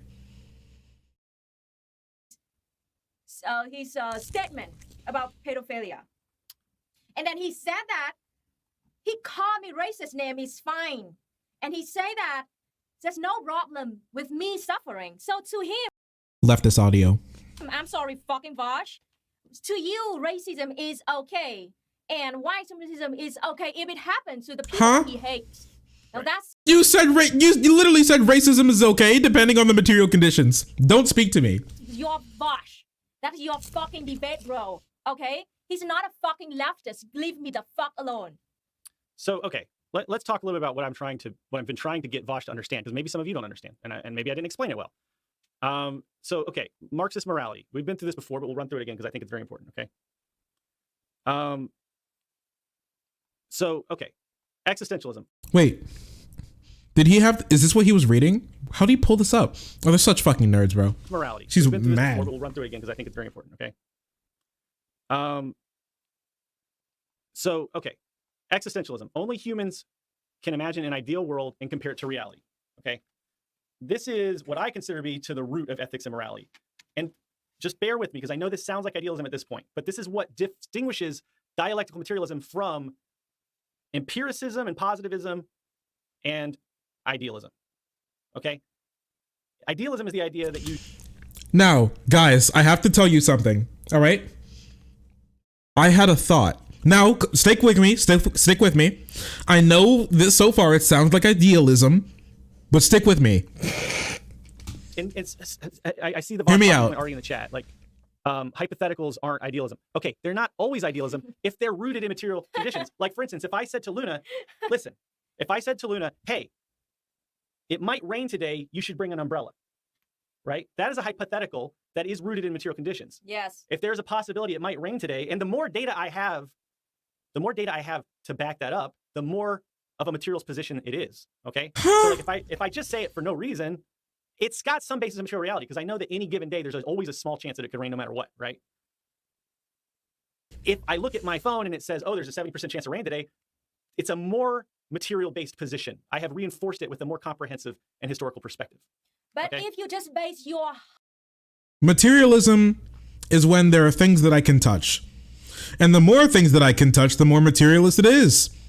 And when there are no hypotheticals, that's that's dialectical materialism.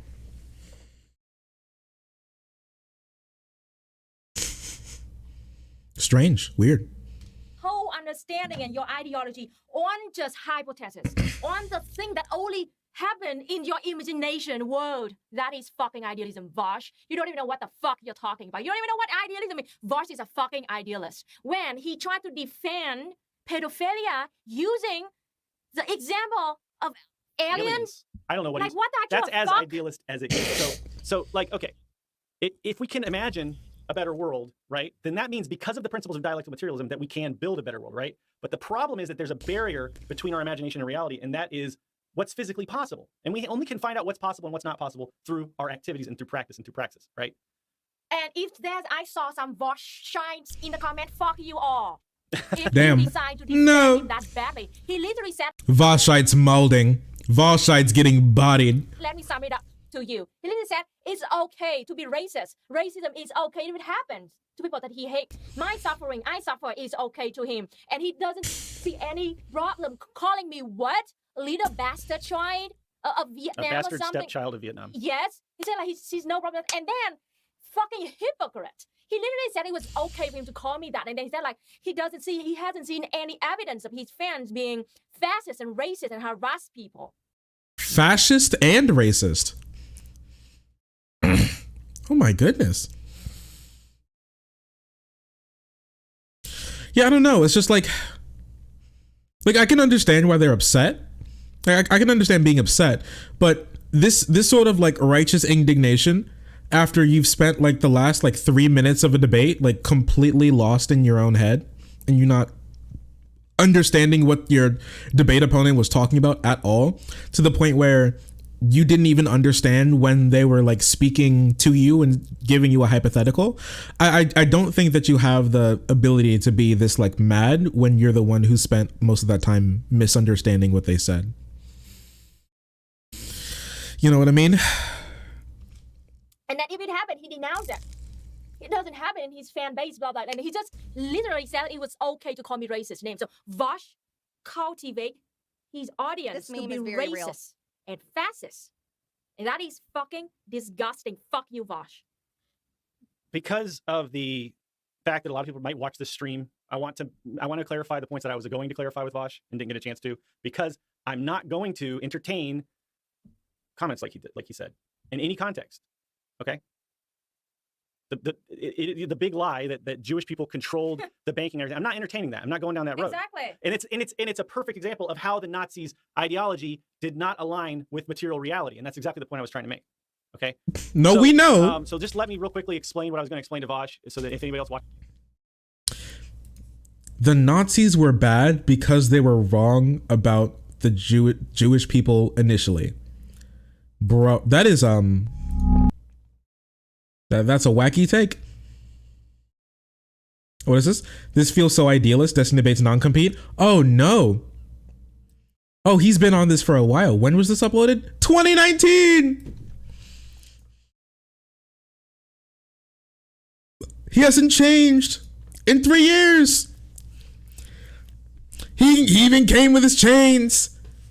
Is materialism? Dialectics in the ring? My goodness. He hasn't updated in 3 years. I can't imagine this. External forces to not be like locking up, like, so like the Human Rights Watch like writes a lot about Vietnam political prisoners where people get locked in jail for 15 years. The Human Rights Watch is not a good source in the United States. I mean, like, you could go back to the Black Panthers where we had. Well, no, let's not go back. Let's we're talking about today. Like, we don't just have political prisoners. Okay, we have assassinated political dissenters. The CIA and the FBI, and that's not even a conspiracy theory. If you look at Fred Hampton, was specifically shot in his bed. Sure. Yeah, the United States done a lot of horrible. Don't act like the United States. I'm not going to say that, but like today, right now, I don't think we typically like throw somebody in jail for being like a political dissenter. We could argue that the United States is bad on whistleblowers. A communist country in the world. My mom living in that time in that society when the whole village talking about her village only. I'll tell you why they don't start their own company, because let's look at the United States numbers here. Okay, you can look. Anybody who wants to can look these up. I'm very confident in these numbers. Oh, this part worker makes around $30,000 per year. Oh wait, what was the bad part where she was talking about her mom and her village? Use a disease, and the healthcare system is not cheap enough for you to treat them all. And that's the problem. You're fat not because you're rich. Come on, you're fat because that's a disease. And that's the only thing we have. Vietnamese people, how would price controls? How would a price control help you with a food desert? I agree that food deserts are a problem and that poor people don't have access to high nutrition content food, but I don't know why you think a price control would fix that problem. So that's a distribution a food desert, one of the main features of a food desert is that there are places to buy food, but there are places like 7-Eleven or McDonald's. And so because they're cheap, nutritious, wholesome food is either unavailable completely or way too expensive. Like if you want to go buy an apple at 7-Eleven, I understand this. I understand what a food desert is. I'm asking you to tell me how a price control would help you with a food desert. If you can't charge more than like whatever, I wonder, number 25 cents for an apple or whatever, then 7-Eleven can't charge $1 or $2 for an apple. And it's not just a matter of price controls; it's also a matter of availability. Here's the example of food desert, babe. Here now in some provinces in Vietnam, we have a kind of the drought season. Like they cannot grow rice because of there's no rain. And you know what? What did our government do? The government will send the rice to the local government and sell it there. So really cheap rice, less than like 50 cents for 1 kilogram of rice, and 1 kilogram is shitload of rice the whole family can eat for a whole week. So I mean, I'm pretty sure that if you set I'm pretty sure if you just set these price controls in some of these markets, then they would just stop selling those particular products. Like if they can't make any money off of it, they just wouldn't sell it. It's like not a literal desert. Remember at some point they talked about how the U.S. world economy was basically shut off Vietnam financially. And he said something like, well, your country is just so weak, and that's what happened. Oh, yeah. Oh, is that where this came from? I remember that. That's old. Well, at this point, it's old Destiny lore, where they were like, we're being crushed economically through sanctions with no fault of our own. And then he was just like, well, if you're a developing nation and you get fucked, get fucked, like get fucked, bro. I'd have to hear the clip again because I don't remember it verbatim, but yeah, that was I remember that was not a good one. That was not. Is there a timestamp for it? I wonder.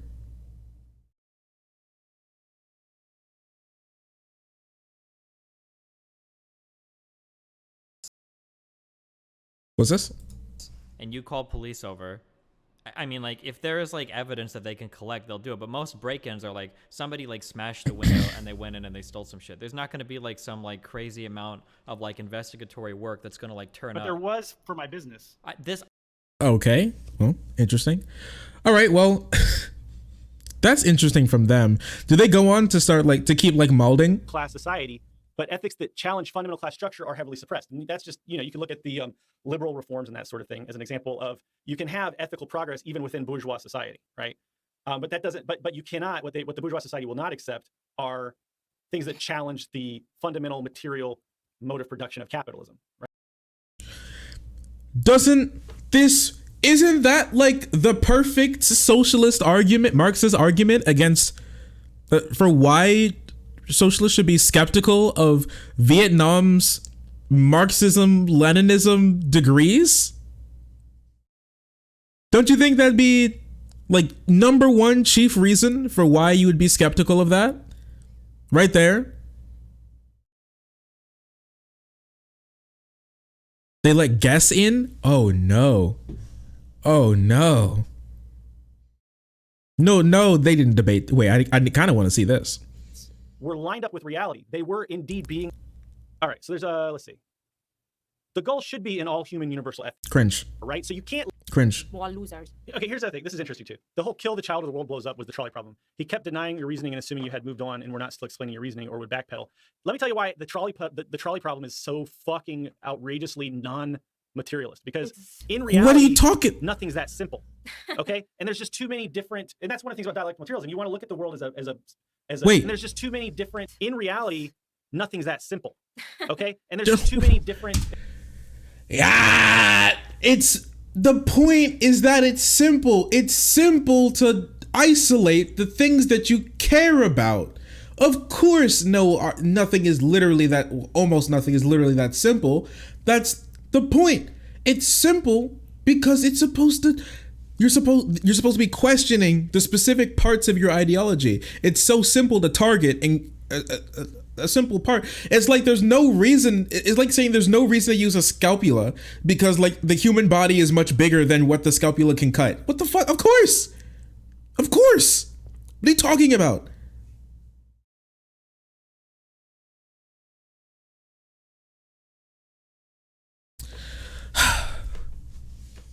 These are our video essayists.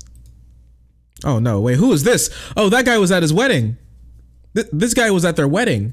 Oh, is this where the hug box starts? Like laughing specifically at your story or not. If he doesn't understand why laughing at the story, like right after you told that story, in the way that he did in response to that was like completely fucking disrespectful and why that upset you, then I don't know. It's just shitty. It's not even like I don't have like a deep philosophical, like it was an asshole move. Hello, Kamazots, how are you? Howdy, friends. How y'all holding it? Oh, jeez. Leftist audio. We've been having to deal with so much leftist audio this stream. Oh my goodness. Wait a minute. I have to make an audio adjustment. Aren't I good at audio? Wait a minute. I should be able to hear you. Can you talk? Hello. Testing. Yeah. Check. Wait. Hello. Wait, Hello. Just turn it down. 1, 2. Hello. Just turn it down. Hi. Hey, what's going on? Whoa, loud. Okay, hold on. I can turn myself down here. I'm loud. I don't know. Somebody just in the chat said, "Whoa, loud." Oh, Okay. Just turn them down, please. NonCompete. All right. Hi. Hello, everyone. How y'all doing? Hey, I'm the mod that's been banning everybody. Oh my on gosh. YouTube and Twitch's chats here. Thank you for your service. First and foremost, I would just like to say that the reason why I'm doing that is not because EJ or Luna told any of the mods to. Okay, it's just for the simple fact that from personal experience dealing with debate bro sycophants, you have to stop this fucking shit from happening. And I would also like to say your daddy does it too. There are many clips. My father? Well, my dad was a master sergeant in the military. I don't think he's a debate bro. not even clips. There's many times on his streams where he goes, mods, ban them if they disagree with me, ban them now, where they just clean fucking house. So please, if you have a problem with it, I do think the chat purges are pretty cringe. Now, personally, we've never done like a big chat purge before, and I don't really plan on doing one. But I do think some of the chat purges are do a little cringerino cappuccino, unless it was like that one time where like anytime anyone brings up anytime anybody brings up anything about like Jewish people, they would chat just instantly just starts posting Pepe's. Because it's supposed to be like ironic, but it stops being ironic when you just do the thing that the Nazis do. It's not like hyperbolized anymore. You're just like doing the thing, you know? So 10 seconds and he's screeching. Oh no. The entirety of my ass. You can send it peanut through butter is good. Yeah, true. fucking, if you like peanut butter, you're banned. Get hacked. Unban requests on Twitch, and then I don't know, the moderation settings on YouTube are fucked. So if you just can't come back, just whatever. Just you want to come back to NonCompete, give them $5 on Patreon. You have to start a new account basically. Good. But yeah, I just want to say that like like people are, like there's individuals in the chats that are just sitting there saying like, you know, like this term about like you know, if you're like basically this whole idea of competing within the marketplace of ideas, right? Like if your argument is solid enough, no matter how obtuse Vaush makes the argument, your idea should crush it no matter what. As long as your axioms are grounded enough, like then you can provide an argument that'll make whatever Vaush says look silly, right? Wait. Ideas, right? Like if your argument, this term about like you know, if you're like basically this whole idea of competing within the marketplace of ideas, right? Like if your argument is solid enough, no matter how obtuse Vaush makes the argument, your idea should crush it no matter what. As long as your axioms are grounded enough, like then you can provide an argument that'll make whatever Vaush says look silly, right? It's just a hypothetical. It's not even like, it's not even his argument. It's just a hypothetical. All it's supposed to do is isolate a certain part of your ideology to test it on what you'll do in that situation. That's all that does. It's just it's not that scary. Why hypothetical why are you farting? Wait. Fuck. Ew. Why? Gee, what did you eat, bro? Yo, I gotta turn up my like freaking air filter after he ripped some of those. Jeez.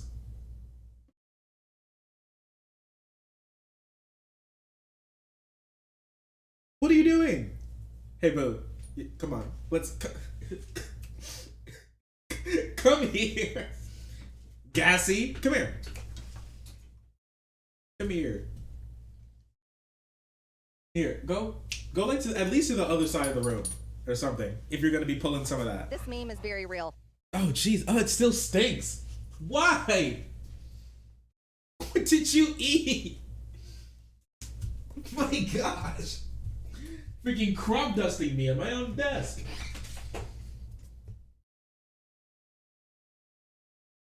I gotta open the window. My goodness. Gee, go. Come, you. Scram. Lee, come on, scram. Go do something. My goodness.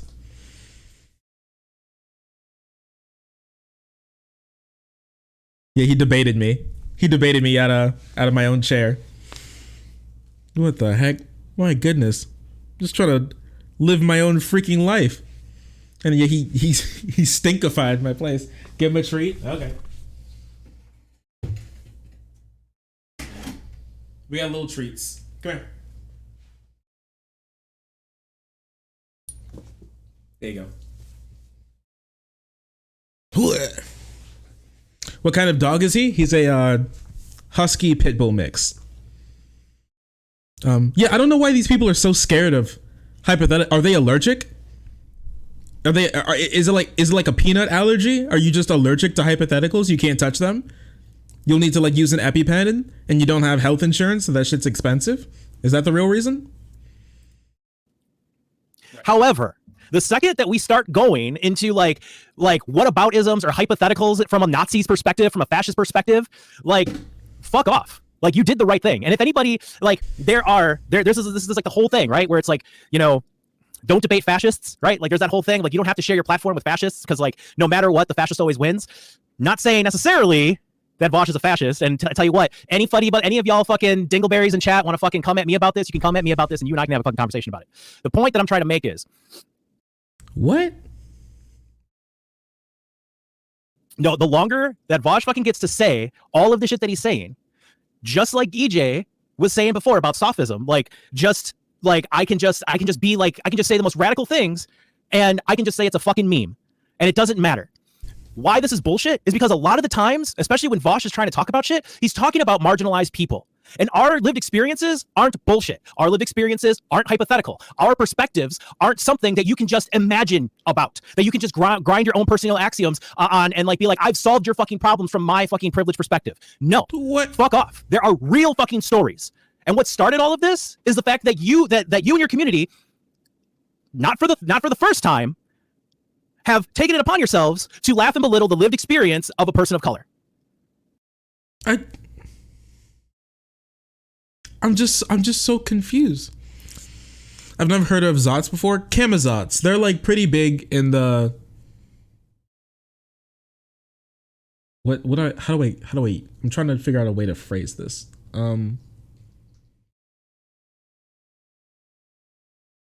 I don't want to say woke scold, but you know what I mean. Remember back during like dirtbag leftist versus woke scold civil war, like 2019 or whatever, when all that happened. He was like big on the like woke scold side of that, if we're going to be talking about that, right? He's pretty they're pretty connected with a decent amount of people in that like space, right? And I've heard about them before. Back when I was much smaller, when I first started streaming out, the community that I knew the most of always spoke very highly of Camazots, and I didn't have anything bad to say about them. I didn't really ever hear them say anything, so I didn't really have an opinion. So this is really my first time, as far as I know, listening to Camazots speak at length, and I don't know. I don't like this. I think it's a bad showing from Camazots. I will say that. I'm in Lucid Fox's chat. I don't know who really Lucid Fox is, but yeah. And Major Brainworms and Hate Demon Mama too? Really? Huh. So interesting. Oh, we talked about heme songs yesterday. And you validate that shit off of a fucking I hate to say this fucking term, identity politics. Like that's what it is. Like there's so many people that the only people that I banned were just like ML Tanky Gulag, oh of course, like you're banning everybody who dissents with EJ, like that's what I expect from these fascist moderators and blah blah blah. What fucking planet do you exist in where like the concept of being banned in a chat so that you can't defend your daddy's position on how many Jews there were or were not potentially after World War I in the German banks means that because you're banned for that means that all of a sudden it's a fascist state or it's a fascist channel or it's like, Well, the simple thing is, someone did have to ask that question, right? Someone did have to ask the question, how many of these people were a part of the banks? How many Jewish people were killed? Specifically Jewish people, but a lot of undesirable people as well. Like undesirables to what the Nazis claimed as undesirables. Someone had to ask that question. That had to be a question that was asked, right? And so once we ask that question, then we have something, and then we can tie it back to understand why we believe this, how we believe this, and how we arrive to this conclusion. Like 10 minutes, really? Oh geez. Oh my goodness. So even for you to come to the conclusion that there weren't that many Jewish people in the banks, you had to ask that question in the first place. Did you not? And honestly, once again, everyone's talking about the fact that Vaush pushed against him with that hypothetical so he can, like, isn't it easy? Like, can we just talk about this for like 1 second? Why is he so mad about like a slam dunk like answer? You know, why is he so, why are they so mad? Why are they molding so hard about like such a slam dunk answer? It shouldn't have been that hard. It's just like they killed them because it's bad because they killed them. Like, is that difficult? But apparently all of this is just it's so difficult. It's so strong. I just think it's really unfortunate that your ethical system makes it so difficult to answer a question like this coherently. Don't you think? Don't you think that's a really big issue? That if you can't answer the question, why was the Holocaust bad? Like, very quickly, concisely, and coherently, don't you think that's a massive problem? Maybe it's just me. Maybe I'm just built different. Like what? That's true. How are you like how is this like fucking real for you? Like, I cannot. Oh no. Toyo Tanic. I this isn't my channel, and EJ is going to get enough shit as it stands, and so is Luna. So I don't want to like have, you know, it's kind of like that thing where it's like the views and opinions of the guest don't necessarily represent wholeheartedly non-compete as an entity, like that sort of thing.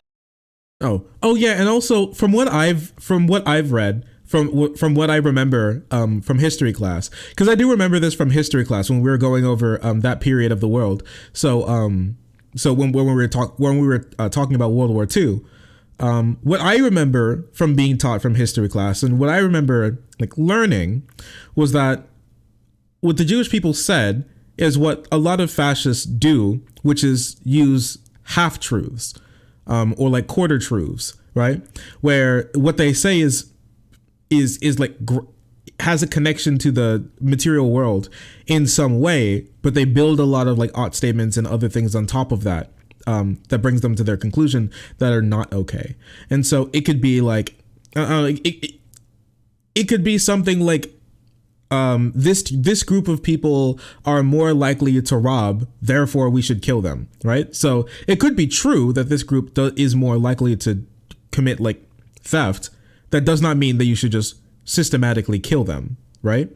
And so from what I remember is that it's a little bit complicated what truly happened, but it was that Jewish people did have a disproportionate position in banks generally in the Weimar Republic, but when it comes to like the larger banking institutions, they weren't overrepresented at all.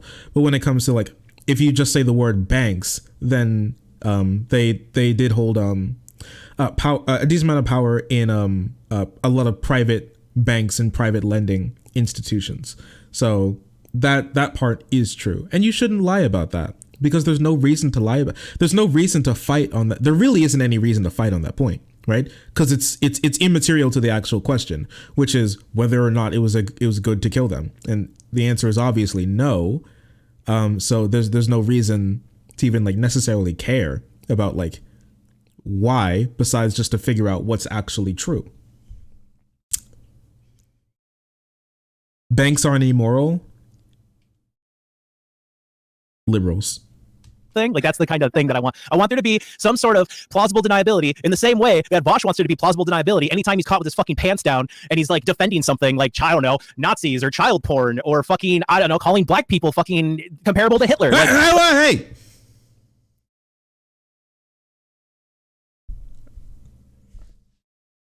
I'm sorry. That was a knee-jerk reaction. Is that he's like calling black people, and then I like that sound after he said that. I was like, hang on. Yeah, was that kind of like my life just flashed before? Yeah, I was like, excuse me, what were you about to say?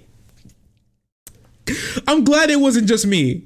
Thank you. I'm glad it wasn't just me. Where I was like, whoa, hang on now, hang on. Jeez, got a little close there. Like any of these things, or saying that trans people are mentally deficient, or whatever the numerous things that he's fucking said in the past towards marginalized groups. Like I'm just saying that, you know, I'm trying to give my homies here, EJ and Luna, the same plausible deniability that Vaush and his ilk provide for themselves. So, you know, just throwing that out there. I mean, it's and there are people in the chat who are disagreeing. They're not getting banned because they're just making points, and that But what is morality though? Like when it breaks down to it, I just also want to point that out. Like what the fuck is morality? Like in real life, it's just these artificial constructs based off like colonial ideas. Like when we talk about like morality, we usually go to the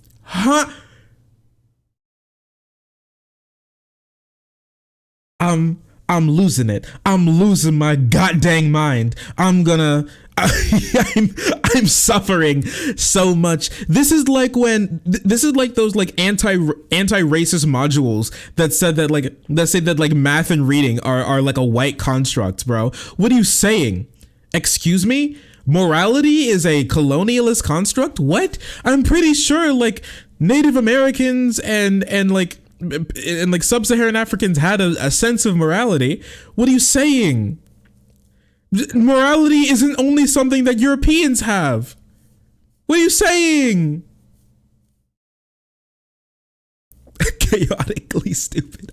I need to put the Joker makeup back on. Let's try and hear him out. Colonial ideas. Like when we talk about like artificial constructs based off like colonial into the calculus of when we're judging people and judging morality and making these kinds of judgments. But what is morality though? Like when it breaks down to it, I just also want to point that out. Like what the fuck is morality? Like in real life, it's just these artificial constructs based off like colonial ideas. Like when we talk about like morality, we usually go to the Bible. We usually go to like laws. We usually go to these things that only serve specific people. You know what I mean? Yeah, I think exactly. And also like this fucking like the supposed like gotcha about morality. Like EJ, explain your morals. Well, how do you know it's bad? How do you know hurting? Like oh, of course, I agree with you that the position of justified violence. I agree with you in that position, but I need you to explain it to me. Why your morals, where your morality comes from that. And when you retort with because I trust the people who are being oppressed to fight back for themselves, right? And you're just, and then like it gets turned on you where it's just like, oh, so you think that because Nazis were attacked that slavery is good? Like, wait, you gotta think, please. I'm begging you. You must think. You must. You should not run from thinking. It's not hard. It's really not. It's not a gotcha. It's not that hard. It's a very simple slam dunk. Why are you so scared? Don't be scared. Go get you some big booty thinking. Think for a second, okay? If you just say, if someone can make a claim that they are being oppressed, they can now engage in any violence that they think is okay. That would mean anyone who claimed to be oppressed could do that. And so you need to add a little bit more, you need to add some bumper guards to this ideology because it can lead you to some bad places. It's not a gotcha. If the Nazis made a claim that they were oppressed, they made that claim. They said that they were being oppressed, okay? But you don't believe them. Why? Don't you think, like, for a second? Think for a moment, please. I'm begging you. Think for a moment and think like, okay, on the face, these things from that angle seem similar, but they're obviously not. Why? Why? Think why. And something has to change. If you can't figure out why, something needs to change. If your political ideology leads you and you can't actually argue from your position why these two things are specifically bad, and not just I believe one but don't believe the other, specifically because you have all of the information afterwards in front of you. My question would be, if you weren't, would you be someone in Nazi Germany advocating for like for like the Holocaust or something? Would you be that person simply because the Jewish people, simply because like the Nazi Party made that claim? I would hope not. You'd have a moral system that could get you out of that bind. But the fact that these people are just like constantly writhe at the idea of ever coming out with why this is bad from their position just worries me a lot. That it's not as fleshed out as they say it. Yeah, Israel says they're being oppressed by freaking the poorest, most downtrodden human beings on the face of the earth, and so they just bomb them, like fish, like shooting fish in a barrel whenever they're bored. Do you agree with their claim? I don't. Why? Just answer. It's not. Why isn't a hard question. Well, it shouldn't be. Jeez. That is literally what the conversation developed into. This is the type of shit that like is allowed to just like continually go on. You want to sit here and be like what's morality? What are morals? Whatever, yada yada yada. It doesn't matter within this context, because at the end of the fucking stream, at the end of the fucking day, it's whatever can be used as personal propaganda to lift his fucking channel, because there's going to be more people that are going to come out there and they're going to defend him, and you're going to start seeing people sit there and be like, oh, these people just have Vaush derangement syndrome, and like, which is once again terribly fucking ableist, but like that's like a fucking thing. Like they will do anything to fucking that really annoys me, because Vaush definitely did the 2-hour stream about how horrible Luna is. Is saying someone's deranged ableist?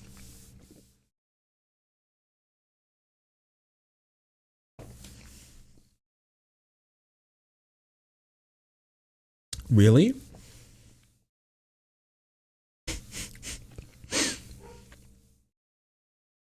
Yeah, I don't know, man. It's just weird. Just wacky to me. They're a little strange, personally. VDS therapy session.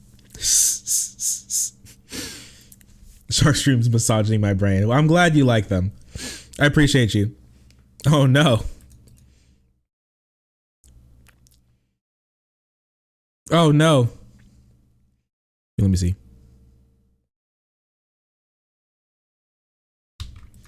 One second. You've been unmuted, Moose. Sorry about that. I don't know why. Yeah, I have no clue why they think that that's ableist. I don't know. Here's one thing, okay? Because you can say like saying that someone's psychotic is ableist, but then my question would be, is then saying someone is disconnected from reality ableist? Because that's just what psychotic means. Is that you're disconnected from reality. That's literally just what it means. So you're just saying the same thing, but in a longer way. Is that like really the same? Is that okay now? I don't know. Out of nowhere, Luna did not say anything about Vaush, to prompt that or anything like that. So it's a double standard for one thing. Woman of color, a content creator, I never want to touch any debate bros like Vaush, because we know for a fact that like they are like an ant nest, and once we poke it, his fans are going to go out and attack us like horribly, and we are already in a very vulnerable position. We never want it. So like me, I always try to stay away from them because I don't want harassment. I don't want death threat email from his fans. And he was the one who kept making videos and live stream about me again and again and again. And to the position that if I don't defend myself, they're gonna think that I am an easy target. And when I speak up for myself like this, a bunch of his fans are like, oh, you mad? You're still on about this? You're living rent free. It's like the mindset. It's a ridiculous white supremacist, racist mindset. It is a white supremacist double standard, and it's because they show up and they say you better. Is this what people see when they look at like leftist spaces? Is this how like right-wing people feel when they look at my channel and they're like, yeah, let's not say that gay people are subhuman, right? And they're like, oh my gosh, they're so SJW. Yeah, this is how they view us. Oh my goodness, it's like taking a trip through their eyes. Yeah, she didn't defend herself. Her husband did it for her. King. Hey, man, wait, okay, so I want to see one more thing, because apparently you said they added on ProfessorFlowers. Here, let me see. Kill a kid, we're gonna blow up the Earth. But then they don't even have the ability to blow up Earth. They're just fucking like scam artists. Like I'm not gonna fucking kill that kid. I want to go like together to kill the aliens. I know. That order. What the that's fuck my is wrong point. with you? We can't think of all the different hypotheticals of aliens coming to Earth. There's just too many variables there. I think it's like the thing that like frustrates me, right? That, in my opinion, is like really. She's arrived. One of the things that I think is like that frustrates me the most when it comes to his fucking audience, right? Is how they so quickly and are so willing to overlook how he sits there and says, like he'll say like I'm a credit to the fucking online left, whatever the fuck that means, because I have de-radicalized people. Look at me, I fucking brought over Hunter Avalone. Oh, thank you, appreciate that. But whatever. But like, and then instead of like continually pressing those people on like, hey, can you do 1.25? Oh, do you mean you want me to slow it down, or do you think it's less than 1.25? Because right now it's on 1.5 times. Oh, but like, slower? Okay. I think like, oh geez. I just think that like here, listen,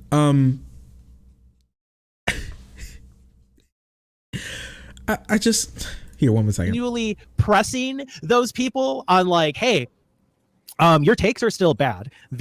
But like, and then radicalize people. Look at me. You should be able to just say that's good. Like, you could say it's not an excuse, but you can still like give credit to where if credit is due. I do think it's good that he helped de-radicalize Hunter Avallone. That Hunter Avallone still doesn't post like the same stuff that he does. That's like objectively good.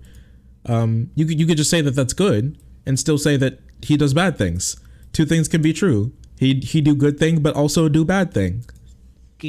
Brought over Hunter Avallone. Oh, thank you. Appreciate that. But whatever. But like, and then instead of like continually pressing those people on like, hey, your takes are still bad. These are why they're still bad. Let's still have conversations with this on like why you should still continue to move more left. Let's have these conversations in real time. Let me work you through this. Like as somebody who brands themselves as this great arbiter of fucking white liberation to understanding progressive policy. Like let me fucking do that for you. Let's conversate on that. No. What does he do? He fucking brings them like ever so close so that he can share a community with them because they have like fucking hundreds of thousands more followers than he does. And then he like goes online and then he like allows his people to fucking go around and find other people who are just like making educational leftist content, who don't make drama streams, who don't do drama baiting, who literally just talk about things that need to be spoken about or try to educate people online. And like, they're just like, I got an idea. Instead of like me actually continually educating this fucking quote unquote former fascist, let me go attack some fucking people that are trying to teach some shit. Let me go fucking drag this person who's trying to talk about their perspective as a marginalized person to educate this fucking white echo chamber. Vaush spotted. This is what Vaush looks like without his beard. Just so you know, this is when he travels, he shaves his beard. This is what he looks like. This is him. This is the guy. This is Fat Ian, all right? POV Vaush when he defends black people.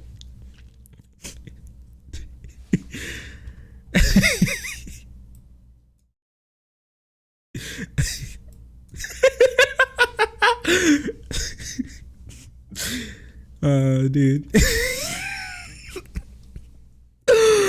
Oh my gosh. It's so good. Wait, this needs to be. Wait, this is a meme format, right? This is like 100% like a meme format. Why have I not seen this be used as a meme? This needs to be used as one. Wait, I got any memers in chat? If I have any memers in chat, I need you guys to hop on this, okay? And at me on Twitter when you make one. Because this is good. This is some good stuff right here. This is 100% a meme format. Wait, here you go. Here's the link. There you go. Go, my frogs. Go, make memes. That I exist in, that I want to perpetuate. And I guarantee you, just addressing Frackbox's comment here, that I will not get.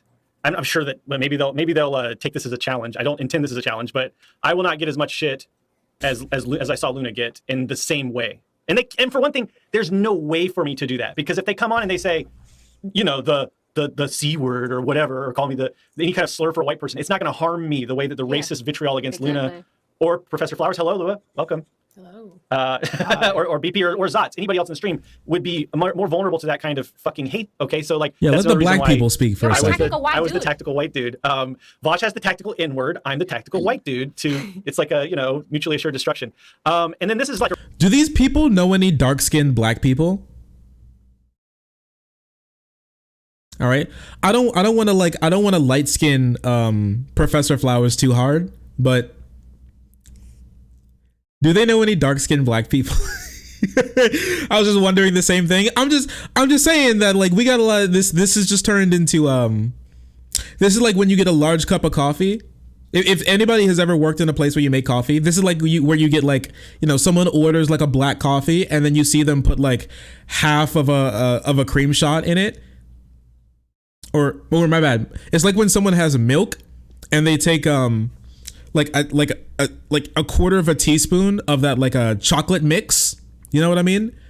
And then they dump it in and then stir it around and it just turns into like a really like a brownish eggshell. still, but you can very clearly tell that it's still white. It's just like, that's what I'm looking at right here. I'm just like, do you know any dark-skinned black people? Do you know any? Are you friends with any? Yeah, I'm just saying, I don't want to light skin her too hard. Okay, she's trying her best. She didn't choose this life. I'm just asking. I just wanted to know. I just wanted to know. Okay. A really good comment, and then I want to let Lua talk because Lua just joined us. But this is a really good comment about why idealist hypotheticals and thought experiments are useless. You have to come up with a hypothetical to show that the hypothetical is dumb. See what I mean? You have to dabble in the dark arts of sophistry against sophistry. It's like a hypothetical is not sophistry. What's happening? You can do that all fucking day and it gets you nowhere, right? Nothing. And that's what happened to you, Lua, when you had your conversation with Vaush. Exactly. But how are you doing, Lua? Welcome aboard. Hope you're doing okay. Yeah. Oh, we're still talking about that Vaush conversation? I just wanted to pop in, see how y'all are doing. And then I was like, oh, it's about Vaush Day. Okay, well, hop in a little bit and just listen in. And then now I'm here. So yeah, thanks for having me. And it's good to see you all. Thanks for joining us. Yeah, I mean. Oh my gosh, it's a whole like Vaush trauma response team. I didn't know that they all became besties. It's like you talk to Vaush and you think that he's mean, and then you join like the Vaush trauma squad when another like video essayist gets into like beef with Vaush, and then they all collect. They come together strong through their shared struggle. You know? VDS is an STD. Oh no.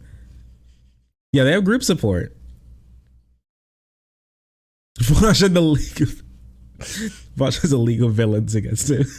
I'm not gonna say these guys are villains. I don't agree with them on a plethora of issues, but I wouldn't call them the League of Villains. I don't know. Yeah, Corvidae and Bad Bunny need to join in. I guess the point, I don't know. I guess the point is I feel like I want people to understand. I think it's really important that people, like it sounds so, and I learned this through the practice of of talking to people, trying to signal boost people, trying to support people and this kind of stuff. It's like, it sounds so detached from what's important, all this philosophical stuff, epistemology, ontology, how do we know what's really true? How do we know the basis of morality, all this stuff? But as you can see, it has real world consequences. If you believe that you can just construct right now in this day and age, a universal utilitarian system of ethics that you can apply to all people in all times, then it's going to lead to harmful outcomes against people like Lua, against people like Luna. Women. Hold on. Radical Reviewer. Wow. Hey. Been a long time. How you doing, comrade? To be fair, isn't people feeling more comfortable attacking female, POC, et cetera, a problem with the world in general and not anything about Vaush's community specifically? Yes. Yeah. Yes. That's true. No, I'm not saying that it's unique to Vaush by any means. Radical Reviewer in here to add a smidgen of nuance. Another reason to love Radical Reviewer.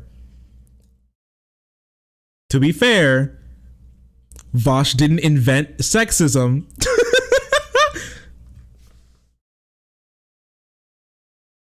Wait, I'm sorry. I'm sorry. I just think that this interaction on my tweet was like really funny. That's such a weird line. Yeah. Listen, wait. I need to show you guys this interaction under my tweet. Like some of you guys saw, I made a tweet. It was like, I don't have any conservative friends and I have a quiet, happy life. Coincidence? I think not. And so a bunch of liberals and a bunch of like conservatives got really mad because I don't want to spend time with them. I guess the liberals were mad I didn't want to spend time with conservatives, and the conservatives were mad because they think they're being like discriminated against because they have bad views, and I don't like it. And so there was this altercation, and I just have to tell you, I was just thinking about how funny it fucking was. Do you think the average conservative wants you dead or in a conversion camp? This is what they meant, a conversion camp, and just a solid freaking chiseled jaw, 5 o'clock shadow, rippling muscles? Yes. Huge. Yes. which I do think is like there you go. That's it right there. That's what I was looking for.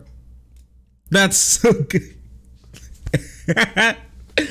Whoa, SDL, the ableism in this tweet, bro. Look at you. This is good. This is good right here. I love this. This is great. Look. Bro, what? Bro, what? Oh, another rendition. This one's good too. This one's good too. Kristen Cinema. Americans waiting for basic voting rights. This one's top notch. This one's great. This is 100% top keck. I'm proud. I knew you guys could do it. I'm proud of y'all. Good work, memers. I'm so proud of you guys. Yeah, this is great. I'm sorry. I just think this is fun. Yeah, I mean, I think lots of conservatives in this country do still believe in conversion therapy. Yes. So they would be like, oh, I mean, it's unfortunate that they died, but they shouldn't be like that too. So, I mean, you know, like, I don't know. I still don't think it's my fault for not wanting to be friends with conservatives when many conservatives have bad ideas. You know what I mean? You know what I mean? Is it just me? Does that make me the baddie? Am I the baddie here? For when conservatives say bad things and I'm like, I don't want to be your friend, and then I leave, that I'm the baddie here? I'm the one who's causing the division here? I don't know, man. I don't know. Like after this, I don't know, man. After this, what it feels like, you know, is like if we're all sitting in a room and one person squats and takes a massive shit in the room, and then I like get up and leave because I don't want to sit there hotboxing their fat, greasy shit, and now someone else turns to me and goes, "Hey, why are you causing division by getting up and leaving?" And I'm like, I don't want to be here. If you like that, go ahead. Like that's all you, Chief. Don't let me stop you. God bless and Godspeed. I don't want to be here anymore. But this is apparently I'm apparently the baddie here. I'm the bad guy. I don't know. I wonder if they feel the same way when it comes to people dating like Trump supporters, because Trump supporters have been bitching and moaning since like 2016 that they're having a harder time dating, which is a good thing. Fuck them. I wouldn't want to date one either. And so do they guilt the same people? They're guilting these women that they need to be in relationships with Trump supporter dudes. Like, do you feel the same way, Bucko, buddy? That is natural selection. You want to be friends with a racist that discriminates? Yeah, I am discriminating. I am sorry. Listen, MLK fought against this. We don't like discrimination anymore, Shark. Stop ruining MLK's vision, his legacy. Stop doing it. I'm the division. And I'm not even saying. I mean, they really go hard on women. It's like, yeah, I don't know. Yeah. Oh, go ahead. It's an issue with the world in general. Women. But then I feel like if you're like, oh, I'm a leftist, I want to end gender oppression, with that, assuming that's something that you care about, and then you pull this shit, it's like, well, fuck you. You know what I'm saying? It's like, it's just like, it's just more like, it just feels a little bit more hypocritical. Like other people, they don't necessarily claim to care about that. And so it's just particularly frustrating. Of like radical, of course it's a bigger issue, right? It is what is this? What is this? Luna, what? Luna, are you okay? Woman, are you all right? LunaOi, back in the 70s, after we won the war with the US, a group of anarchists called to dismantle the Communist Party and the Vietnamese government. Lee Duan, I think that may be how you pronounce their name, the general secretary at the time,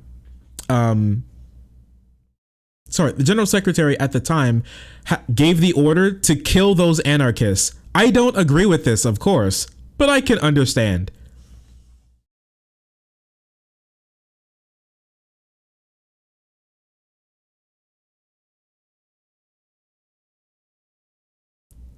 I'm the baddie, and I'm the baddie. She says this, and I'm the bad guy. She said this is the thing that she like willingly said. Nobody made her say this. This is just a tweet. She could have put her phone down, and she decided to tweet it anyways. And I'm the baddie. I'm the bad guy. Me. I'm the bad guy. What's happening? What world am I living in? Yes, you're a debate bro, remember? Fuck.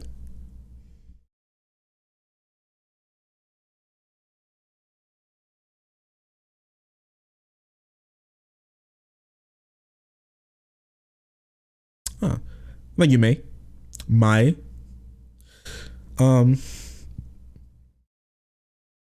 don't know. Just I'm losing my goddamn mind.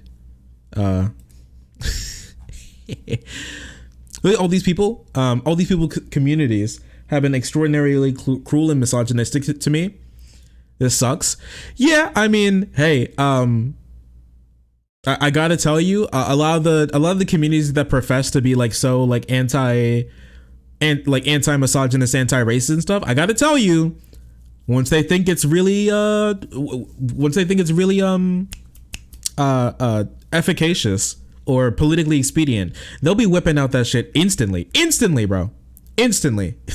It's the same thing with like the ableism, when they were making fun of those guys who wanted to tune into Chad Vice with like Ethan Klein and Hassan Pecker. They started to call them disabled. Like, I can't imagine ever wanting to need confidence. These guys must be disabled. Like, damn. Okay. And there were a lot of like lefty people liking that shit, but okay. But I'm the baddie, I guess. It is the continuous issue that we have to fucking fight against, right? It is for those of us, like, it is the very reason why those of us who want to see shit change, those are the systems that we are trying to fucking dismantle, right? But like EJ has said before, like, this is like what Vaush is specifically doing is creating tension where there should be unity, right? And so like now we have to fucking hold ourselves like together. And in my opinion, I would much rather be like, show that there is absolutely no room for this shit to continue within a socialist spaces. Mm-hmm. Full fucking. Okay. Yeah, leftist unity. That's well, that's definitely interesting. Already, I'm convinced. No, I'm dead ass convinced. I'm not even joking. I think he's an alt-right plant. He advocates so much alt-right neo-Nazi bullshit. I just can't believe he's not, and he just portraying himself as a leftist. Because you see all the arguments one after another. Every single alt-right argument he makes, but he calls himself a leftist and all this other shit. I think he's really low-key just trying to like indoctrinate people, specifically white leftist bros, into like neo-Nazism. I really think he is. I'm not even lying. I think Nazis that he debated won him over. That's what I feel like. You said that, and I like literally.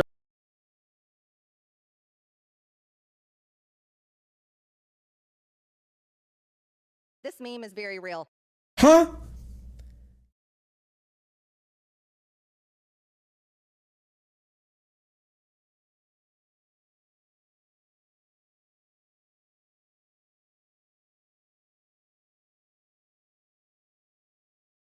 We made a huge mistake.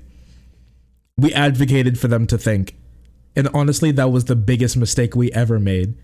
We shouldn't have asked them to think. Because when we asked them to think, it only got worse. Oh no. My goodness. Shark in a chair, thank you so much for the 300 bits. I appreciate you. What kind of shark are you? A black tip reef shark. Thank you. An LGBT truther. Not like this, not like this, not like this, not like this, not like this. So true, bestie. Worship of the Olympians with the $2. $2.50. Really appreciate you. Thank you so much for that donation. That means the world. I appreciate you. Thank you. Is this the got clapped by Vaush support group? Oh, maybe a little bit. This is let her finish. She did fit. Well, my bad. But I was still talking about the guy, like ProfessorFlowers, but like, my goodness. Nazis that he debated won him over. That's what I feel. He's an alt-right plant. He's a Nazi. Debating the Nazis won him over. What? I don't even know what to say anymore. I'm just so How did people see similar things but reach such different conclusions? It's so strange. Humans are so interesting. He's a CIA plant. That's true. I feel like you said that, and I literally the whole conspiracy popped up in my head. I'm like, wait a minute, because I for so long that was convincing. That he just didn't realize that he pushes literal white supremacist talking points, and I for a long time was like, he doesn't realize, but then. Well, he must, because he's argued with Nazis so much. Even when I debated him, he even said, I understand the concerns of neo-Nazis, and his arguments were actually Nazi arguments.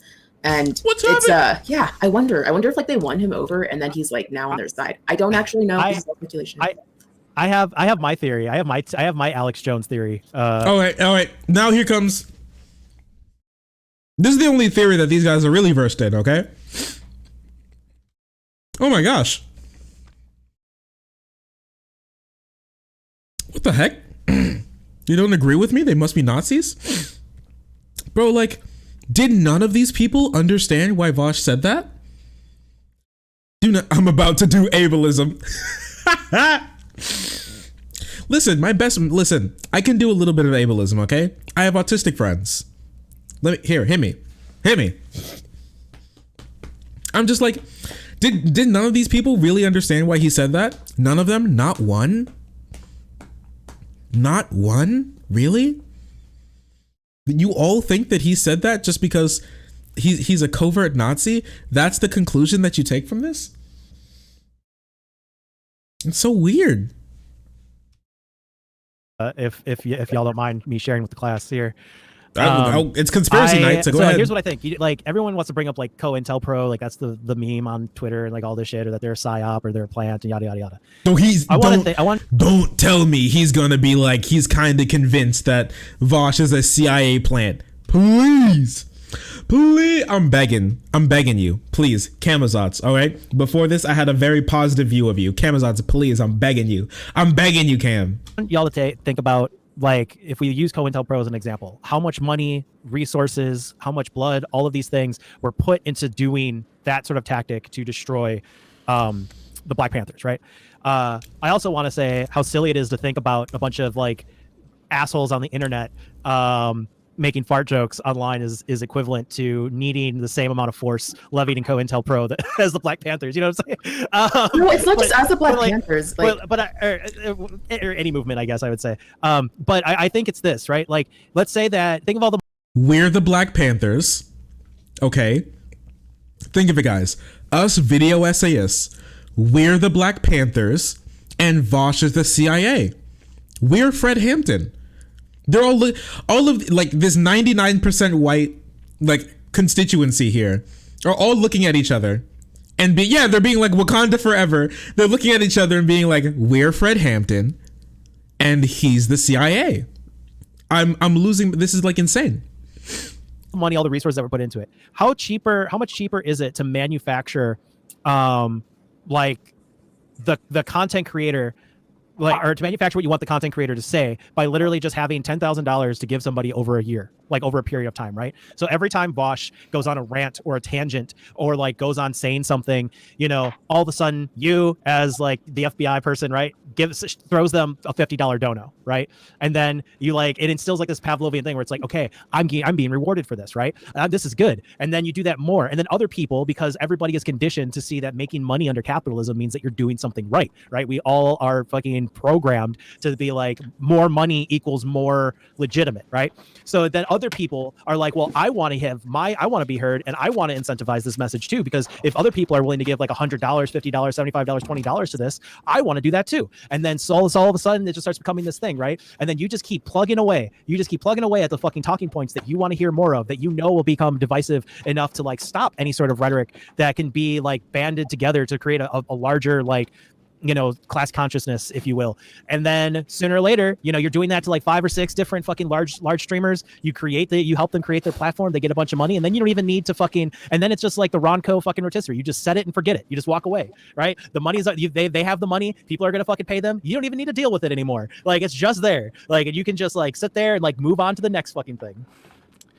I mean, I think he's just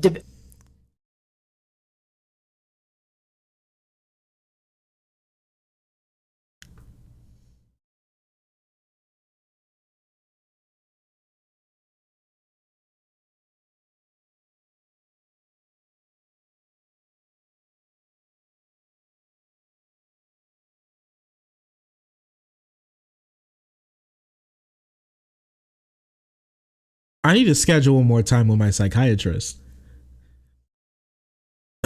all of this has just like shown me that I need to schedule more time at my psychiatrist. I need to pick up like a therapist too, because like the strain on my mental that this is giving me, I don't think this is good for me long term. I don't think this. I think this is genuinely. I'm just like.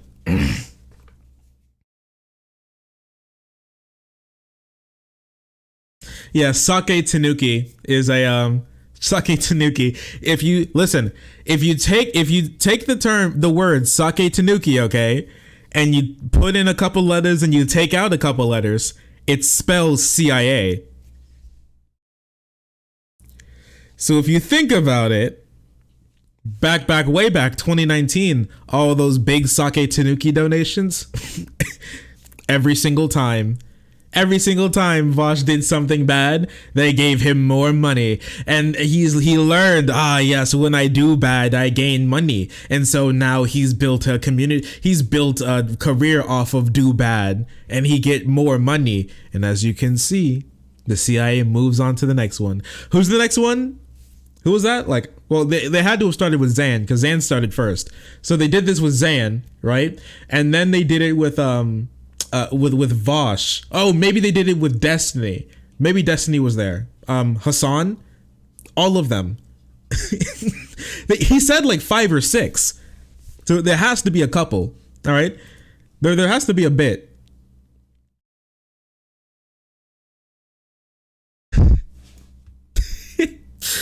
Logical reasoning. Vaush is a CIA plant. See, guys, stop. As you can see, they just fed him like Pavlov's dogs, and he learned. He connected do bad with get money, and he started to do more bad to get more money. As you can see, listen, I've taken Psychology 101. I know exactly what's going on here.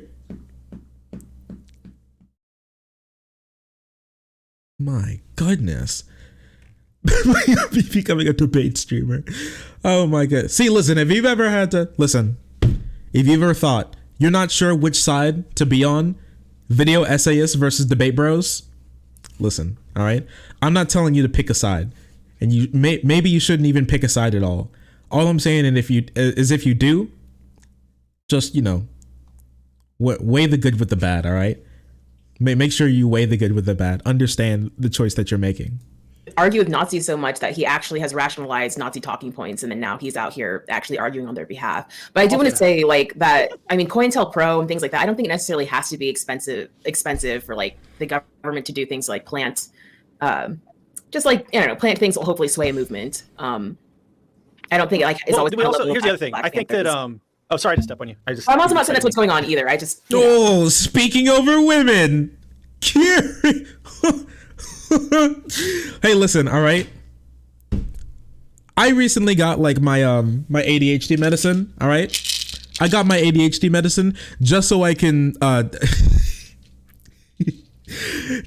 interrupt women faster and talk over them louder, okay? That's the main reason, especially when I'm in a debate setting. So I'm glad that NonCompete is also there with me in the trenches. So nice. No, what I'm going to say is materially, it doesn't matter like where a bad actor comes from or what their motivation is, right? It could be like an alt-right troll. It could be somebody who just doesn't know what they're talking about, and maybe they think that they're acting in good faith, and they're not. There's all kinds of different ways that can lead us. But so for instance, I mean, don't think that this is a one-on-one comparison, but it's like, for instance, Malcolm X wasn't like assassinated directly by... Not Malcolm X. Martin Luther King Jr. is the situation. Please, wasn't assassinated directly by the feds, but the feds knew he was going to be assassinated, and they just like let it happen. Please, why are we comparing ourselves to MLK, Fred Hampton, and Malcolm X? Please, please stop. It's so cringe. I'm MLK. I'm Malcolm X. I'm Fred Hampton. I'm the Black Panthers, and Vaush and his ilk. They're the CIA. We're just like him. They're trying to assassinate us. All right. Jeez, freak. Gee, I'm so. Why? Why are you doing this? Uh-oh, Amon, thank you so much for the $5. Bestie Shark, I'm going to have to dip from the stream. I appreciate you. These choco fucks are unfathomably stupid. Take my money. Hey, I appreciate you. Thank you so much for the donation. That means the world to me. I hope you have a great night. Thanks for sticking with us. I'm laughing. I'm laughing to keep the tears at bay. All right? I still hear the rain in my heart from the tears that I hide because it tears me apart. But I keep them inside. And I can't escape from the sound of the rain in my heart. So, you know, like there are all kinds of ways where they can facilitate what they want to happen without being the one that actually pulls the trigger or whatever. So materially, it doesn't matter, you know. The CIA set the wheels in motion for Vaush. Like the motivations for certain things, I guess, is all I'm saying. By the way, hello, Aaron for Re-Education. How you doing? Hi, Dan. Hey, nice to see you. The leftist audio. Mean person who fights Nazis. A Nazi. Corporate wants you to find the differences between these two pictures. They're the same they're the same picture.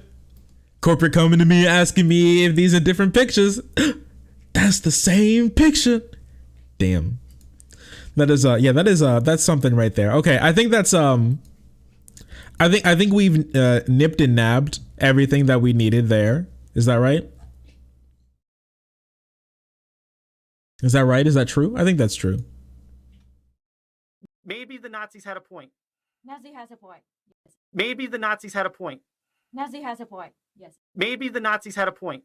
Nazi has a point. Yes. Maybe the Nazis had a point. Nazi has a point. Yes. They said it.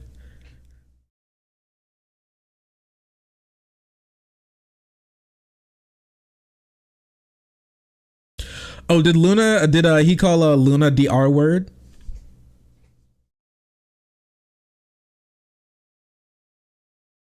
Luna is my friend, so it really sucks to see him in the Cope stream. Oh no, it really be your own, don't it? It really be your own. That's sad. Hey, like, listen, not everybody who was there was like, once again, don't assume the worst of everyone, okay? Only assume what you hear from people, okay? But so you have no clue. We have no clue what he actually said. I mean, Radical Reviewer was there, and he had some 2 cents to throw in to add a little bit of a normality. Maybe the Nazis had a point. Nazi has a point. Yes. But I'm really not sure how we fix this from our content creators. You know, this community. What's happening? Maybe the Nazis had a point. Nazi has a point. Yes. What do we do? What do we do? How do we fix this space? How do we fix this space?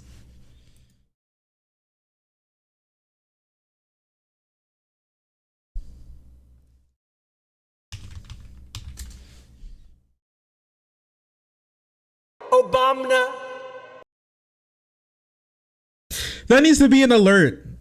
That needs to be an alert. I'm not sure what alert to make it, but it needs to be an alert. I'm not sure for what, but I need to make that an alert. Obama.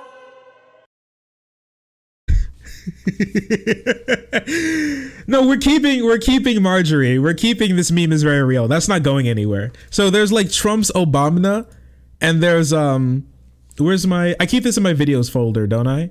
I think so. Where's this? There's Trump's Obama. There's this meme is very real, based in red pilled. We have that one set up already. Our old follow notification was Bernie Sanders. American people are tired of women. So yeah, that this one got retired because, you know, we were thinking, you know, when people first find out about us, we don't want it to be like a bad impression or something, just to make sure that, you know, we like women here. We're okay with women here. Women are fine. Okay. So we're not, that was the old follow notification, but it got retired. I'm not sure. Maybe we can find a place for it somewhere again. Bernie, no. American people are tired of women.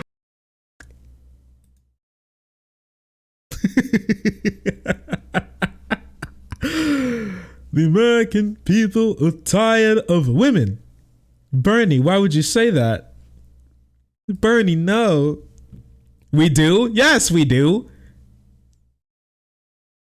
Obama. Like oh, and this one too? Bernie fans be like, context. Vaushites and Vaushites after trying to defend this. Context, I need context. Squawk. One clip, two clip, I need context.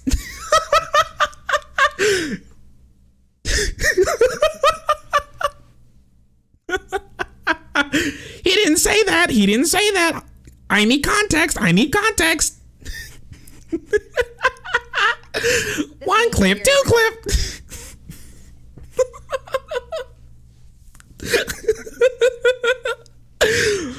Vaushites, get a grip. Get a grip, man. Oh no. Wait, this one's good too. Like all of a sudden I'd be trying to prove that I'm not crazy when I knew I wasn't crazy. Right.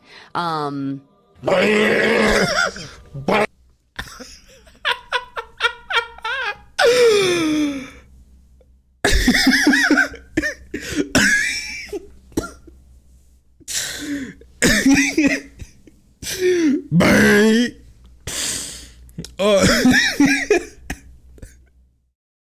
Like all of a sudden I'd be trying to prove that I'm not crazy when I knew I wasn't crazy. Right. I'm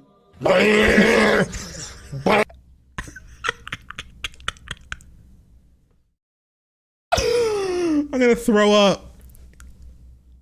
I gotta prove I'm not crazy. Bye. Fucking noise.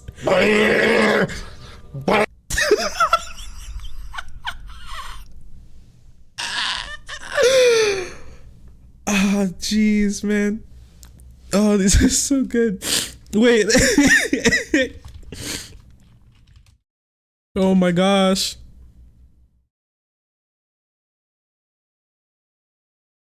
Oh my jeez.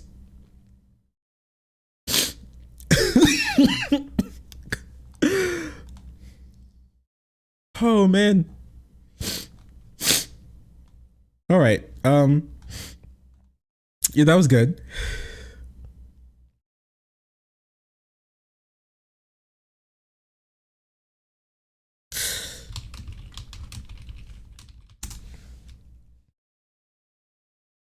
My gosh. All right. Here, 1 second. Here.